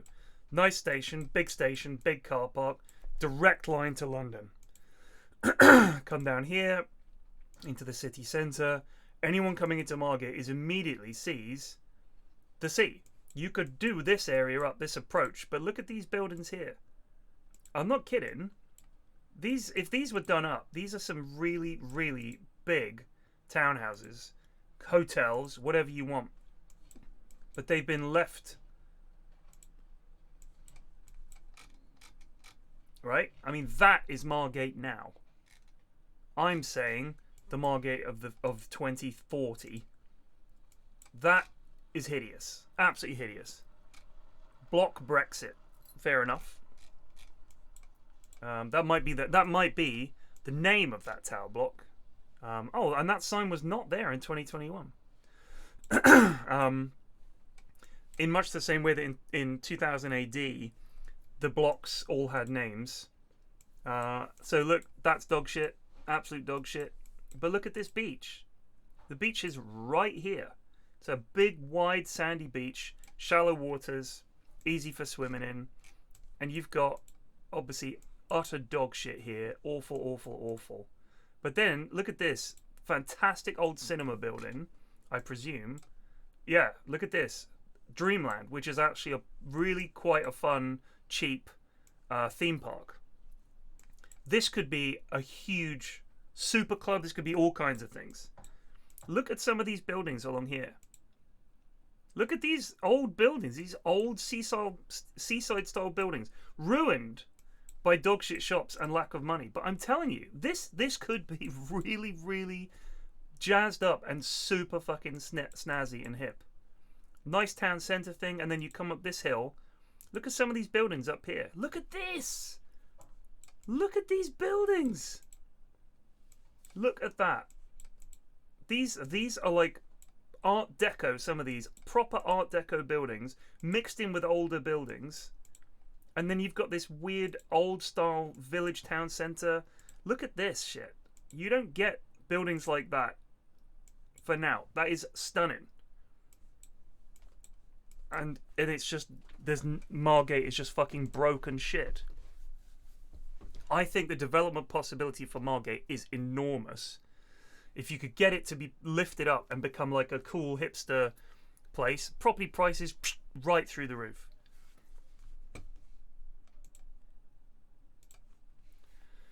Because there's some really nice buildings. Right, can we drag our ass across the finish line?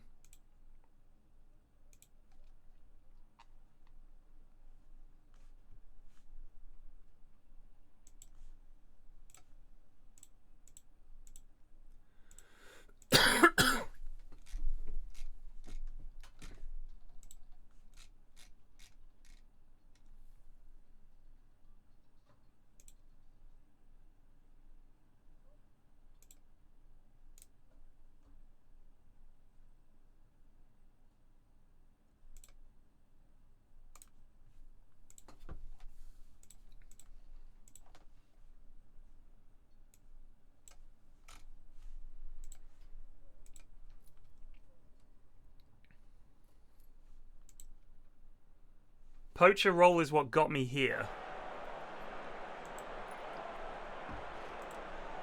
But we could try something else. Let's try advance forward. He is a speedy lad.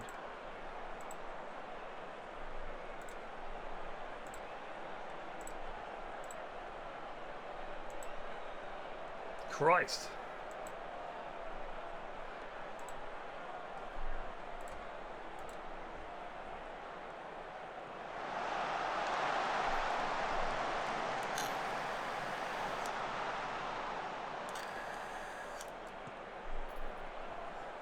We did go to Dreamland. It was Bants.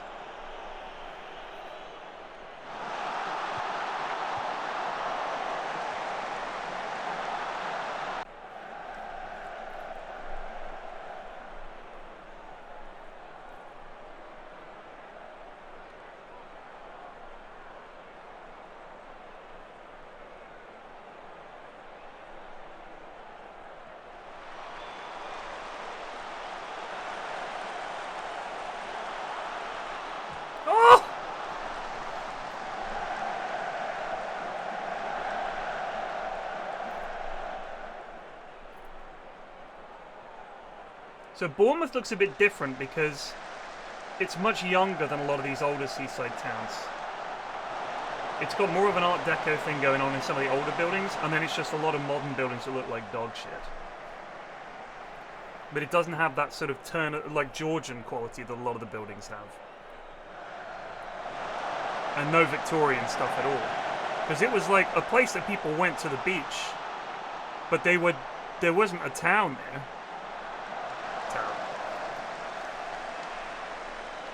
Because it wasn't until the Victorians, when they had their bathing, like, fucking huts on wheels that they wheel into the ocean, they wore full-length everything. You know, there were no swimming costumes like there are now. Or there were, but the bathing costumes were like full body. They're like burqas. Oh, they're taking the roof off. But there was no sort of like big town in Bournemouth. Then it became a big retirement town. Because old people would rather go live by the sea where it's warm. In the south.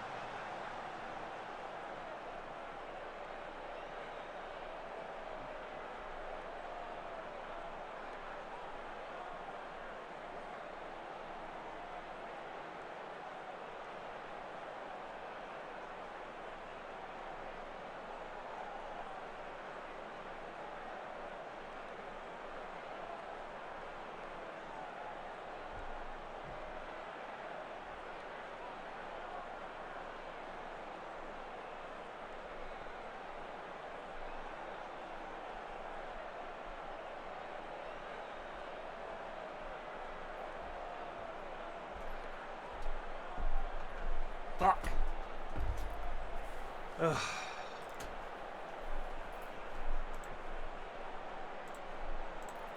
Was it a dog shit goal?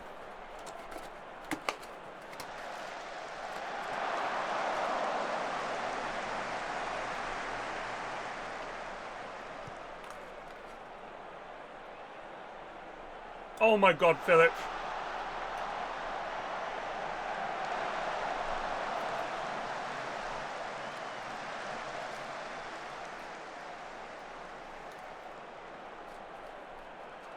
Solemn one, I've got no idea.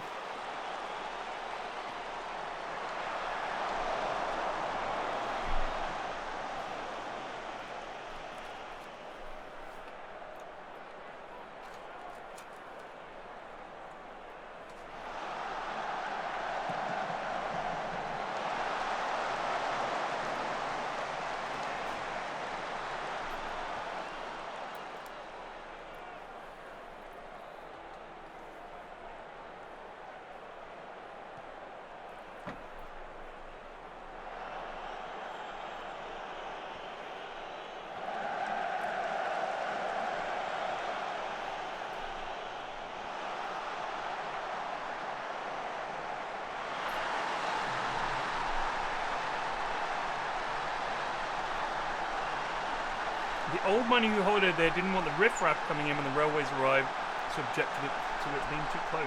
Makes sense.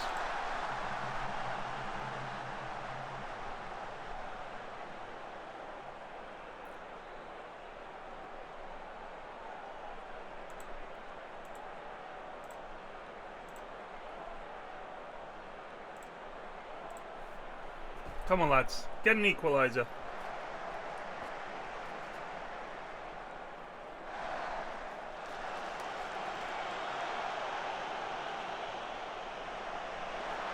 You shitter!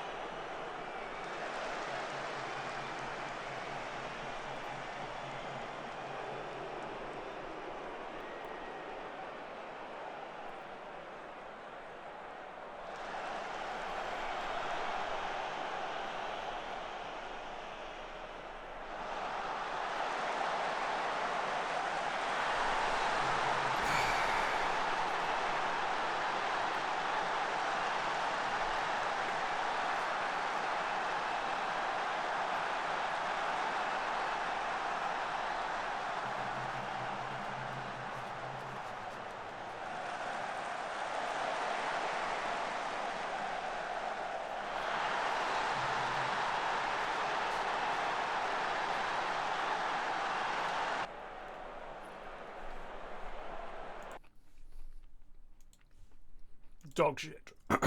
Dog shit. Dog shit.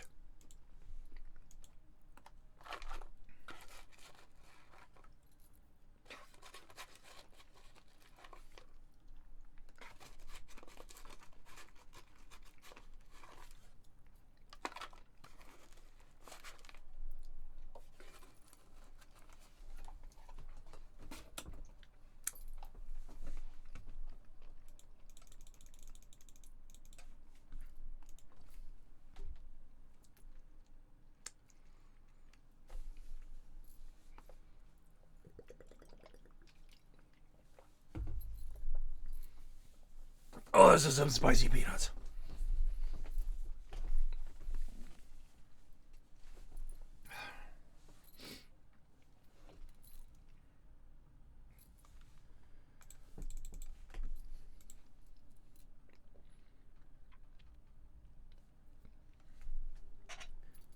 Kill Baxter.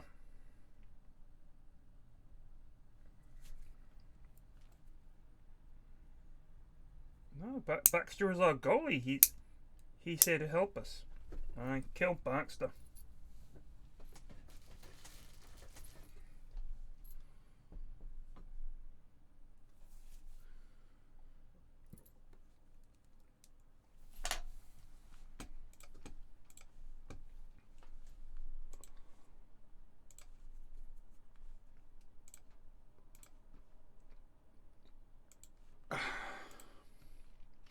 How he's kept 15 clean sheets, I do not know.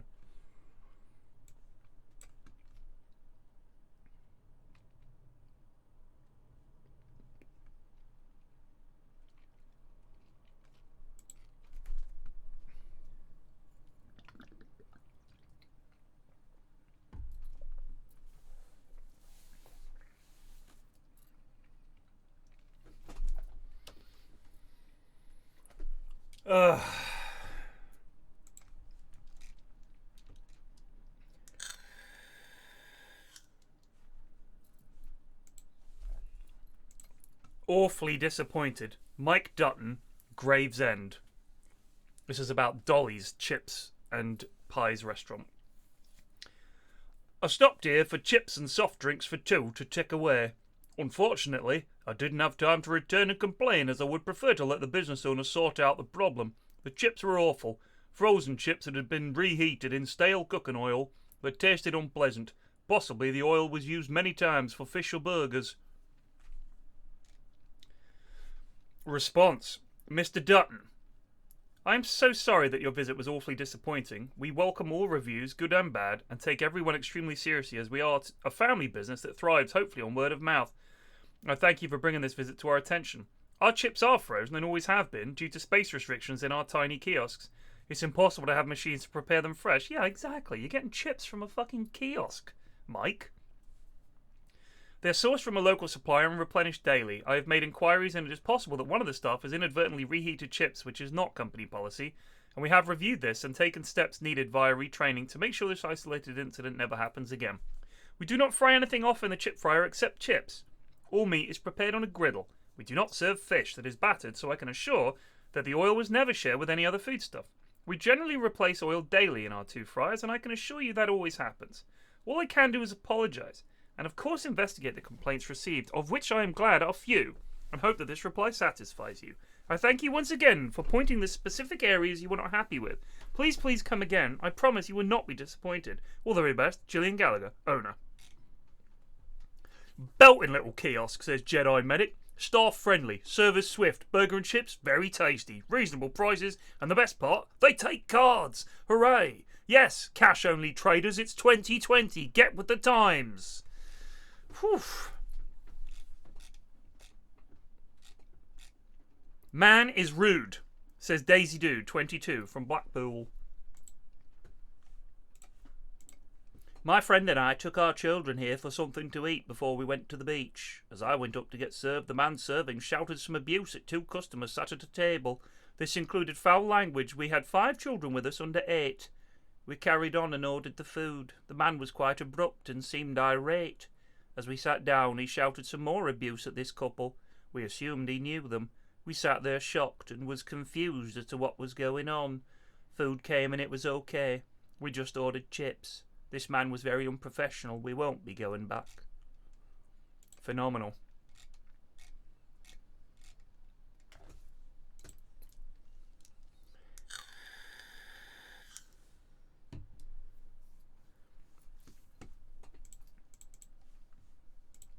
No response from Dolly on that one.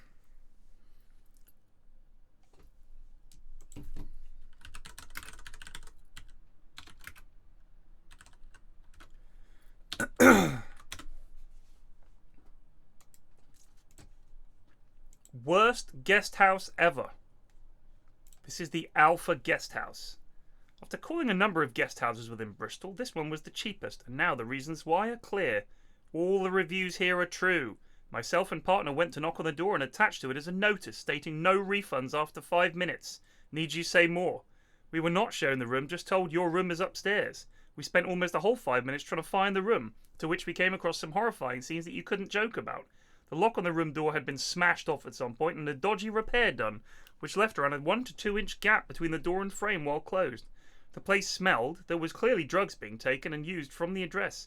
May we add, this place also takes DSS claimants who are claiming housing benefit. The guest house shouldn't be serving any food, following an investigation by Bristol City Council a while ago. However, upon entering the hallway, it clearly states breakfast in bed, £3.50. The lady who greeted us wasn't friendly and was quick to take our money. I could go on, but take it from us. This truly is the House of Horrors and you really won't get any sleep here. Avoid and sit on a bench somewhere, as going here is likely to give you nightmares if not food poisoning. Good God. Oh. Well, do you want to see what it looks like?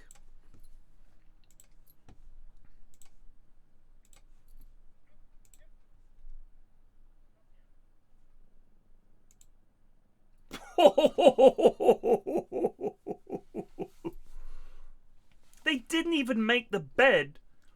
Oh, this is from Simon S. This is the worst place I've ever witnessed in my life. I stayed in some pretty cheap places in Asia for £3 a night and they were better and cleaner than this place.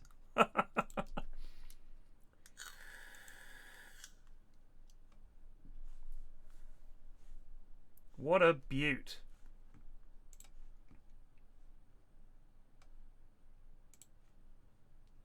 Last resort. I had to go to the doctor's in the morning with my wife to be given medication for lice and cockroach bites. Our doctors contacted Bristol City Council Health Department. They didn't want to know how the place has caught fire is great news. Oh, they didn't want to know. Now the place has caught fire is great news and owners shouldn't be housed. They were happy for customers to sleep in appalling conditions. Very bad service and conditions. Best thing that could have happened to the place. Bitten. Brown wood chip stained ceiling, wallpaper not matched or hung straight, kettle on floor, was like staying in a terrible HMO. Would pay 10 to stay there, not 45. Skirting board's disgusting. Door didn't lock. Been bitten a few times by something.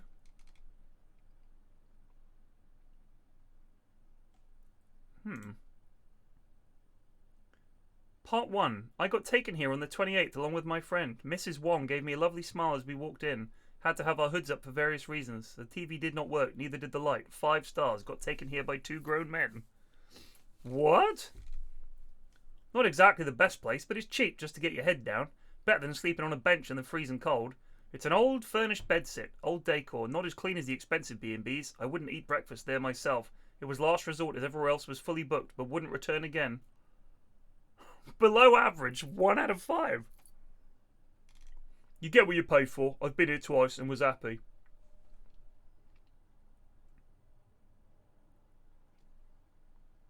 Wow. This is just a crack den, and I'm not exaggerating. Arrived desperate for a place to stay after a night out. After knocking on the door once and getting no response, an occupant of one of the rooms shouted my girlfriend and I asked whether we had any crack or wanted to buy any speed. Despite neither bearing any gifts of crack nor showing a desire to fill out bodies with grimy amphetamines, we knocked again and were allowed a room. The proprietor clearly decided a price for the room on the spot, as I've seen she's charged different prices to other people. No shower or toilet in the room, a disgusting bathroom sink, placed eclectically next to the door, which did not lock. 2 TVs in the room, one being a 90s 40-inch style that stretches like 2 feet back, and another, neither was plugged in, connected to any form of Freeview or anything, and were not facing the bed. The room was disgusting. None of the walls had been actually painted in a particular colour. God, it sounds unbelievable. My girlfriend tried to call back to see if we could get the passport earlier, at which point the lady answering the phone called her a fucking bitch and told her to come back at 5. This place sounds incredible. This place sounds incredible.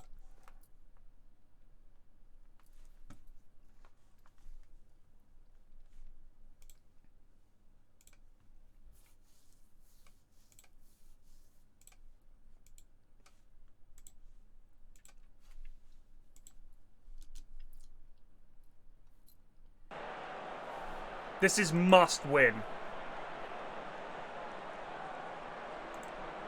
We have to win our home games, no excuses. Poor Blackburn fans.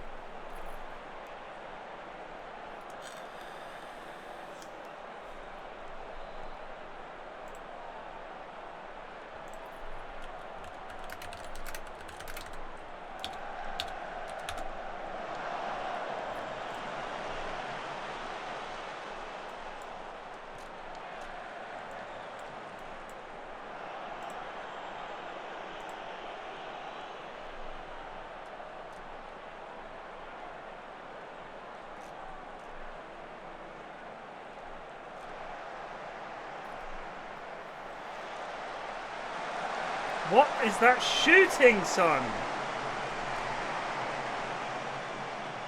It's actually pretty close to the offices. I'm not even kidding.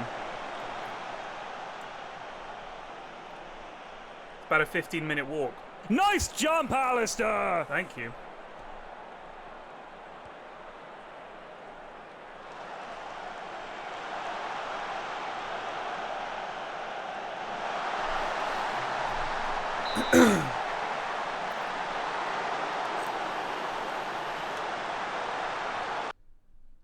Oh my god, he's leaning offside.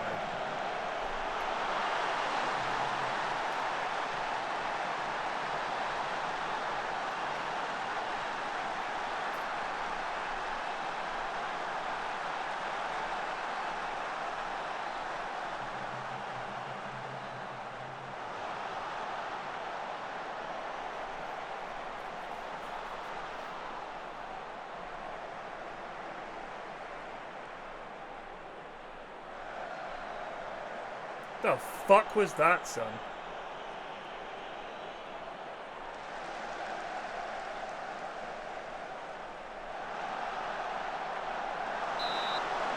We just cannot fucking score.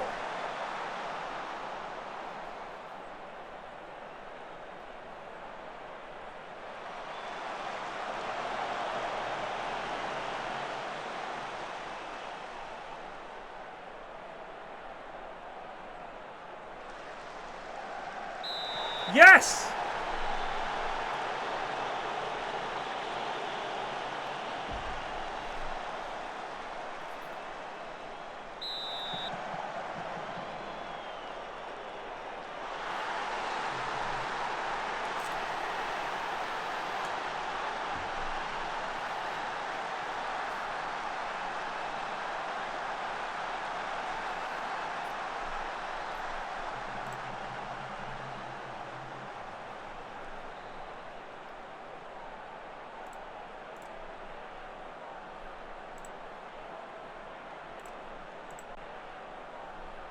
No one twats it. They're all just fingering it. It's like they're playing Sabitio and they're just flicking it towards the goalie. Put your fucking foot through it, son. Unacceptable. God, if we draw this, I'm going to be so sad.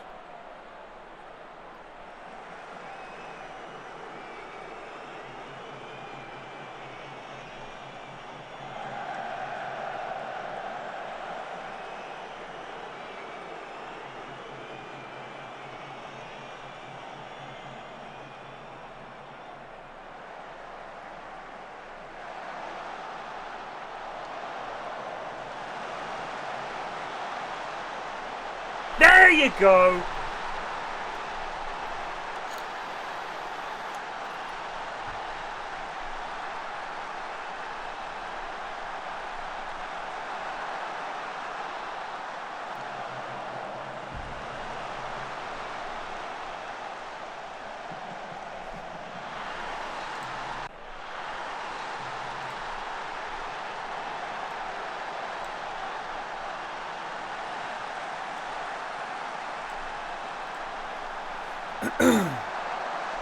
Oh, Baxter held a shot.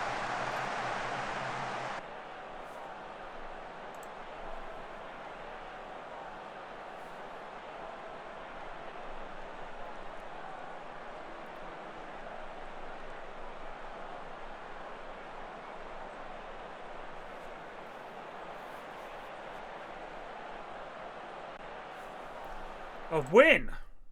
Well done, lads. We needed that. We needed that. Oh, Fleetwood.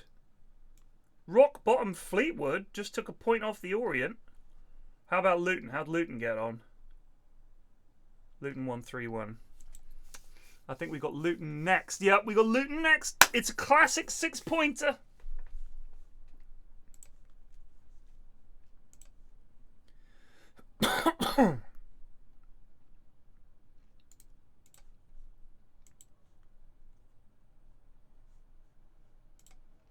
Earls Court Garden Hotels. I am not a picky person. I just want a place to have a shower and rest. This hotel is so terrible. Room is old and filthy. The curtain, not even proper curtain, just a piece of cloth, is so old, full of dust, they never clean it nor change it. The carpet is old and smelly. The bed sheet looks white, but the blanket is awful. Looks like they never clean it as well. 5 exclamation marks. I couldn't cover the blanket even though I was so cold that night.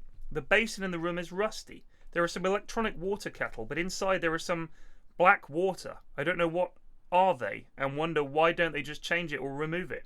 And you know what? Rubbish bin, a small matter and a cheap thing, but they just simply use rustic iron bin instead of proper dustbin. I don't know what is wrong with them. The toilet is awful. No air inside.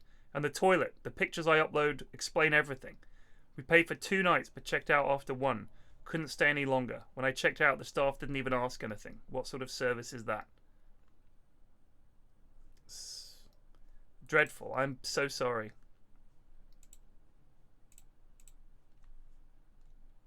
Ooh. Yeah, there's something lurking around the U-bend in this toilet. I don't know what that's a picture of. Dust, I guess. Oh, that's blood. That's a bit of blood. Blood on the supposedly fresh bed. Nice. Okay. It's a bed bug. TV is just taped. Dump.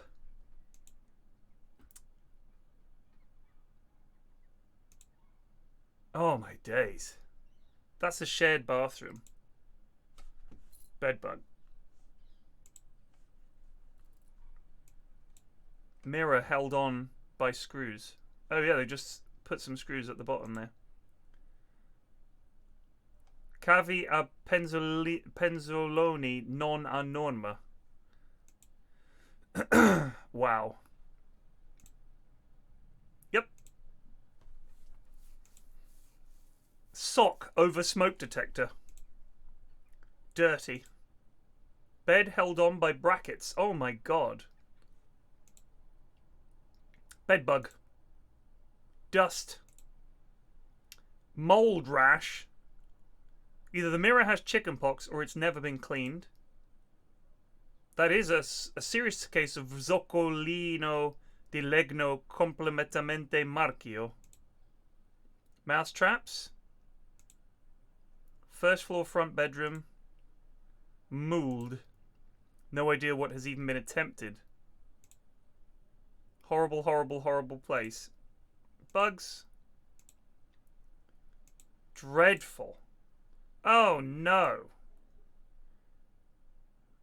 Oh my god, this place is dreadful.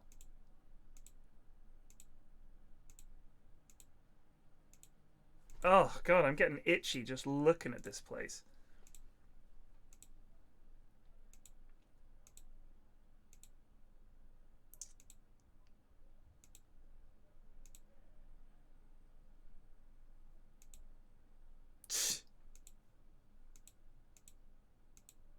Ugh. Have some fucking pride in your business. You know what I mean?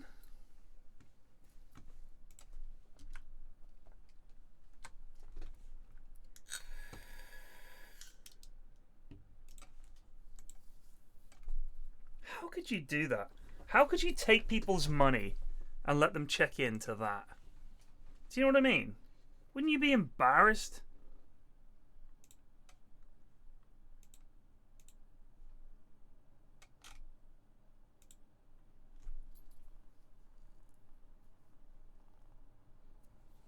You've got to look those people in the eye.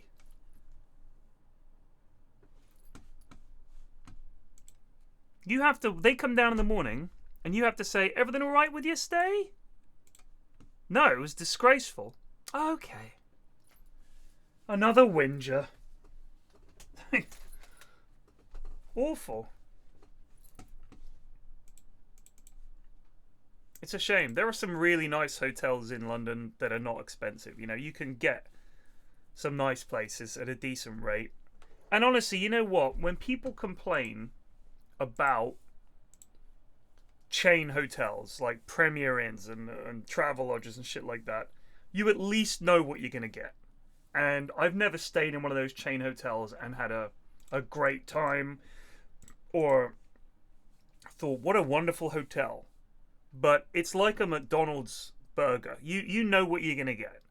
It's going to be pretty nice cheap. Jump, Alistair. It's probably going to be in a good Williams location. just resubbed for 44 months. You get your room. Promoted in the morning. You get your You're nut getting down, promoted and in the you're out. morning. No fanning about, having to worry. You get exactly what you expect. And, I mean, there's a lot to be said for that franchising and that chain model in that regard. Otherwise, you might book somewhere like that from overseas. They might have really good advertising in, like, some Italian website. Book here, book there. You never know. Like, these places will sometimes, you know, get the name out there as a cheap place to stay. And you end up with that. Nathan, you've trained really well. You have trained well. It just so happens that you're not good at playing goalkeeper. I think you should probably be the ball boy.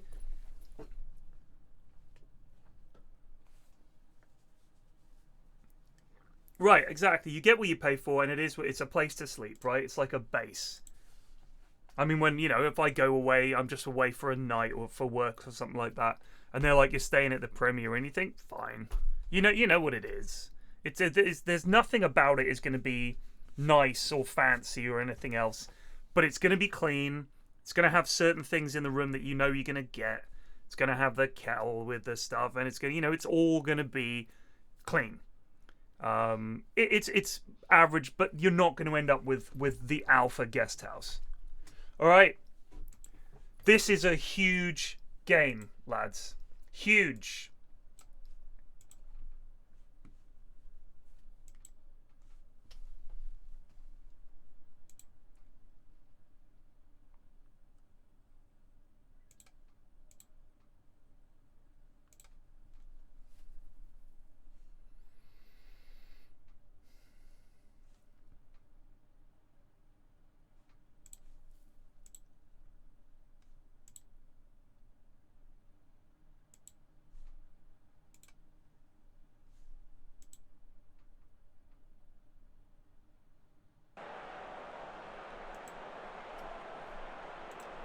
All right, lads. Come on now. Let's show them what it's like up north. They've come up here from Luton. We're going to show them what it's like in Blackburn, all right? No mercy. Right from the off, get at them.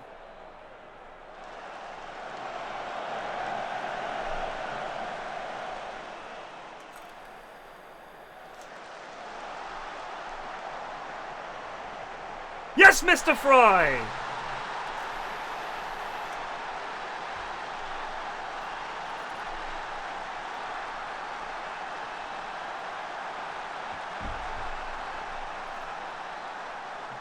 Burke cocked that right up, didn't he? Blop.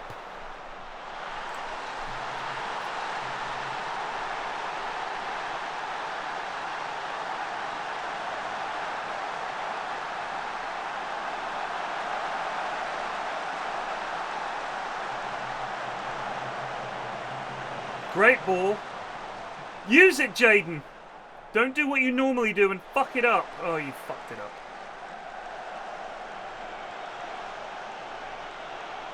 Yes. Like hounds around the hare. Well done, Phillips. Read the game. Oh my god. Phillips, no!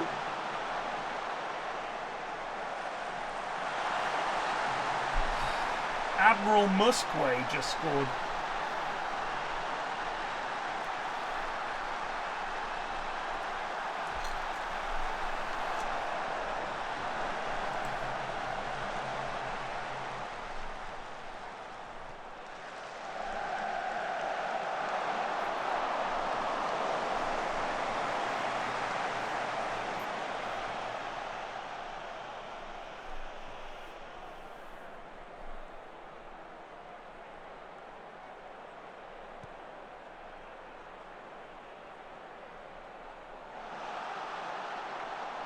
Jaden, you fucking useless prick.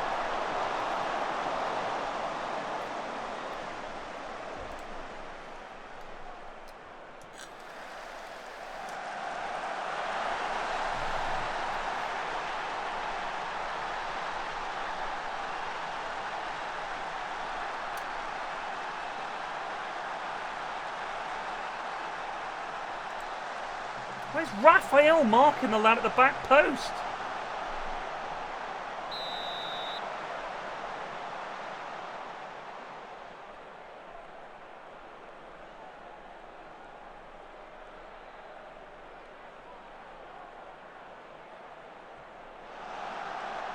Ross, no!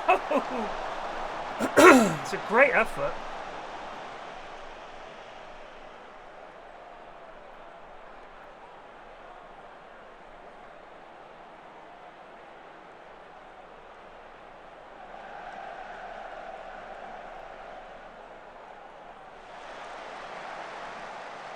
Fry, no! We're not going to get chances like that very often.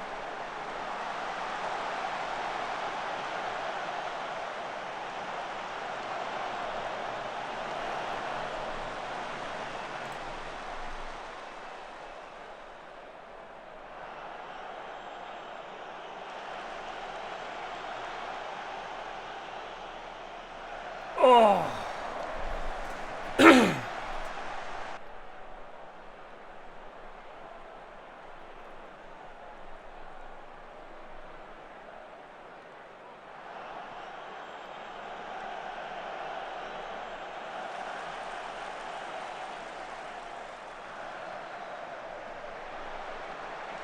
Ref!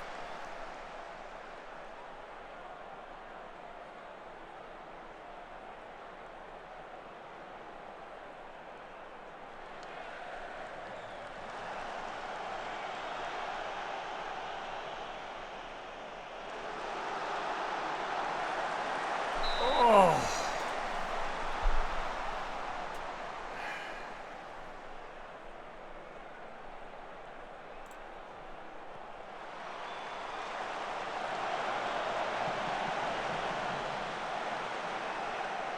Yes!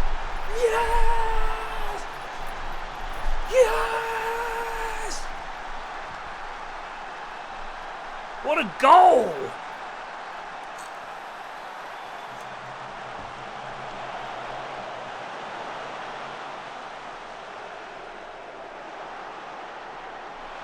What a goal! Come on, lads. We've had the better of this. Don't give them a goal straight away, please, boys.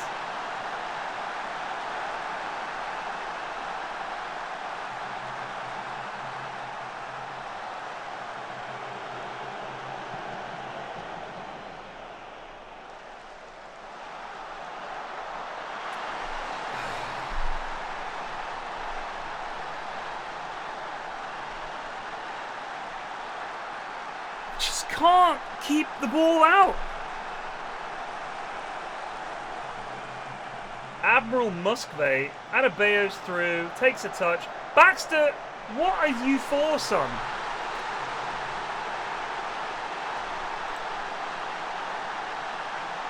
We have been the better team. We have been the better team.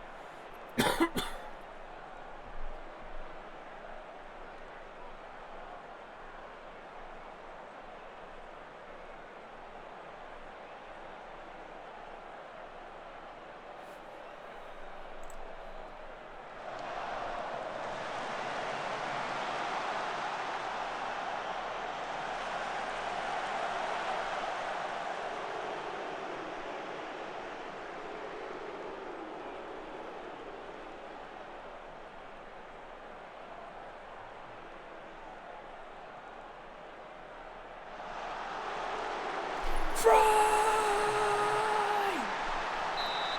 No! Oh. Oh.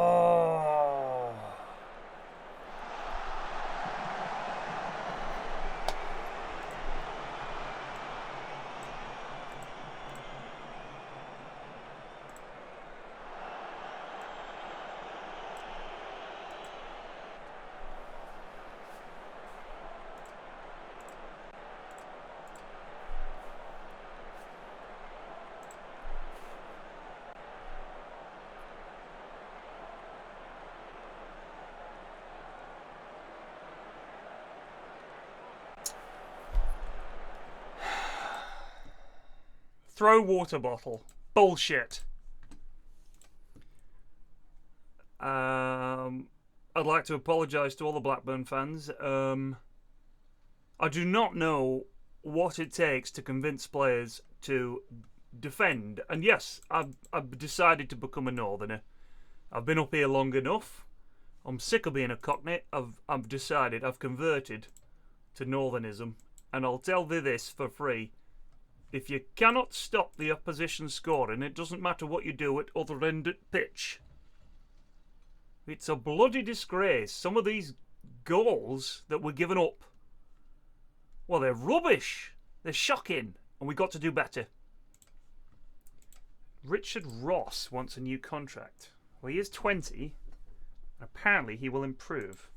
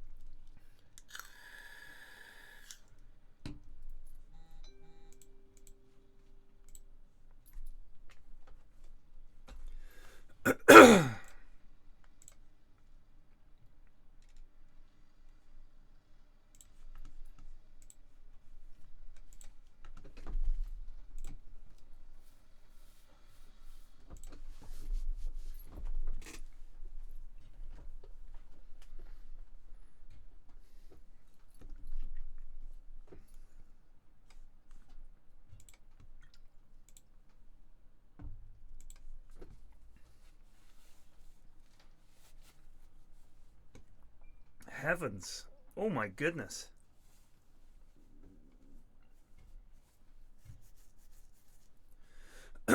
Heavens. Wait, Newcastle.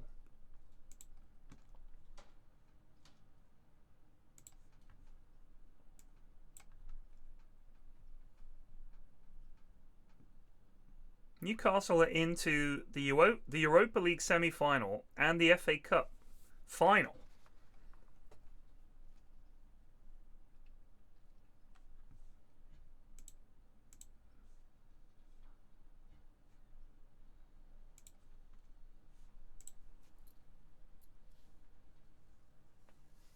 And they won the cup.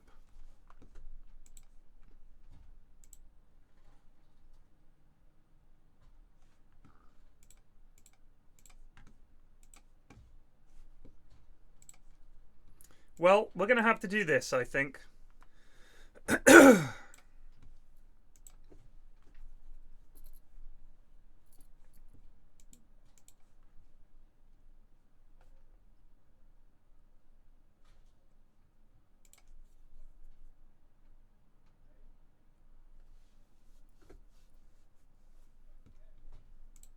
Well, Ashley, I'm tempted to let you go, mate.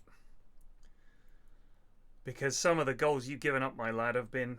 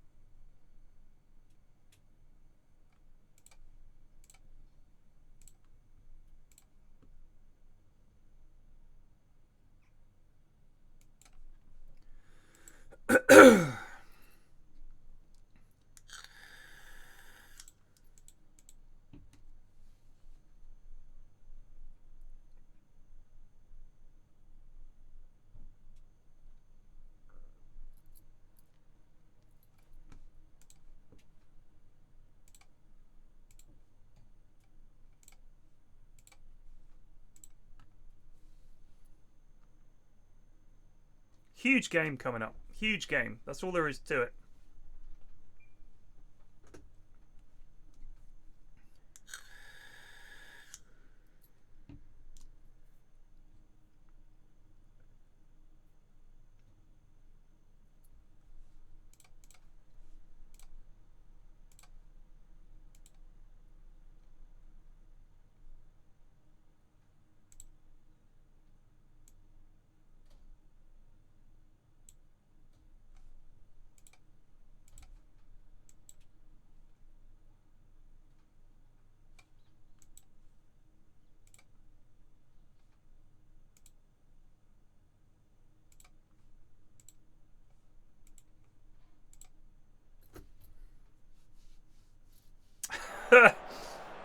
Every goal conceded is a night at the Alpha.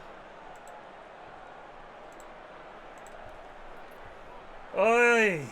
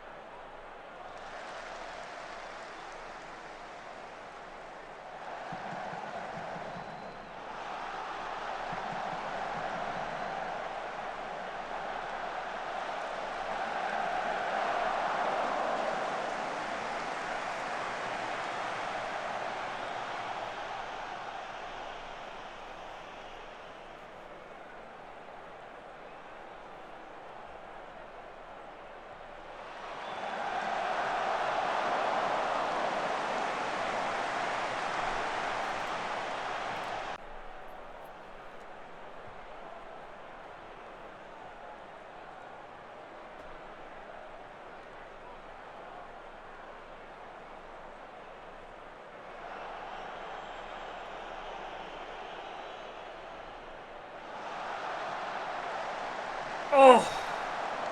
We've been so unlucky this season. We've hit the woodwork and so much. So much. That's poor from Carroll. That is really poor.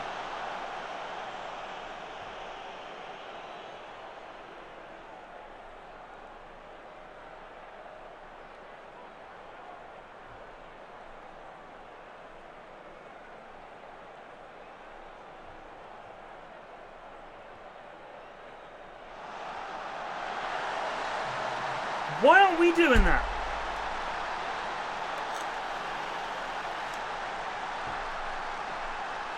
"31 goals. Honestly, that's such a big miss for us as having a good striker.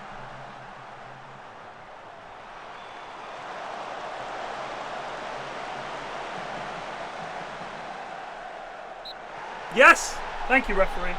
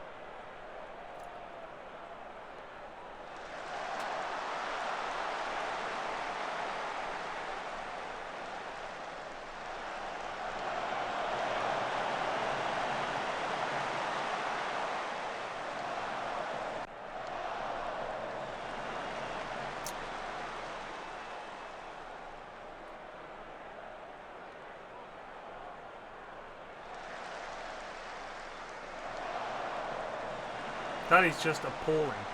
What are you doing? Can we not mark anybody? What are you lads doing?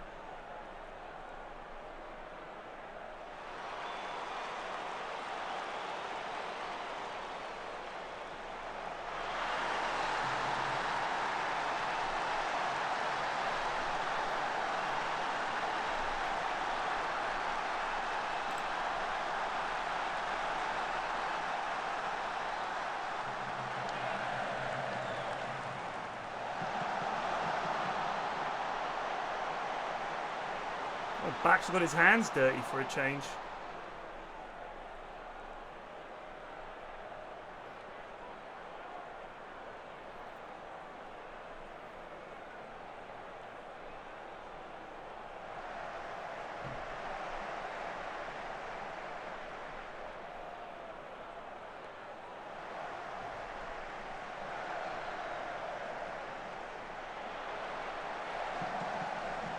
Don't do this to me.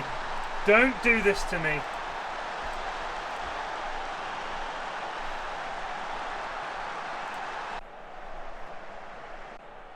Damn. If that penalty had gone in.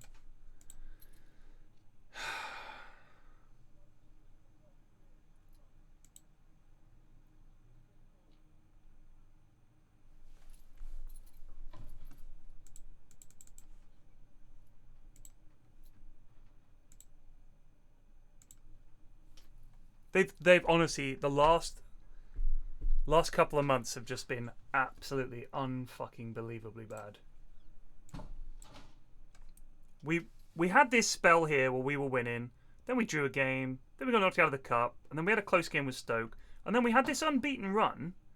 But look at this, 0-0, 2-2, 0-0, 1-1, 1-1. Like, we could not fucking stop drawing. And then we've had two back-to-back 3-2s. And Leighton, a fucking second. Should have stayed. Should have stayed. Go chasing that dream. I thought Leighton are in big trouble. We haven't got the money to solidify the team. We're going to lose some of our best players in the summer.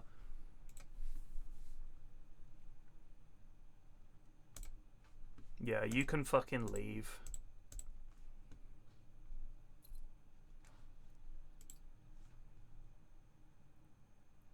I mean, we need miracles. I should have signed Muller. At the start of the season, I was like, should I sign him? I was like, let's see how he does. And then I couldn't get him.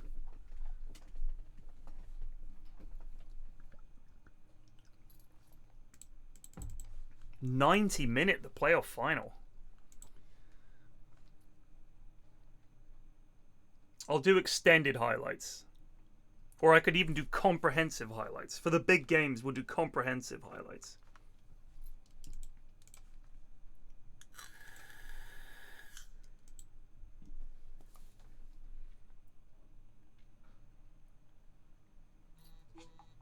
I'll put a suit jacket on if you want.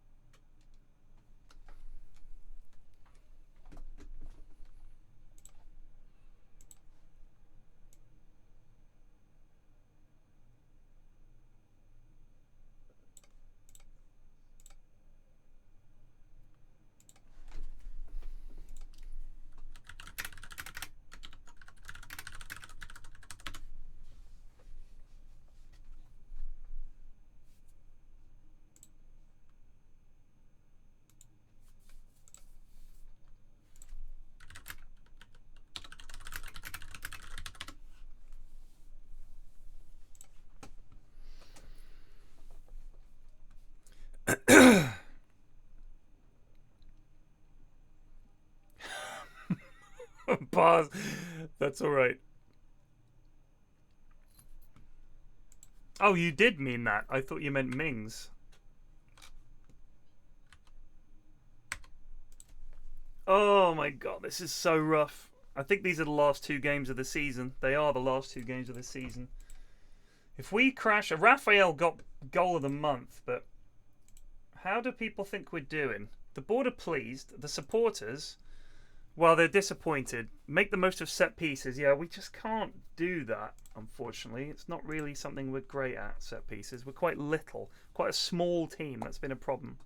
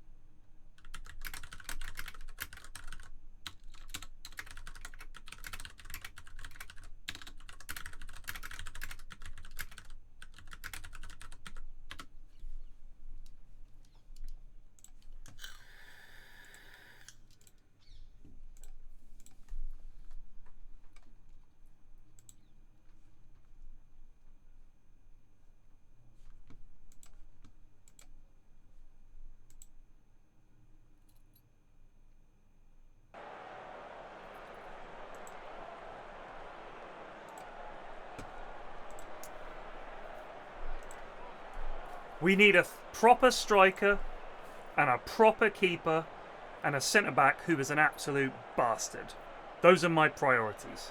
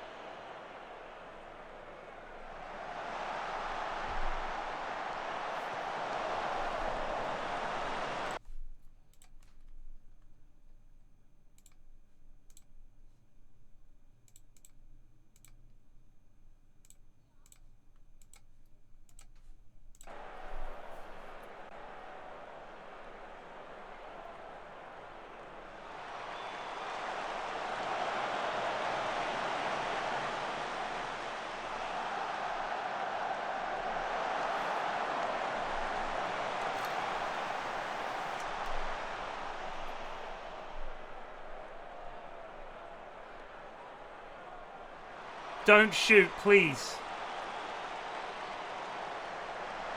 Alright, that was actually pretty good.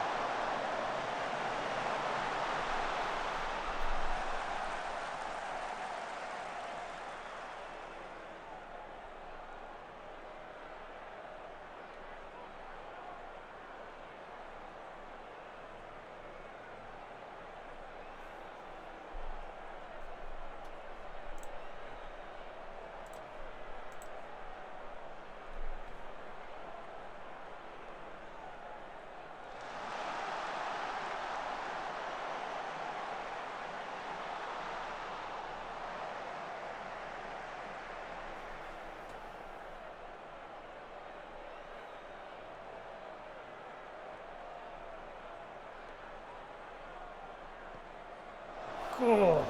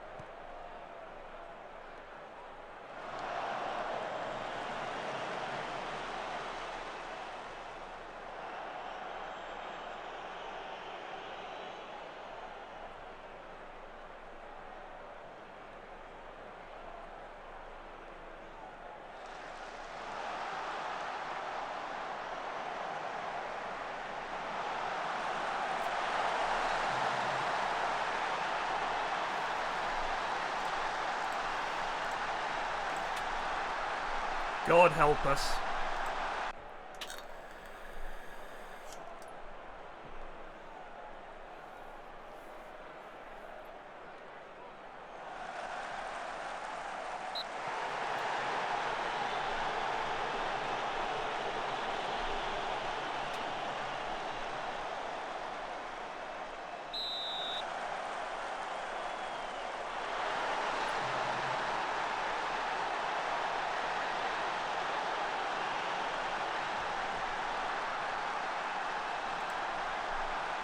We're getting fancy today, putting that bib on. It's Mississippi round steak time. Let's get to cooking. You gotta get some protection on when you're messing with the full chub. First thing we're gonna do is de-skin it. You got to go ahead and cut it into steaks first, because I want rub all over the outside. This, you just wanna use the back end of your knife. We're gonna start making lines across each slice of bologna. Come back, cross hatch it. Now we're gonna add a little mustard binder, just a little squirt on each one. Come back, rub it in. Now we're ready for the rub. Hit the tops up first. Now we'll put a little on the board. Just roll those sides around. I've got the Traeger running at 275. We're just gonna set these bologna steaks right on the grate. Now we're gonna glaze this bologna after about an hour and a half. I can't bear it.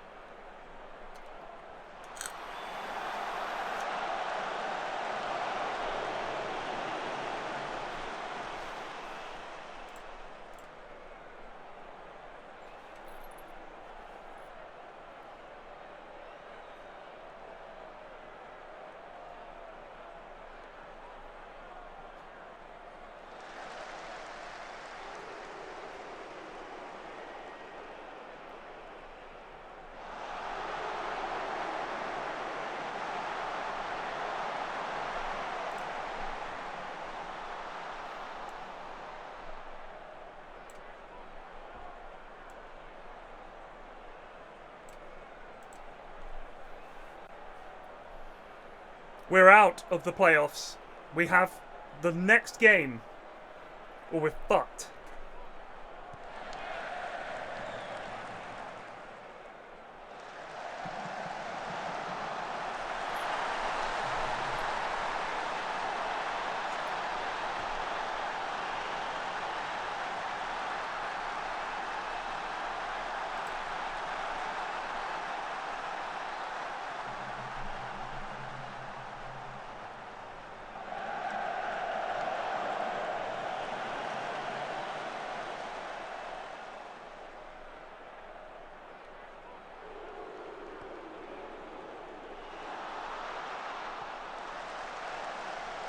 That's defending.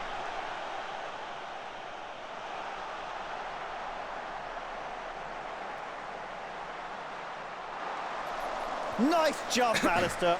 Goldbirdie just resubbed for 2 months. Nice jump, Alistair.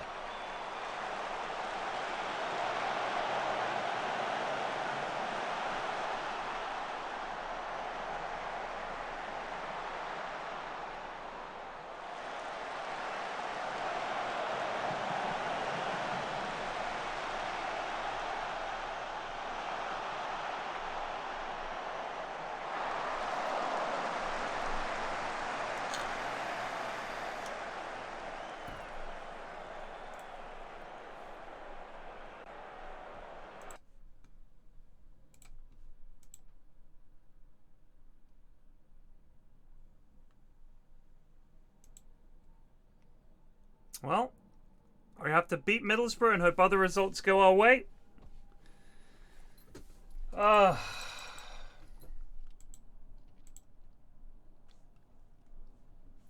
Dreadful, dreadful, dreadful.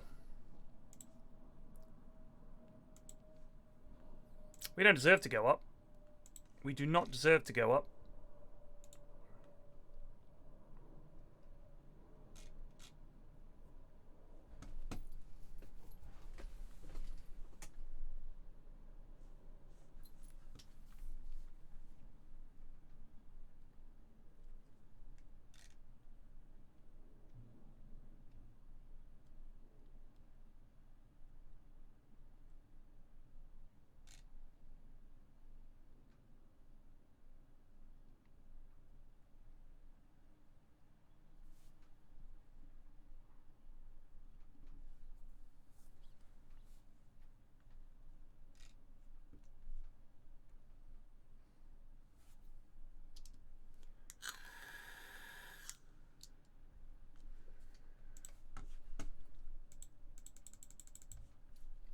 Just read a TripAdvisor review of Stonehenge, saying, for a minute, you think, well, I wonder how they got these rocks here. And then you realize, at the same time, in Egypt, they were building the pyramids.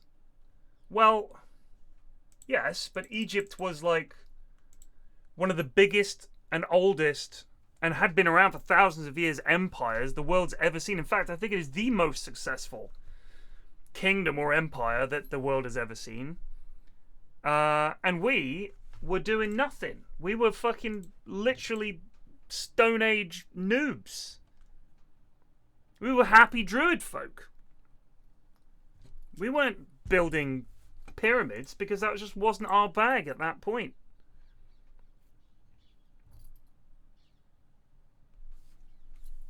We were just happy living off the land in little straw and poo huts, a bit of rock knocking about, nothing else going on, very few other monuments from that time, and we built Stonehenge and it's amazing. Stonehenge is beautiful. I dare not tear into them. How bad is morale? Quite good.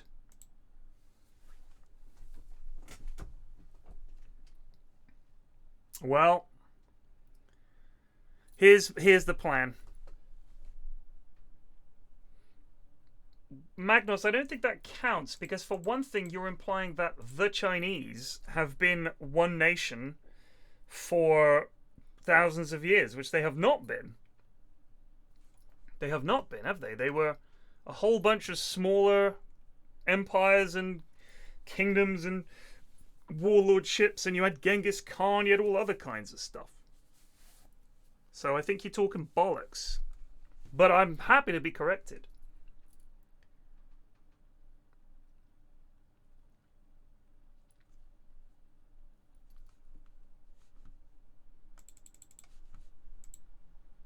Right. We've just got to win this game. We've got to win this game.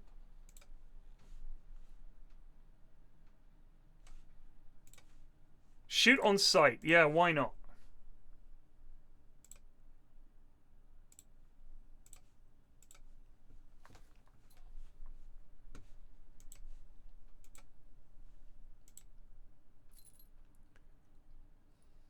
But India was a lot of smaller bits as well.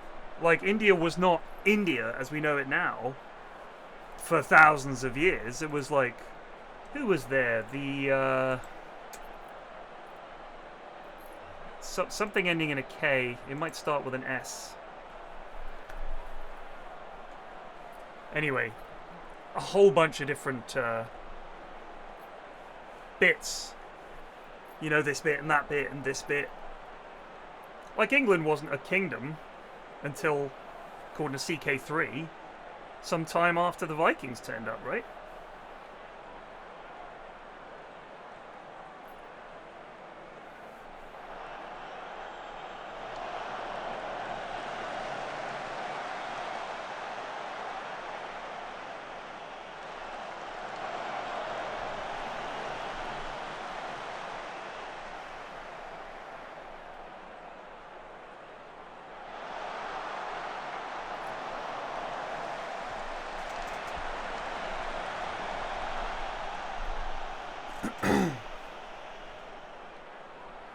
Yeah, Mum, but lots of places had a culture and identity. What I'm talking about is an actual fucking legitimate, that here are the borders kingdom or empire.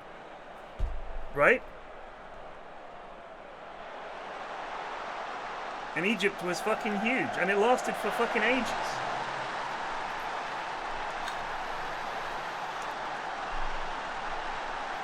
And I'm sure the different bits had different things going on.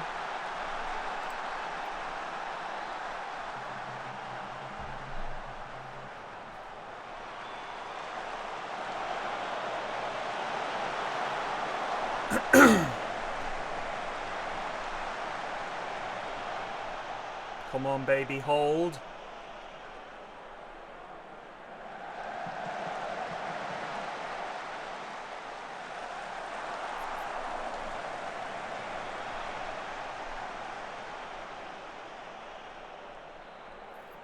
No, I don't think it was, because bear in mind, Japan also was not unified for some time.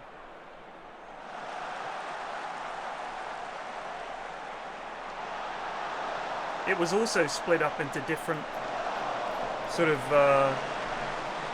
bits.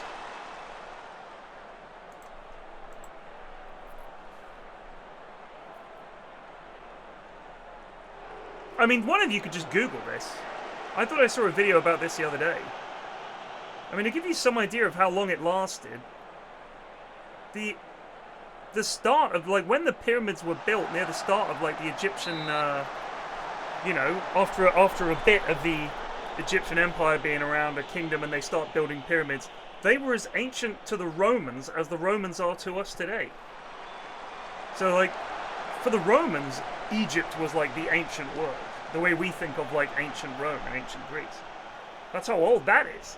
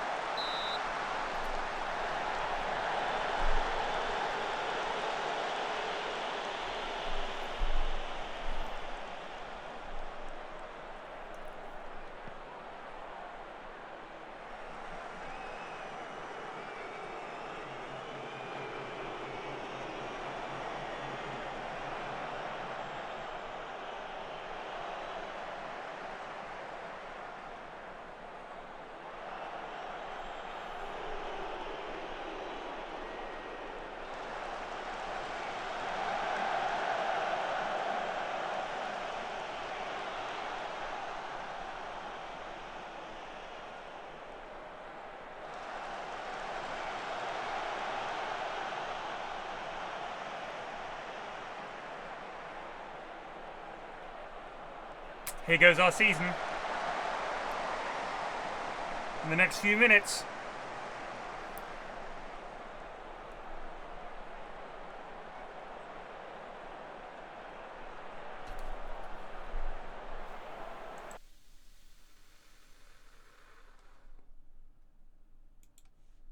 I think we made the playoffs. We snuck in. Ipswich could only draw with Watford, and Hull lost away at Brighton. We have snuck in by the skin of our teeth. Hello, how are you? I don't want to cuddle you in case I'm sick. I might have caught something from Mummy. All right, I'll give you a quick cuddle, but don't just don't look at me. There you go. All right, love. Go on. I don't think you're sick. Well, I hope not. Mummy's got COVID. I know. I was there. So I was going to make you tea this morning. But I poured the milk in and it smelled terrible. And suddenly I realised it went off on the 9th. Okay. So that is substantially out of date. Did you throw that milk away? Yes, I threw that milk away. Good job, love. It smelled so bad. I was like, oh my god. How did that happen? I'm going to chuck the date on there. Yeah. I think it's because we had 2 identical big bottles. Yes, I think we were using the wrong one and we hadn't noticed, eh? Yeah. I love you too. Oh, that is silly. That is very... Let's have a look at this in slow motion.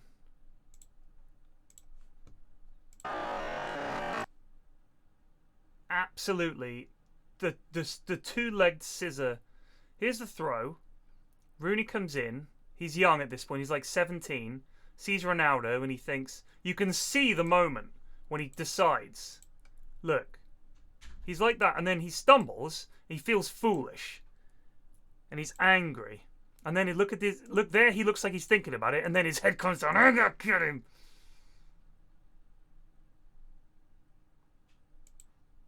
I mean, at that point, there's no way he's getting it. The double-legged scissor. That is silly. That is very silly from Wayne Rooney. You can understand how Cristiano Ronaldo winds up opposition players, but you can't take the law into your own hands like that. Well, I was just saying moments earlier, you know, he showed a maturity, didn't he, the other end of the field, where he didn't go diving in on Quinton Fortune. And this time, I think he's thinking, well, I'm going to make amends for me mate here. Because Cristiano Ronaldo just lashed the ball into his head. Is he just giving him a yellow for this? So Unreal. He's going to get a yellow card. He can have no complaints. It really is a wild and a rash challenge. And of course, all it's done is put his team under further pressure now. Another free kick. He can have no complaints. He should send the ref a bloody Christmas card.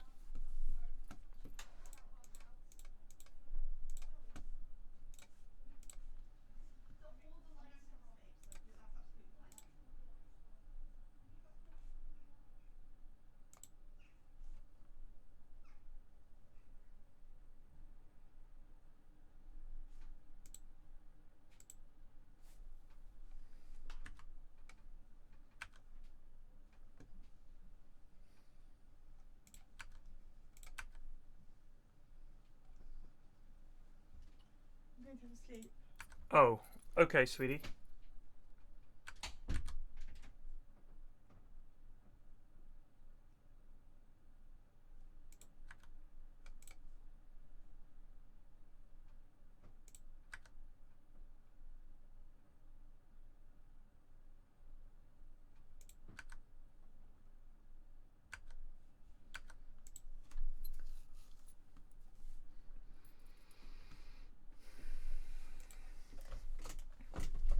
We've got...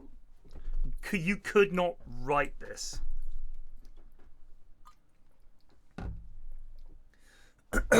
You could not script this.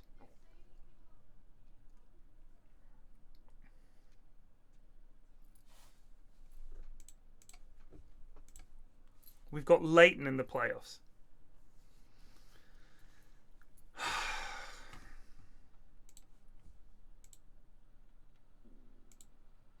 You couldn't script this.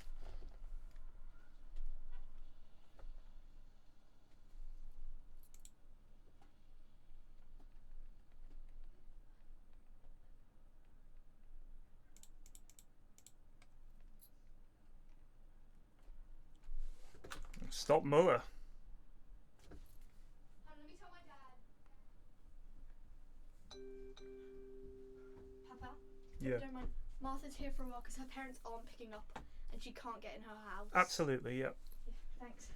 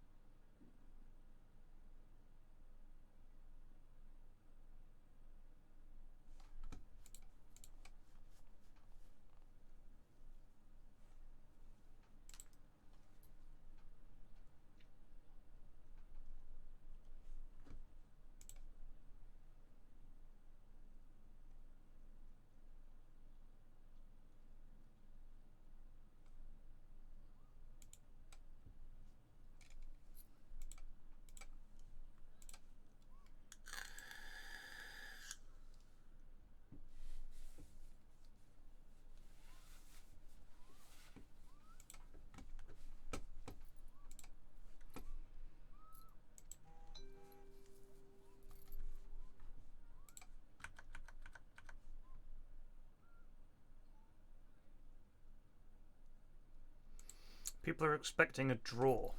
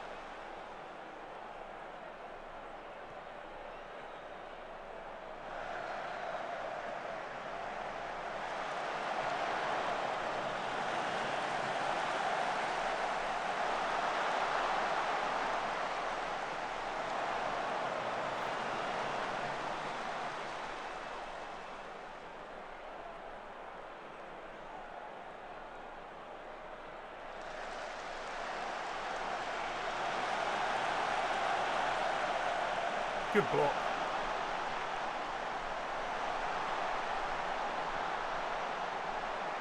Oh, not Nick Cohen.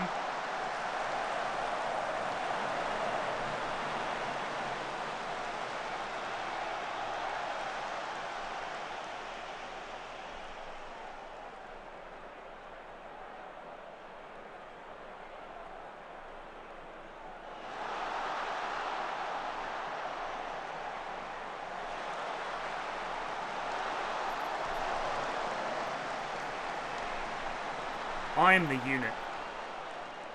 Leighton's manager is tiny. I always make myself the biggest, fattest lad possible because it looks funny when you're walking alongside the players after the match, applauding the fans, and you're like 4 foot taller than everybody.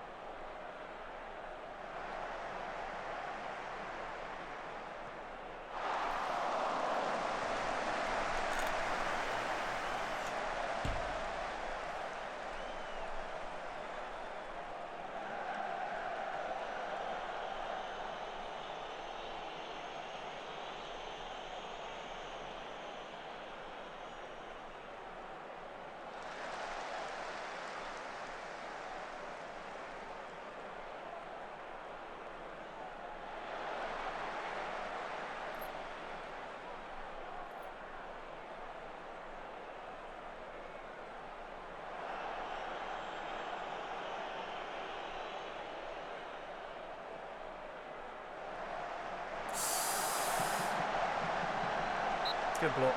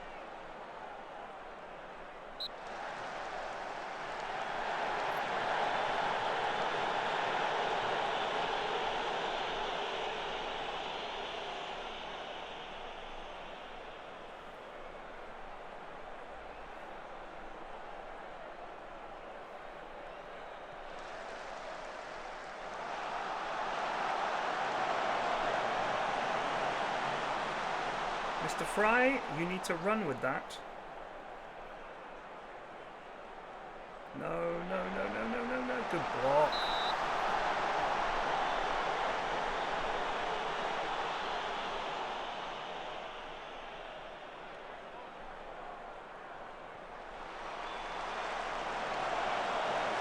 Jesus, what an effort.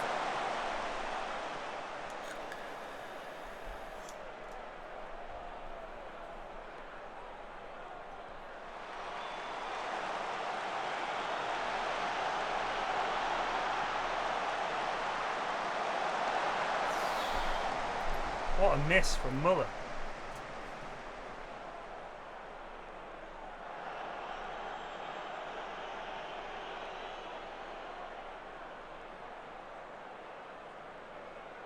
What is that from Fry? What is that, man?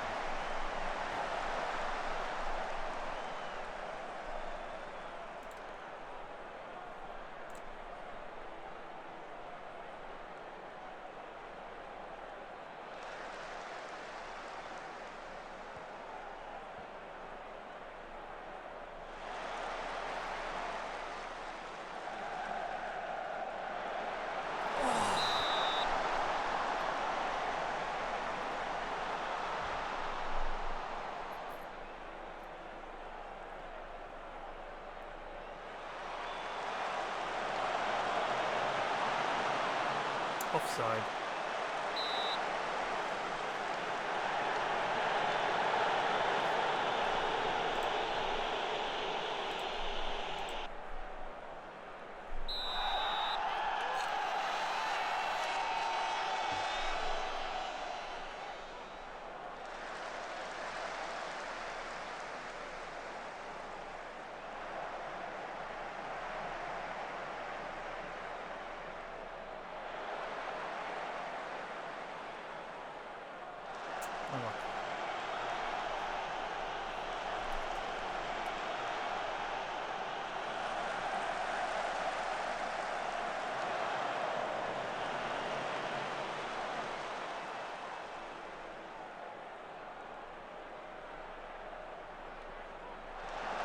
crazy.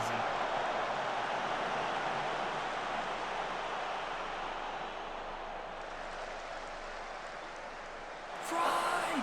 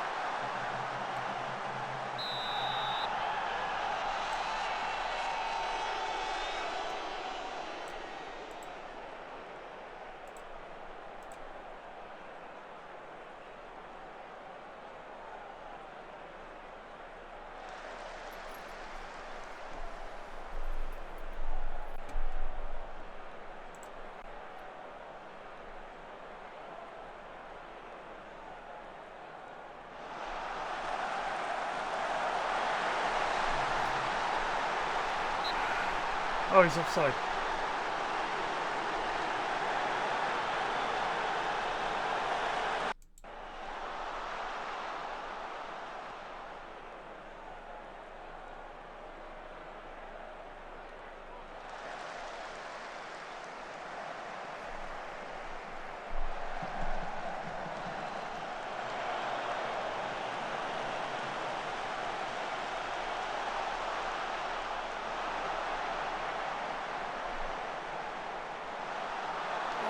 Jesus Christ on a bike.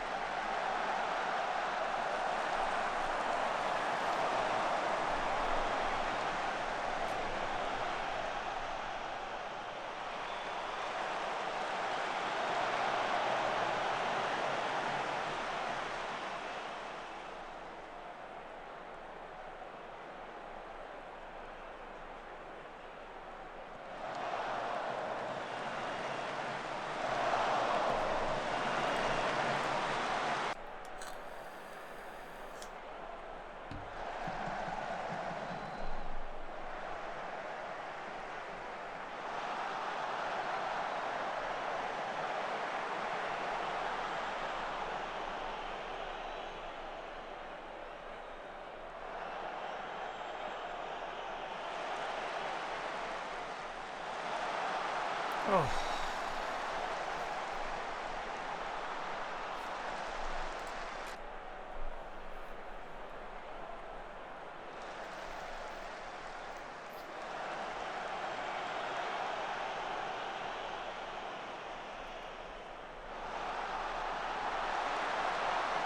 Oh, I'm back still. Holy shit.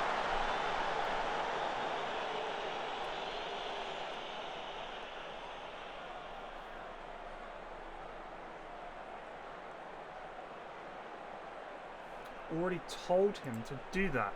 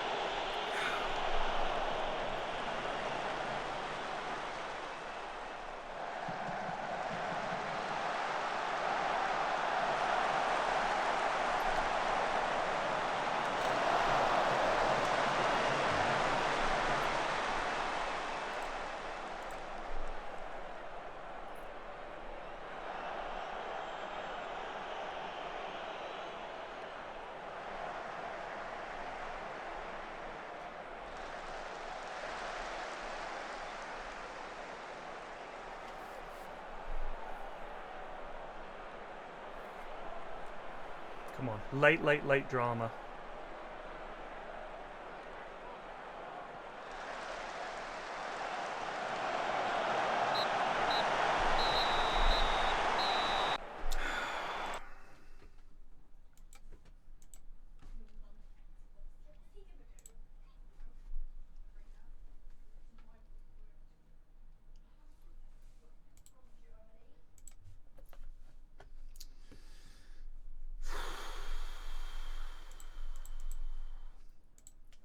So, to be fair, our mission at the start of this season that the board gave us was to finish in the top half. That's all we were told to do. So in a way, despite the fact that we should be good enough, we did lose a ton of players at the start of the season who wanted to go. I had to replace them very quickly. But we were top of the league. And we were doing well. We were scoring goals and we were winning games. And then all of a sudden, we just stopped.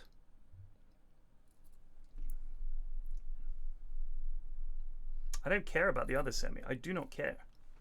All I care about is what's going on in our game.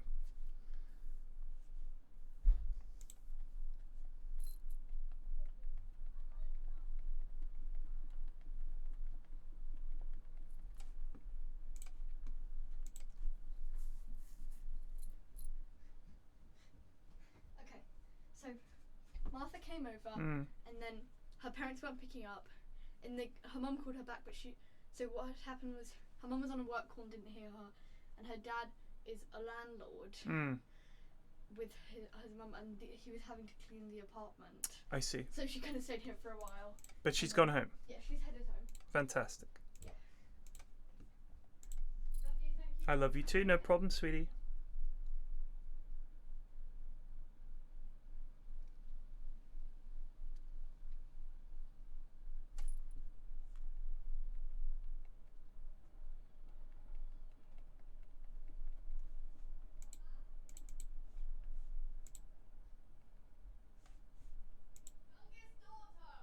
Shh.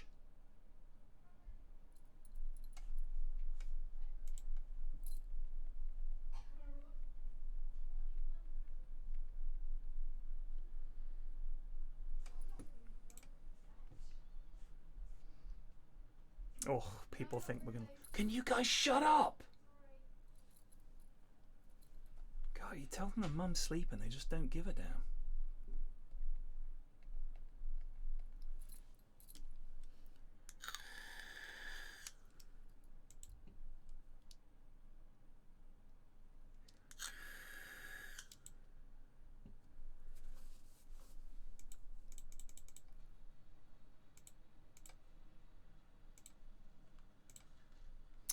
Arsenal won the league, and comfortably too.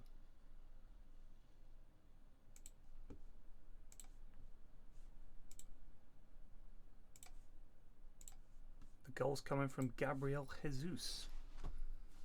Only 12 in the league though. Oh, but Martinelli scored 11 in the league. Odegaard scored 8 in the league. Saka scored. So they had quite a few goal scorers throughout the season as well. What about that average rating? The defenders did well. God, what a monster. Look at that. How, if we did go up, how the hell are we meant to compete with these clubs? It's impossible, isn't it?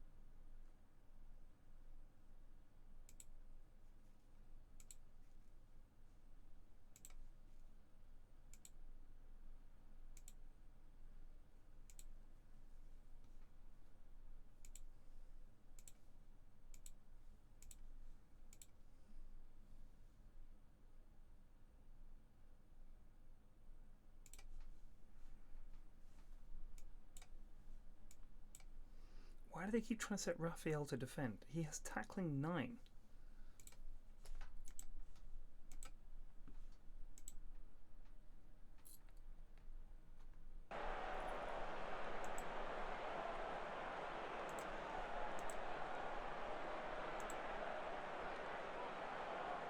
Where it all began, back in Leighton.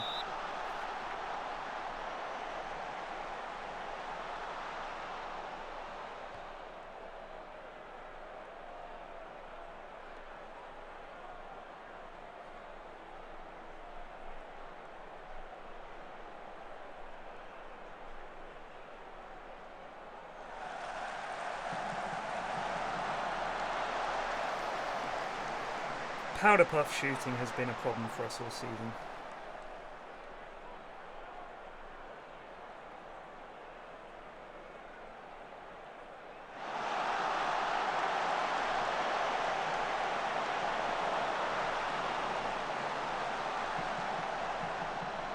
Oof.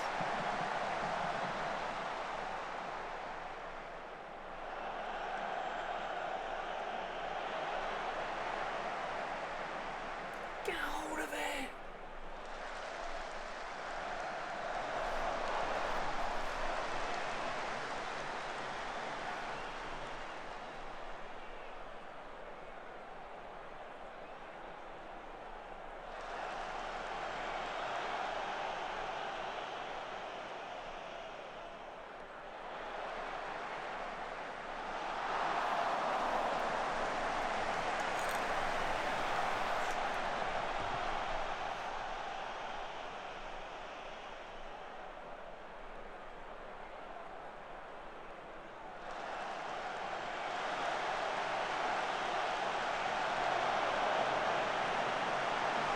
Good block.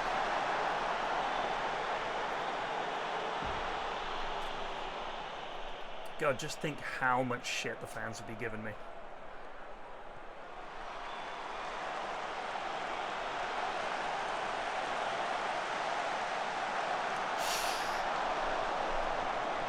I know, Joz. I know. I've fallen apart.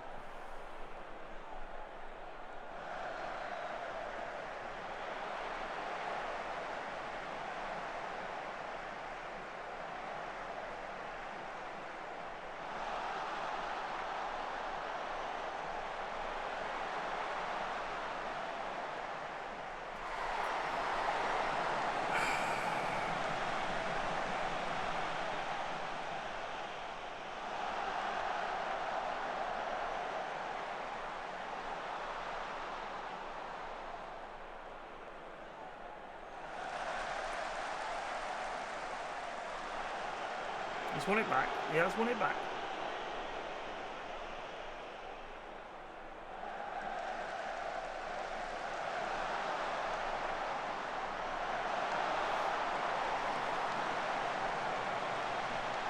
Got to score the goals at some point, boys.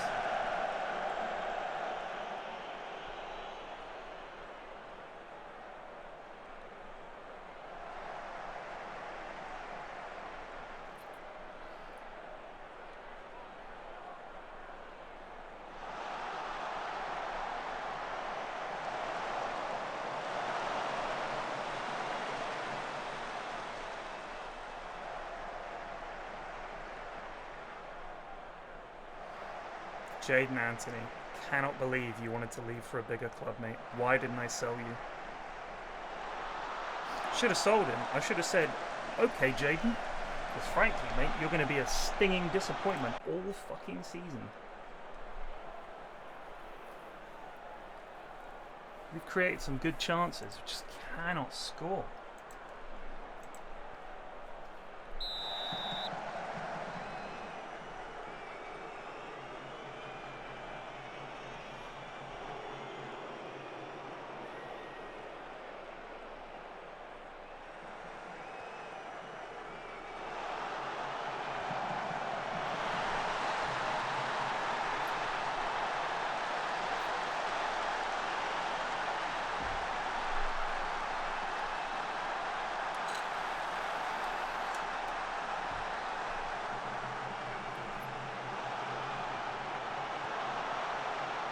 That is an absolute cracker.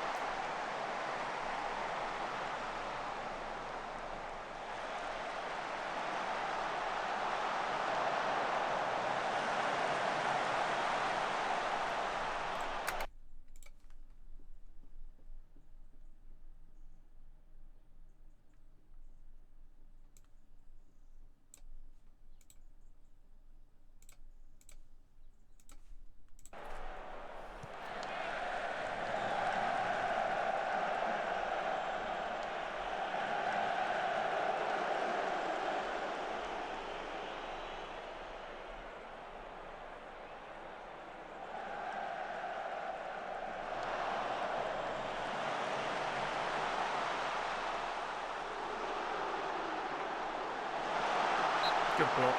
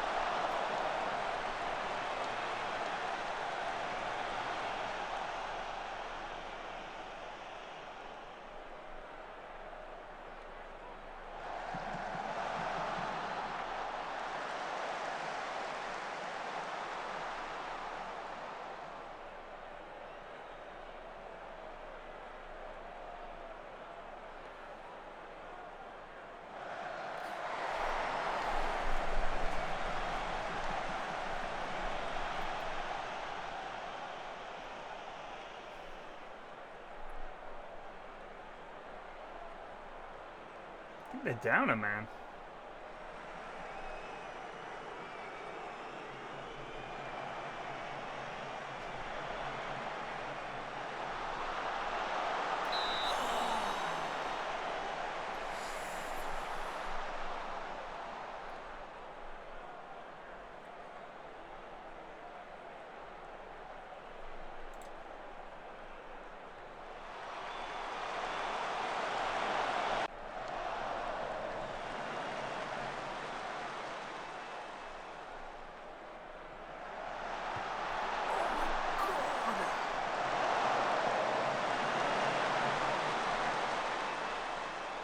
We hit the angle on 92 minutes.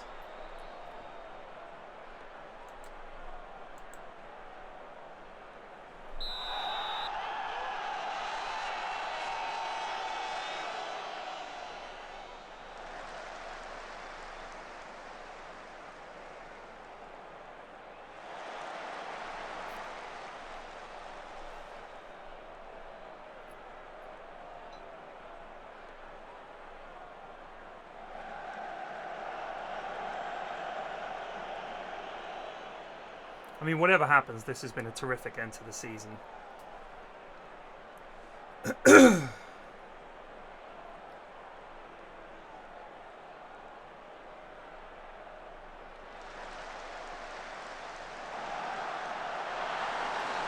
I say that, but that's fucking ridiculous.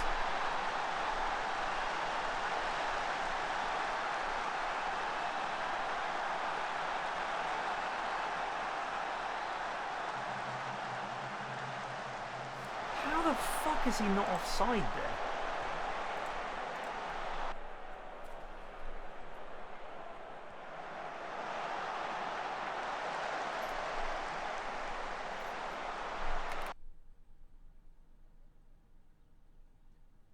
His long shots is at best 12.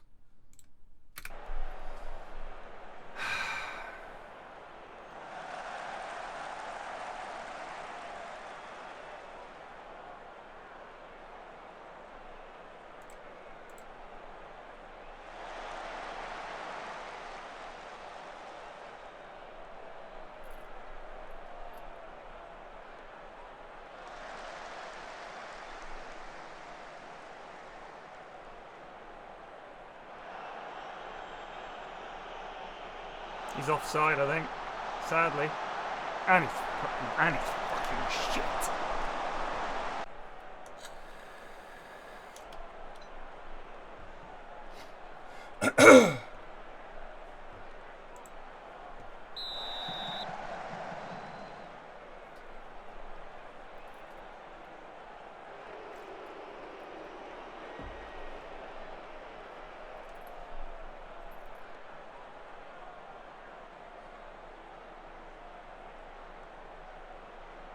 The lads are shitting their pants.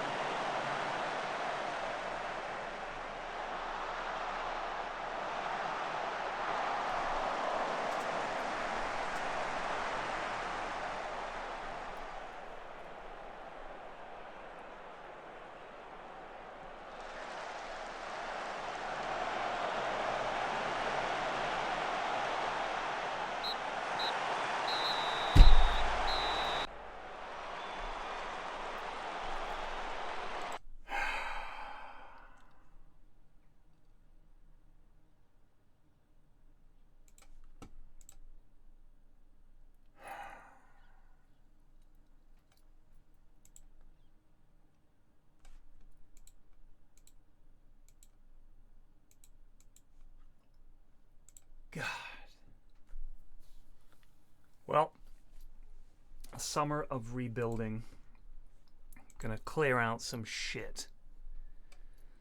Gonna get some good winners in. Get some fucking lads who can score goals. Some defenders who can defend. And a fucking goalie.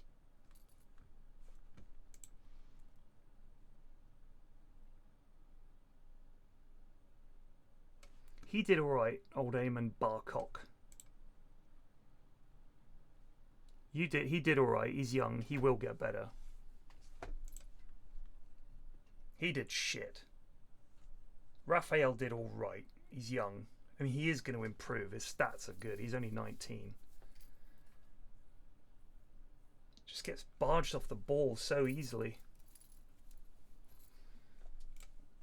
Ferguson did alright.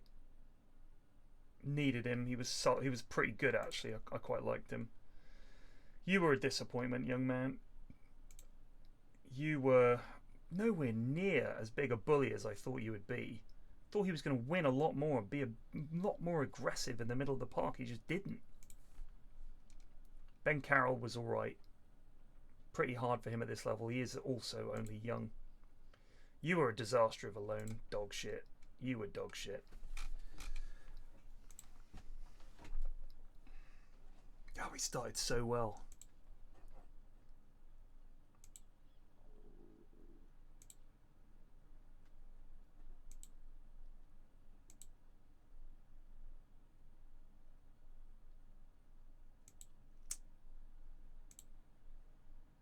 God. All right. I will see you guys this evening for the in-houses at 8. Well, we were breaking even on transfers, and then we had to spend some money. We lost a couple of midfielders. We had to bring some in, and then it was a couple of desperation signings in January because I could see that we'd lost our striker and a big midfielder. The lads we brought in just went up to it. I gambled. I didn't buy a striker. We needed a striker. Anyway, I'll see you guys at 8. Cheers for watching. Peace out.